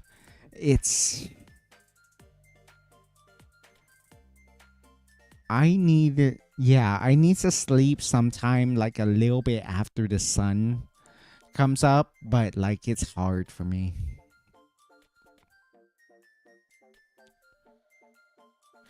GFO, explained they actually got look at Ferrari. I know. He sends lore all the time on his Twitter, and he has that giant doc. But it's like, it's hard, man. It's hard. Like, I'm trying to catch up on GFO lore and Nikkei lore, and it's like reading those things take hours. Like it took 2 hours to read like a wordless, which is an excellent Nikkei story, by the way.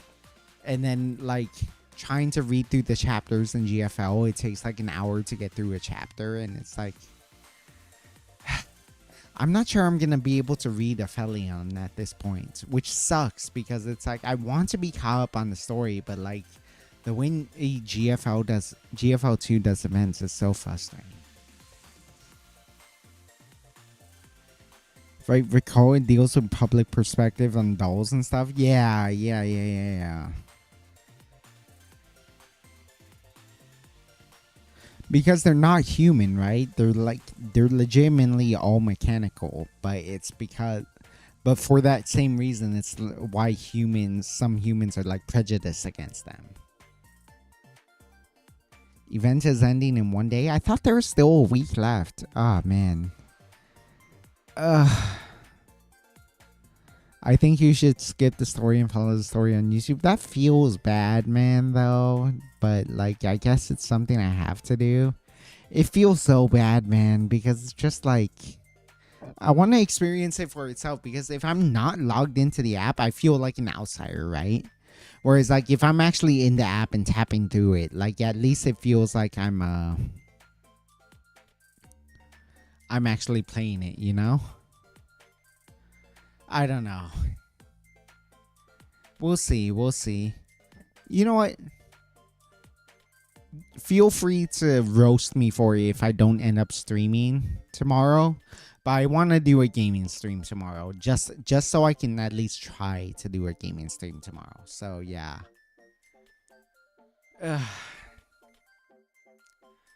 But I want to play more GFL. I want to actually catch, like, I'm caught up on Snowbreak in terms of the new lore, but I still need to catch up in terms of the actual, like, full story, because I haven't caught up on the entire lore.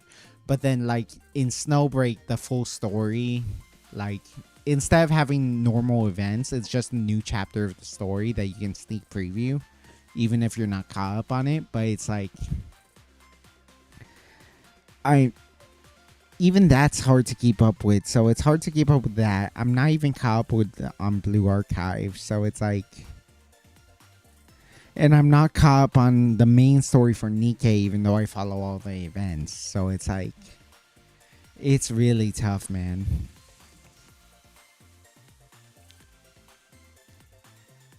I know what you mean. Aphelion is a really good chapter. Part 1's admittedly slow. Snowbreak, I'm hella behind. I only keep up with dailies. Yeah, exactly.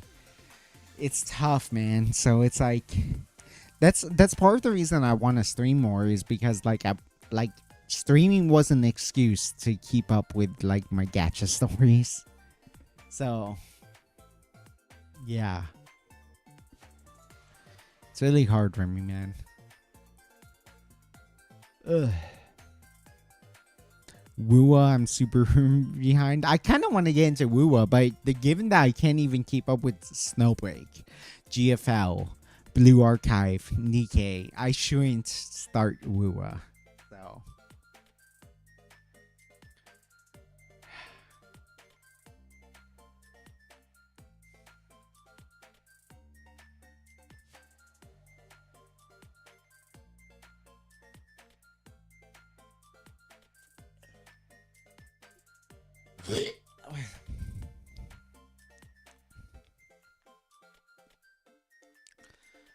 Wua is an open world game, so it's a time sink. It's gonna be hard to fit in your schedule. Yeah.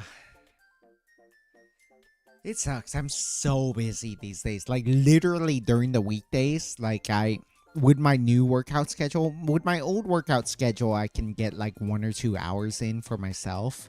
With my new workout schedule, I get so tired at the end because it's so intensive that it's like, I gain like what? Like half an hour tops to myself if I don't immediately pass out after dinner in my shower. Like it's really fucking hard to like stream more often. So like I need to figure out a way to stream more beyond just Mondays, because like Mondays is my only true day off. But then like I'm streaming first of all, so like that's a huge time sink, the actual streaming itself. And then I get so drunk after the streams that like I have to lie down and just like relax, drink water and work on my hangover while I watch anime or something. And so it's really hard to like really make progress as a streamer, but it's hard, man.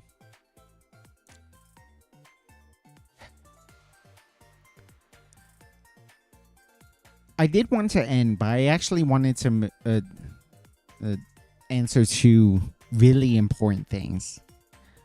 One, because they're genuinely huge announcements for me. Some serious announcements, some serious things, both positive.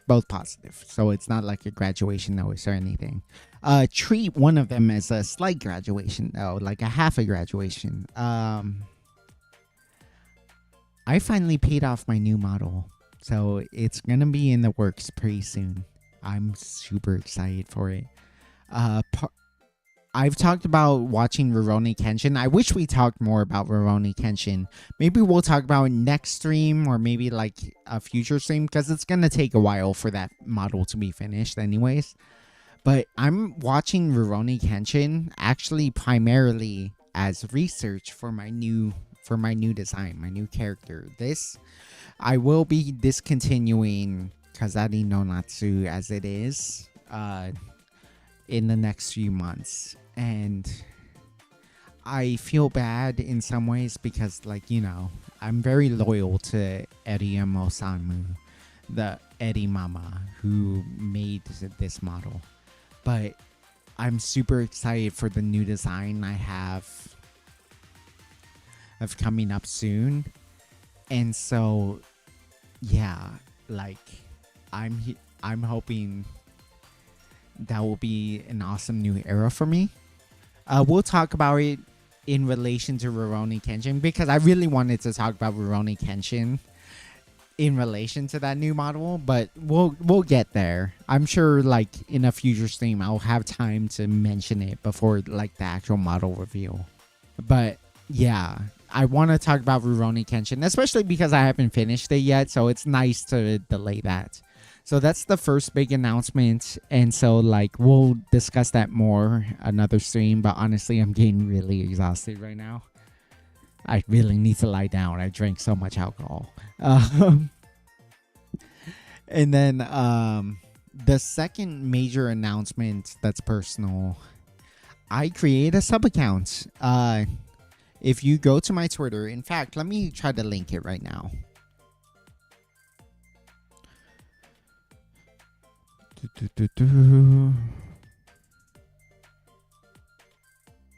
Actually, there are two major announcements, but let me...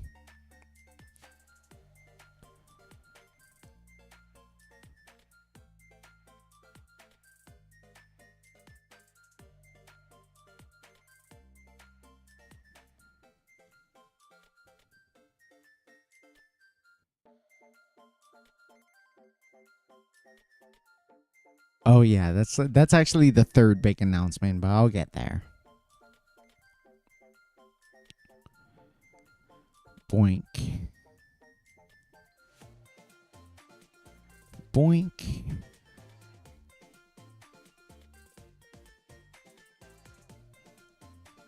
And then boink. And then boink. Oh god, I'm about to hear myself again. Boink. God damn it.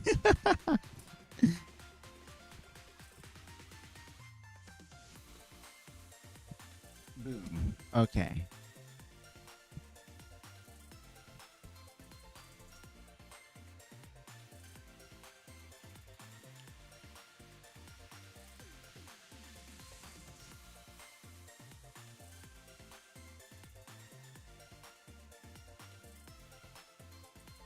Okay, there we go. That's the second announcement. I have created a second Twitter account now. Uh, BBD Cosplay. The reason I've called myself that will be related to the new model when I'm ready to reveal that. So I'll let you know when I reveal that. But know that early on, I've created the new cosplay account, which is called BBD Cosplay.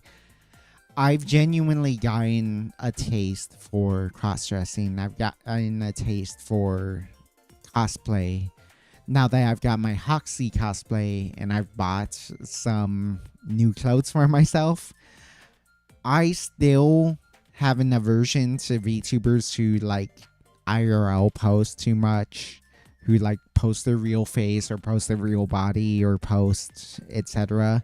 So I did make a separate account for it, and it will always be separate, but I will acknowledge it. I will acknowledge that that's my second account, and I will retweet things on both accounts. So like BBD Cosplay will retweet some Kazari no Natsu stuff, and what you see now, Kazari no Natsu will retweet stuff from BBD Cosplay, but for all intents and purposes, they are separate entities on the internet. So please treat them as separate things, but I have created that cosplay account. It will mostly be cosplaying Hoxie. It will mostly be like random opinions and thoughts about things that I don't feel comfortable posting on my main account. But it's like, and also just like irrelevant stuff. Like I've wanted to gush about like F1 news. I wanted to gush about like football news, American football news. I wanted to like tweet out random stories about like my own IRL life, but it's like I don't want to put that stuff on my main VTuber account because I feel like that's one, it's too personal. Two, it's not like really VTuber related, and so like I don't want to like clog that up on my main VTuber account, so that will go on that sub account. And also just like honestly, like it feels good to be able to cosplay. It feels good to like do that stuff, so it's like it's fun. So that's something I've been up to lately, and so I would appreciate it if you gave that a follow, if you like the stuff on it. But please remember the rules, that it's like that's not me, that is the flesh puppet that is bound by destiny. That's the name of the account. That is bound by destiny to me. So like the flesh puppet that controls bound by destiny is a separate entity to Kazari no Natsu, who is the VTuber you are watching now. Yeah, I'll talk more about the new model when I have time to talk about Rurouni Kenshin, which might not be next week because next week is going to be the Ether episode where that whole spiel I went about Nikkei will happen again. And then, but like if we have time, we can talk about that. But also just as long as we can talk about Rurouni Kenshin, we will also be able to talk about like the new model, because I do want to show that off at some point. But we'll get to that. Yeah. But that is something I eventually want to talk about at some point. So I hope you... Oh, Jesus. I hope that something works out regarding that. So yeah, thank you so much for watching. We'll talk later. Next week will be either the Ether episode or just some kind of just chatting. I kind of want to... The Ether episode will definitely be like a very casual stream, just because it's going to be another brainstorming cocktail stream. Or if it's not that, it'll be a casual like just chatting type stream. Um, so that's what we'll be doing next week. Tomorrow, I want to try to do a gaming stream. If I don't, please make fun of me, like genuinely, like please, like, oh, you didn't keep your promise as last week. If I don't end up streaming tomorrow, but like, yeah, hold me to that because I really do want to try doing more gaming streams if I can. But part of it is I need to ask my family if it wouldn't bother them too much. So yeah, like I want to test the waters, see if I can do that, starting either this week or next week, and then because I wanted to do that, but it's like it's hard, man. You can't do that. You can't participate in gaming streams on Tuesday nights. Even I can't hold up my own streams. I mean, yeah, no, it's hard. I like genuinely. I want to take VTubing seriously. I want to make it as a VTuber. I know 0.03% of VTuber streamers in general make it in terms of making like a living income on streaming. But I do genuinely want to try, but I know I need to like stream more in order to make that a reality. So it's like it's so tough, but I need to at least try. You know what I'm saying? Like I need to at least try because there's other VTubers who are trying, you know. Like even if they quote unquote only have 3 viewers, 10 viewers, 20 viewers, 50 viewers, like they are trying, like they are streaming like 4 times a week and whatnot. If they can do it 4 times a week, I can do it 2 times a week. So I have to try, you know what I mean? So I want to try. So if I don't stream tomorrow, roast me for it. If I do stream tomorrow, we're gonna play some GFL so I can get caught up on the main story. It might honestly be a Twitch stream or an unlisted stream. We'll see. And then next week we will definitely do the Ether Mixology stream. And then probably do some either Nikkei or Blue Archive stream next in terms of gaming streams if I can do a gaming stream. LOL, ask Chibity. Hey Chibity, if you're still around. Like, hey, make fun of me if I don't stream tomorrow. Make fun of me if I don't stream next week on a Tuesday night. Tuesday night, Wednesday morning, etc. But yeah, a Hellion story will be locked at the end of this month. You will have to marathon it. Fuck. So I'm genuinely upset with the way that GFL2 does their streams, and Ferrari, the lore master, doesn't like this either. Like, he's like, oh, yeah, the way GFL tells the story is so unwelcome to new players. Like, they need to be better about this. Like, Ferrari agrees with me. Like, I haven't talked to Ferrari about this, but, like, we came to the same conclusion about, like, oh, yeah, like, the way GFL2 does their events, the way they do their lore, assumes too much out of new players who have never played GFL1. Like, he agrees with me that, like GFL2 is too reliant on GFL1 context. And so, like, it genuinely bothers me how GFL2 does their lore because, like, I am a GFL1 player. However, I played in a language I didn't understand. I played the Taiwanese version. So I could not understand that.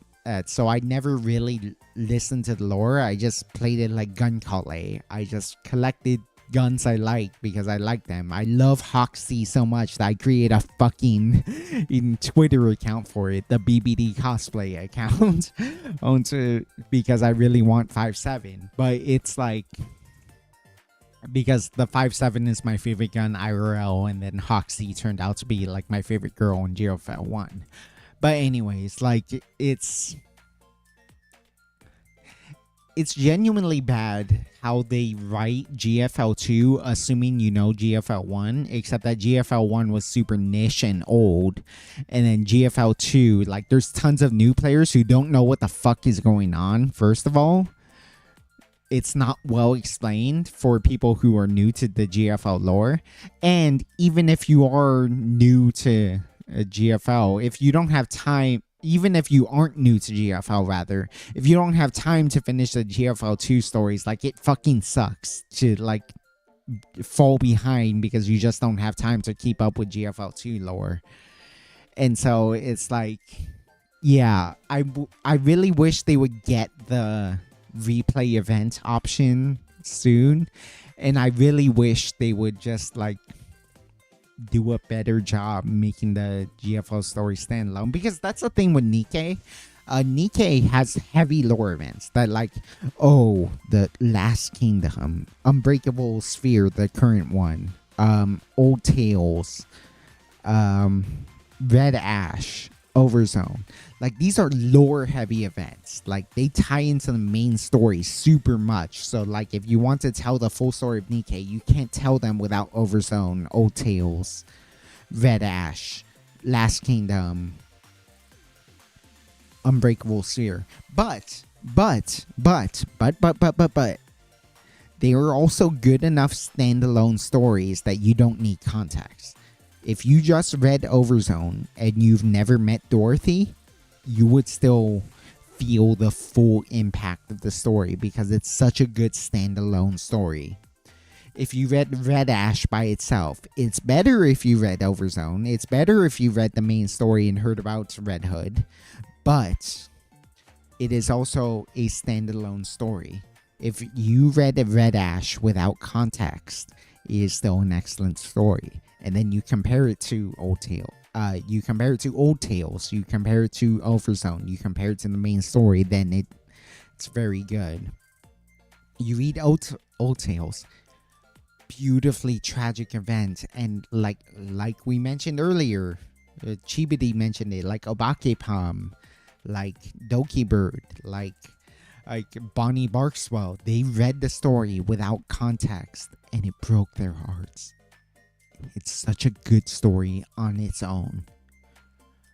But if you read, like, it's a good story on its own. You don't need context. But if you read Overzone, if you read Red Ash, it's extra tragic. If you're caught up on the main story, it's extra tragic. It's already so tragic on its own, and then you read more context to, like, give context to this story. It's, like, even more tragic. And it's like, it's good that they're standalone stories, because then you don't need the context for it to be a good story. Whereas, like, GFL stories, I keep hearing that, like, it's, oh, you're not caught up on the story? Yeah, it's gonna spoil the story for you. You should just skip it. And it's like, that feels bad though, because it's like, okay, one, you either have to bum rush the story and you can get burnt out on it, because it's like, oh, you played like 4 to 10 hours of GFL just to get caught up on the story and you're kind of burnt out on it. Or, like, you're trying to read it, like, in my case, like, I have limited time, so it's like I can only read like 30 minutes a day, and I'm not gonna catch up in time to be able to read a Felion. And it's like, okay, then you just missed out, sucker. Tough shit. And it's like, come on, man. Like, I really want to be part of the community. I really want to chat about it, but it's like, you don't give me the option. And it sucks, because it's like, I want to know more about Klukai, who was formerly known as 416. I want to learn more about G11, who is now Mechti. I want to learn more about 417, who is now Belka. And it's like, it feels bad that, like, I missed these events and now I'm missing so much context that is, like, important to the lore, but I can't just read it because they're dependent on the main story, which I'm behind on. Like, it feels bad. Hakuyo missed the previous two events. He was surprised what happened to Aphelion End chapter. Oh, damn. Which is already covered in the prior event chapter. Does that mean that they are standalone? They work as stories even without context? Because if that's the case, then I'll forgive them. But it's like, if they don't work without context, then it's like really upsetting. Because I heard the Dion event and the Centauresi event are context dependent. You have to be caught up on the story for them to make sense. And if you read them without having been caught up on the story, you will be spoiled. And that's what upsets me about GFL lore, is because it's like the stories are not standalone, and therefore, like, if you read them, you get spoiled. And you read them and you get spoiled. You read them and you don't get you read them and you get spoiled, and you read them and you don't understand them because you're caught up. And then so therefore, like, if you're not caught up, you just can't read them without like ruining your experience. And therefore, like, it's kind of a like, well, tough shit, sucker. You weren't caught up on the story, therefore, like, you don't get to read these events without like ruining your experience. And it feels bad. And like, other GFL players are saying this. Ferrari is saying it. Did Hazo say it? Hazo might have said it, but like, I remember some other like GFL Twitter like big GFL accounts on Twitter were talking about like, oh yeah, like it sucks that new players can't experience this story because it's like you have to be caught up and there's no previous event, and like, I missed this event so I can't read this. And it's like, yeah, they're true.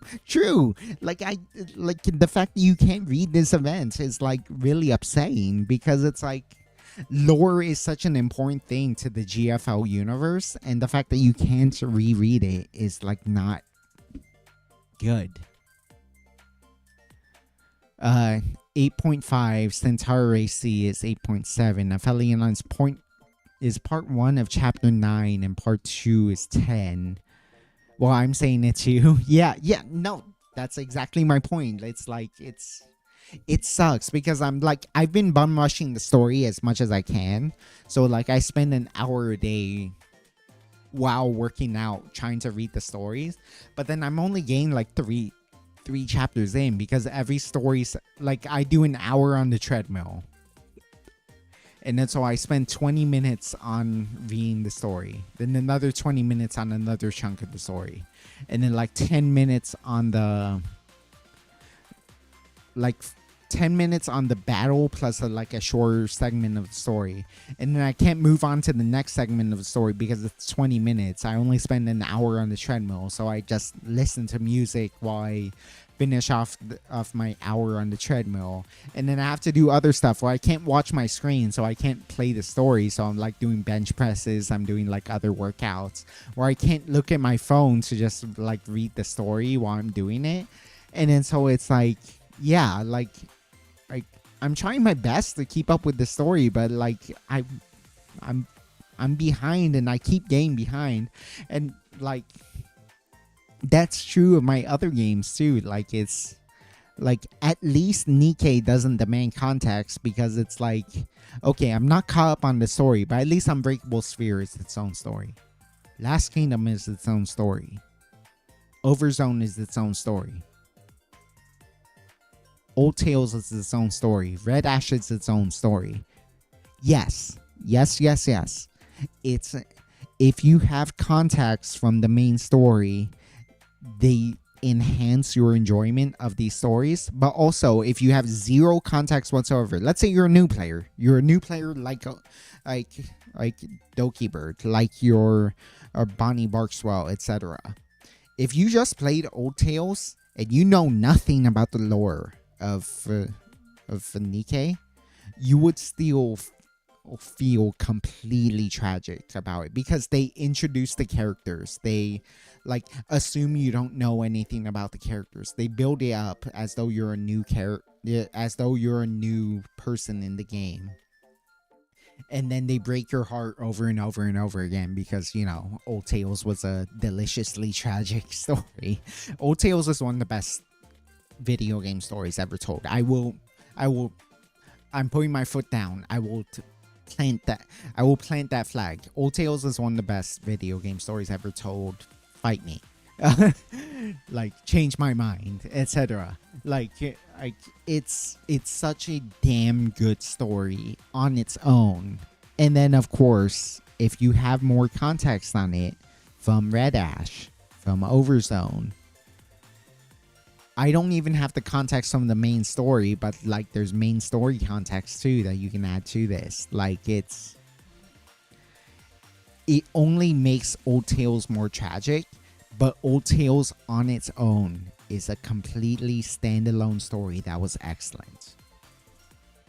Whereas, like, the way GFL stories are told, oh, you need to have caught up on the main story. You needed to read the Centauri event and the Dion event. And you need all this extra lore from GFL 1 because, like, 416, Klukai acts like such a bitch during the story. But actually, if you know what 416 is like from GFL 1, like, you would understand why she has that personality. And it's like, new players don't have any of that. GFL 2 blew up. GFL 2 blew up. There's tons of new players who are not like well versed in GFL lore. They need the context. It's okay to treat your it's okay to treat your to treat the readers as idiots who are reading it for the first time, because that's true for most of them. Like, a lot of them are meeting Klukai for the first time. They don't know what she's like from GFL 1. You have to explain that to them because, like, she just sounds bitchy, apparently. I haven't read Aphelion, but a lot of, like, old school GFL players are, like, complaining about how bitchy Klukai sounds in Aphelion when she's a lot sweeter than that as a normal GFL character. Yeah, Hero Mystic LYX channel is doing good because he started making summary of GFL 1, which helps for a lot of new GFL 2 players. He's also a big Nikkei player, but seems more focused on GFL content. Yeah, there's a Nikkei creator.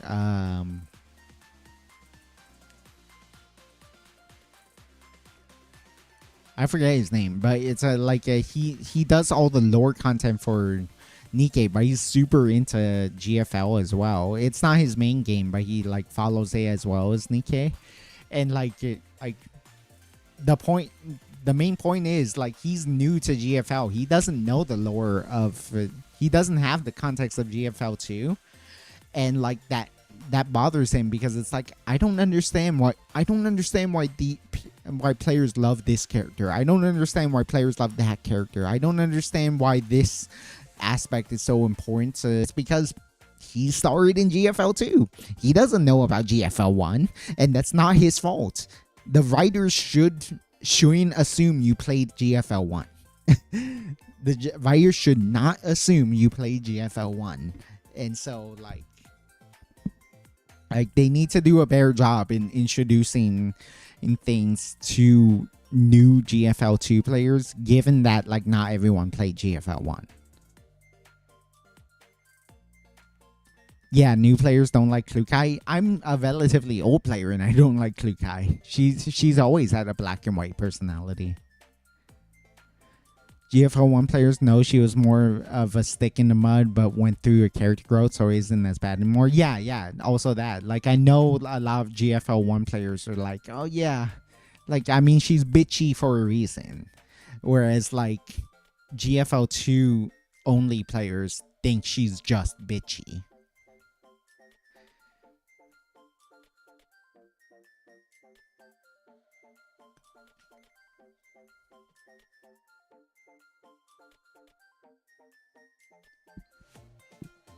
Ugh. Maybe I'm getting good at this streaming thing. I've been yapping for hours, and because we totally expected this stream to only be 1 hour long, and we ended up yapping for 5 hours. Holy shit! Maybe I'm getting better at this streaming thing, but I don't know.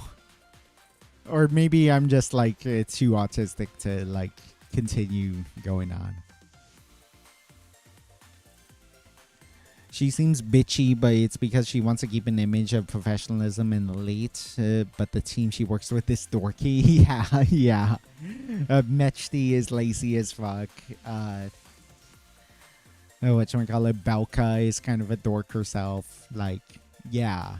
No, like, I know that's the main thing people defend Klukai for, is that she's, like, of course you would be bitchy. Your teammates are idiots, and like you need to whip them into shape because this is real combat. One stray bullet can kill you. Like it's you have to be highly tense at all times. So it's, yeah, she's bitchy, but it's like it's for good reason too, for the Klukai defenders.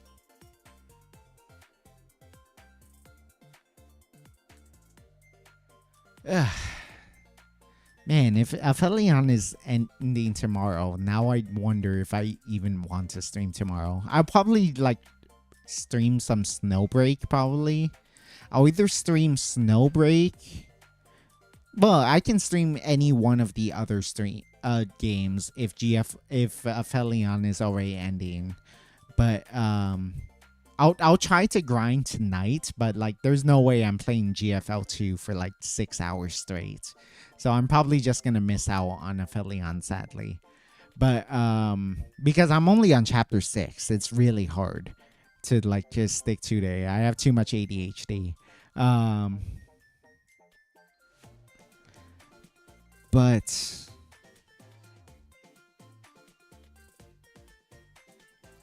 yeah, if I can't stream Aphelion next week, tomorrow rather, I'll probably stream. My first choice, I think, is gonna be Snowbreak. Maybe. I just realized that Snowbreak might get me in trouble with YouTube, given that I'm a YouTube only streamer.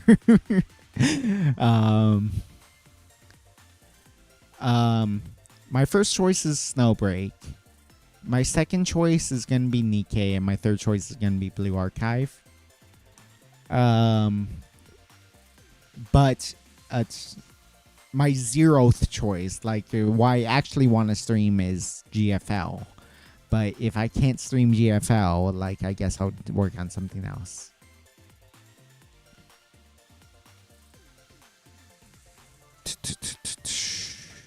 Prior to Operation Butterfly, she dreamed of working with Griffin with other elite dolls such as herself, but however that mission put her in a dishonored status, and she was roaming for a while till she found it to join 404. She managed to work with Griffin at some point in the story. Turns out Griffin was not what she thought she was. I mean, that's true of the commander, right? Like, the commander was a Griffin commander, and then they decided to leave after Frankfurt, was it? And then that's why we're an independent bounty hunter in GFL2, right?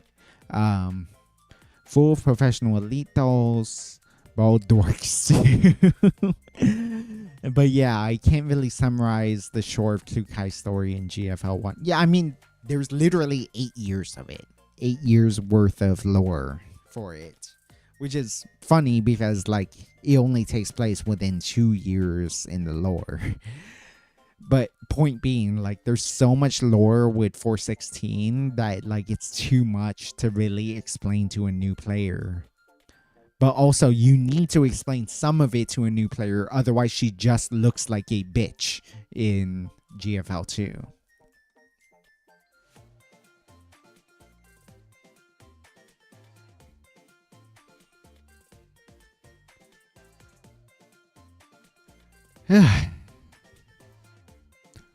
Well, oh yeah, we'll figure it out. We will figure it out. There's honestly, unless Poke, you want to keep talking about GFL, like, there's nothing I can think of anymore. So, like, I'm probably going to end it here. Like I said, if I don't end up streaming tomorrow night, or I guess tonight, technically speaking, but if I don't end up streaming tomorrow night, feel free to roast me next week. 100% next week, I want to work out on a cocktail called Malus Necessarium, Necessary Evil, for Ether. one of the characters I really like in Nikkei. Um, and also, I do want to figure out at some point either starring as close as tomorrow or um, at least next week to start doing gaming streams again. At the very least, with it.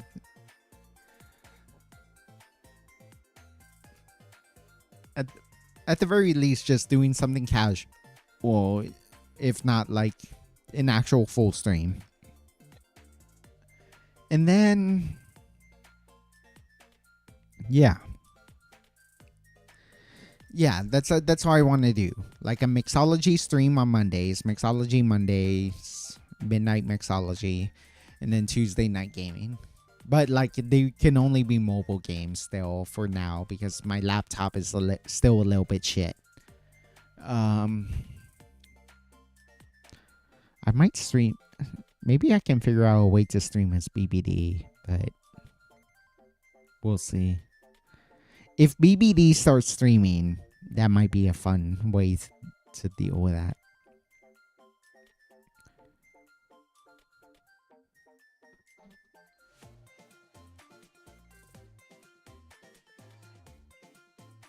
But yeah, I can't really summarize the short Klukai story. The only thing I can suggest is skip the story just to finish the missions and read the story in the record files. At least it'll stick around after the event ends.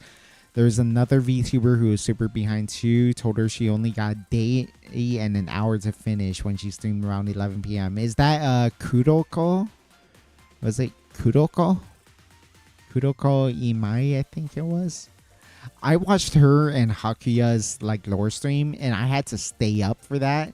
And remember, I'm night shift, so it's like, sure, they streamed at like 8 to 11 a.m., which is a perfectly reasonable time for most normal people. For me, that's staying up all night. So I ended up staying up all night listening to their lore video. I was like, oh shit. Oh shit, I'm so tired. I'm like literally falling asleep during the stream. But I'm so interested in what they're saying because I'm so interested in GFL lore. And it's just like, oh fuck, I need to listen. I need to take notes because they're so interesting. And it's just like, I wish I could stay up because I was like, I want to be part of the GFL community more. I want to like do it because it really is such a fascinating world for me, especially because it's so like Metal Gear-esque. It's so cool and it's so like I want to be able to have those conversations with people, but I'm just so behind, and it's like I can't have those conversations if I'm not caught up, you know? Ugh. I think Kuroko is already caught up. I warned Hakia a week prior, and he had like 6 days to finish it back then. Man, I want to watch more Hakia. I want to watch more Kuroko. They're great VTubers. They're just... Speaking of VTubers who should have like 5 view status, which is to say 5 digits, not just like literally 5 viewers, because I know they're bigger than that. But like speaking of VTubers who should be 5 view status, both of them should be 5 views. I have so much to work on. I don't even deserve 2 view, but like they deserve 5 view. They're so talented. Streaming is not fair, man. It's so there are some like genuinely excellent people who should be like more popular than they are, but they just haven't gotten the exposure yet. And that's a point I want to reach too, but like I don't deserve it. I genuinely don't deserve it yet. So like I at the very least I want to root for other people who do deserve it, because it's like, man, it's so hard to grow as a VTuber. And so like every little bit of progress is something to be celebrated. Whether you only have 3 viewers and get to 5 viewers, or like you have 30 viewers and suddenly spike to 100 viewers, and it's like, yeah. Oh yeah, that was the last thing I wanted to brag about. Let me pull up my Twitter again.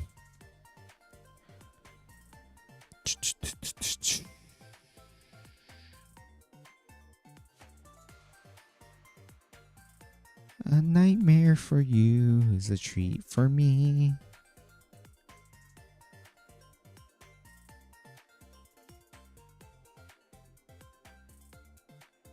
Do, do, do, do. Bam. I went viral recently. I that tweet got 13,000 views. And I didn't even expect it to get 13,000 views. I didn't even expect it to reach the VTuber I wanted it to reach. It's just a custom cocktail I made for Nimmy Nightmare, one of my current favorite VTubers, to be honest.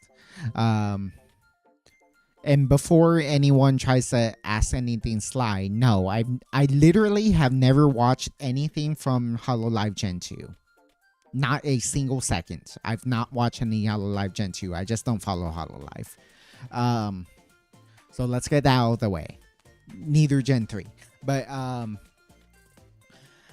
like I became such a fan of Nimmy Nightmare recently, and she got her model finally for her full body model, not just the chibi model. And so to celebrate that, I made her a cocktail, and I didn't even expect her to see it.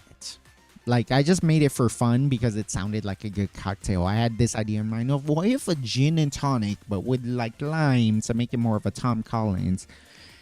And also, like, oh, maybe we can put in like a little bit of Midori in it, because I think the sweetness will help it, and it will turn it green for Nimmy Nightmare. And so like it was completely for fun. It was completely, absolutely for fun that I made this cocktail for Nimmy Nightmare. One, she did notice it. She was the 8th like for it. 2, it fucking blew up. I actually did go viral for a second. It got 13. In the end, it got 13,000 views and like 730 likes. That is about 3 times more likes than my second most liked tweet. My second most liked tweet, which was originally my first one, obviously, was the mint Phantome cocktail I made, which is literally just a grasshopper with a few extra steps, which got like 250, 270 likes. This Nimmy Nightmare drink, without even a retweet from Nimmy Nightmare, and fair enough, like, she doesn't have to retweet it, and I'm so glad she actually saw it. So she did like it, but like, she did like it. It got 13,000 views and like 700 likes. It's holy shit. I did not expect it to go that viral. It's awesome. Oh, like it. Like I'm happy that people thought it was cool, and like there's 100 bookmarks for it. There's like 100 plus bookmarks on it. I'm pretty sure it's 150 bookmarks plus. I hope people try it. Like, if you're watching this right now and you're watching me for the first time because of the Nimmy Nightmare cocktail, let me know if you tried it, because it really was a good drink.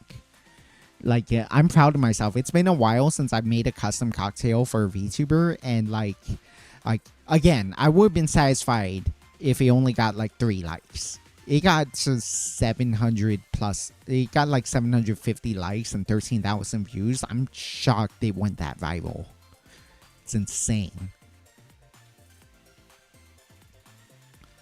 I see GG clips, so I'm so out of touch with Hololive. I genuinely have not consumed any Hololive content in years. Not even clips.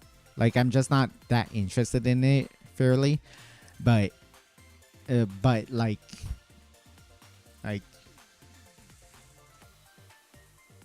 I mean, I know it's important to people. It's just like, it's not my jam. But like I got into Nimmy Nightmare recently, and like I sort of get why people are so drawn to her. How many followed? I got a good like 10, 15 followers out of it too. Like, it was a pretty productive thing. Like, oh man, like, I was just wondering why my phone was blowing up one day. I was like, holy shit. But like, why? Like, literally, like, it just kept pinging me. I'm like, what the fuck is happening? And it was like, oh, like 100 people like your tweet. 100 more people like your tweet. 100 more people like your tweet. 100 more people like your tweet. I'm like, what the fuck? What the fuck is going on? It's like, holy shit. What? The people really liked it that much? And it's like, I guess so. I guess so. It was really validating too, because it's like, even if something goes semi-viral, it gets like what, 100 likes most. I mean, that's still awesome, but it's like, like some VTubers can say good morning. That's literally the whole tweet, and then like they get, it's 100 replies and like 20k likes, like, whereas like I can feel good gain like 7 likes on something and average like 3 likes on something, but then for some reason one of my posts got 700 likes. I'm like, what the fuck? How did that happen? How did that happen? And then like, yeah, it's cool to see that like something I made was actually that valuable to people. So I'm happy. That I knew I needed to brag about that before I ended stream, but I kept forgetting about it because I needed to talk about like the concept of necessary evil, the new model that's coming soon, the new model that's coming soon, the new Twitter account that's associated with me, the cosplay account, and then of course the fact that I went viral for one day. Here's hoping that I can get viral later on without drama. And so, yeah, it felt good. It felt like a nice payoff for all the like cocktail stuff I already do. So it's like, it's nice to know that it does resonate with people sometimes. So it's nice to know I can keep trying and keep it going. So yeah, like it is a selfish feeling. It's like ultimately, who cares? Like 700 likes, like again, like a HoloLive member can say good morning with no picture and like get hundreds of replies and tens of thousands of likes. But like, also, like, as a much smaller VTuber, it feels cool that I can go viral at least once. Let's see if we can go viral more times from now on. It's a nice ego boost for sure, for sure. I'm allowed to feel selfish sometimes, right? I'm allowed to feel prideful sometimes, right? I know pride is a deadly sin, but like, feels good. Anyways, yeah. That was the mule episode. We ended up yapping for so much longer than I thought I would, but like, it's good. I really needed to talk to someone recently, to be honest. Like, it's all about not letting it get to it. Trust me. I don't get that many viral tweets, so it's not gonna get to my head because most of my tweets still are very small. I'm still a relative nobody, but hopefully eventually I can make it. But like I know I'm still small. I'm going to stay. I know I need to stay humble, but like, I'm also still humble because it's like, I still have basically no viewership, but that's fine. Like, I honestly needed to stream this week, even if it was only to one viewer, just because it was like, I just need someone to talk to. I really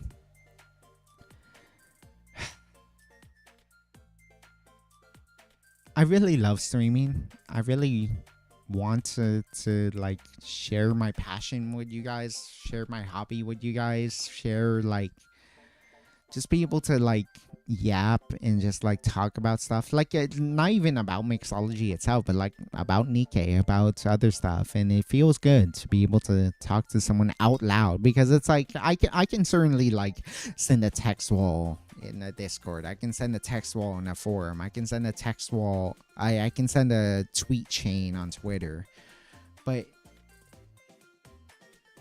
crap, it's different, man, when I can actually like talk to someone on stream and like just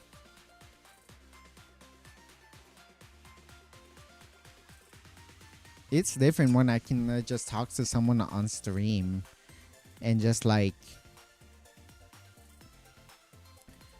be able to be able to just like hang out and like have that feeling of just like having you sitting here next to me, like as I make drinks with you. I hope like you're half imagining that I'm giving you this drink and like sipping it along with me, like making two drinks so that one of you can do it. One of my dreams is to be able to go to Offkai and like serve real people the drinks I've invented, because I know for a fact I'm the first one. I know for a fact, I'm 100% sure that I've invented some drinks that no one else has invented. And so I get to claim that I'm serving my drinks to you. And I want to serve these drinks for real to real people at like an Offkai or an AX.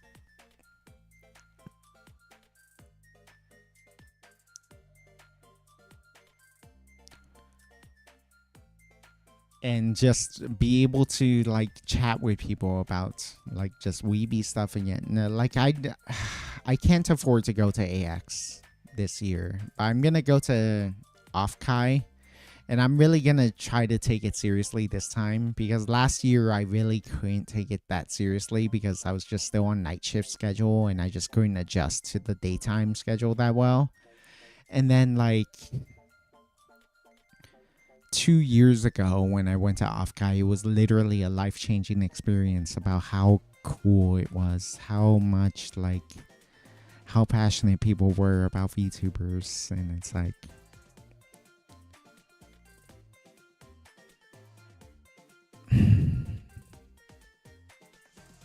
I want to Offkai to continuously be a life-changing experience for me. It was life-changing the first time I went, not so much the second time. I want it to be life-changing every time I go to Offkai.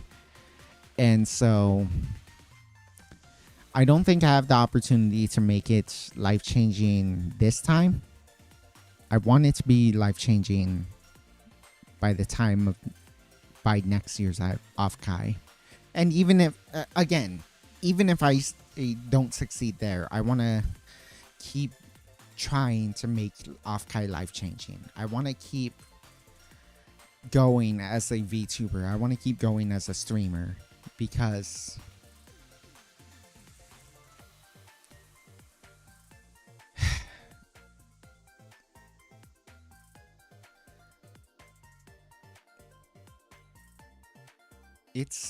it's why I want to share. It's the future I want for myself. It's the future I want for you guys to like be able to enjoy this sort of like positive hedonism.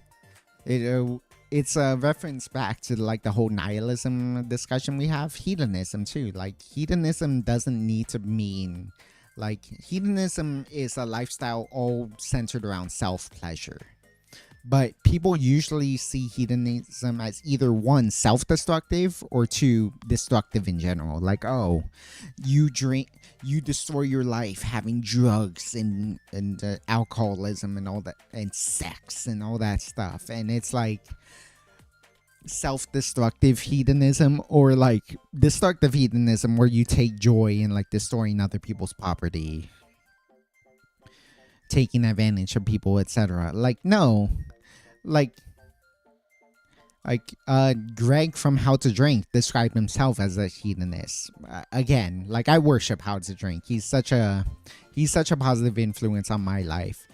And like like he describes himself as a hedonist, but then he also explains like I don't think unless you're a sicko, I don't think you can derive enjoyment out of other people's suffering.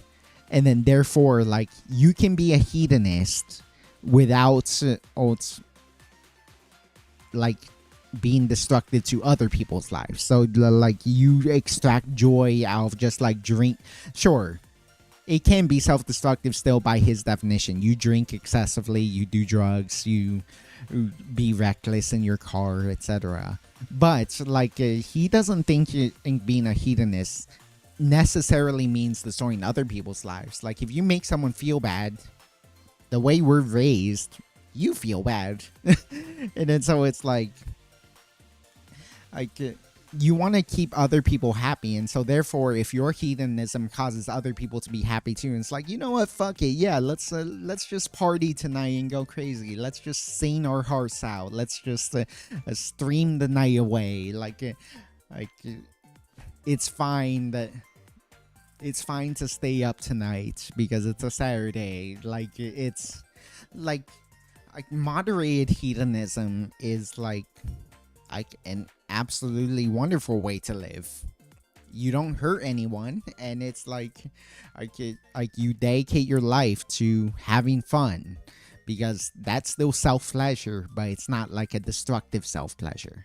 So that's why I take streaming so seriously, despite the fact that I can't do it as often as like other successful VTubers, is because like that's what I want to do. That's what I want to do. That's where I get my enjoyment, is like being able to drink excessively on stream, and then to enjoy entertaining and educating you guys about drinking, so that you can enjoy yourselves in a hedonistic manner.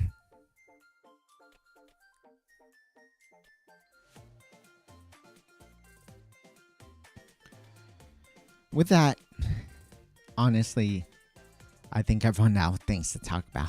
I mean, I haven't. There's other things, but I'm also very tired and very drunk and need to lie down and have some water. So I really do need to stop it right here. Thank you so much or you particularly, Poke, for staying and chatting with me this whole time. But if anyone else was lurking this whole time, thank you so much for the lurk. Thank you for anyone who stuck around this long. If there are any VOD watchers who made it to this point, thank you for sticking around this long and enjoying my streams. But for now, that's it from me for today. I want to stream tomorrow to play some GFL 2, or at least something. But if I don't, feel free to make fun of me next week. Next week, we will be making an ether cocktail. Ether from the game Nikke. And I will do my research about who Nick like it. I'm making sure I have a good idea of Ether's personality, and just making sure like we can make the perfect cocktail for her. And we will make an Ether cocktail next week. And I'm not sure what we'll do for gaming for the next week. But at the very least, I want my first gaming stream in a while to be next week. But I also want to try doing it this week. I got some ideas, but I'm tired and don't want to drag it out. If you plan to stream GFL at night, you likely won't finish it. That sucks. That genuinely sucks, but okay. We'll still figure it out, because like at the very least I want to stream somehow, because you said it before, like consistency is key. Consistency is genuinely the most important part of being a successful streamer. So we'll figure something out. If I don't mind getting caught up on Blue Archive, because I want to get caught up on Blue Archive. I don't mind getting caught up on Nikke, because I want to get caught up on Nikke. I don't mind getting caught up on Snowbreak, because I want to get caught up on Snowbreak. So we'll see. We'll see.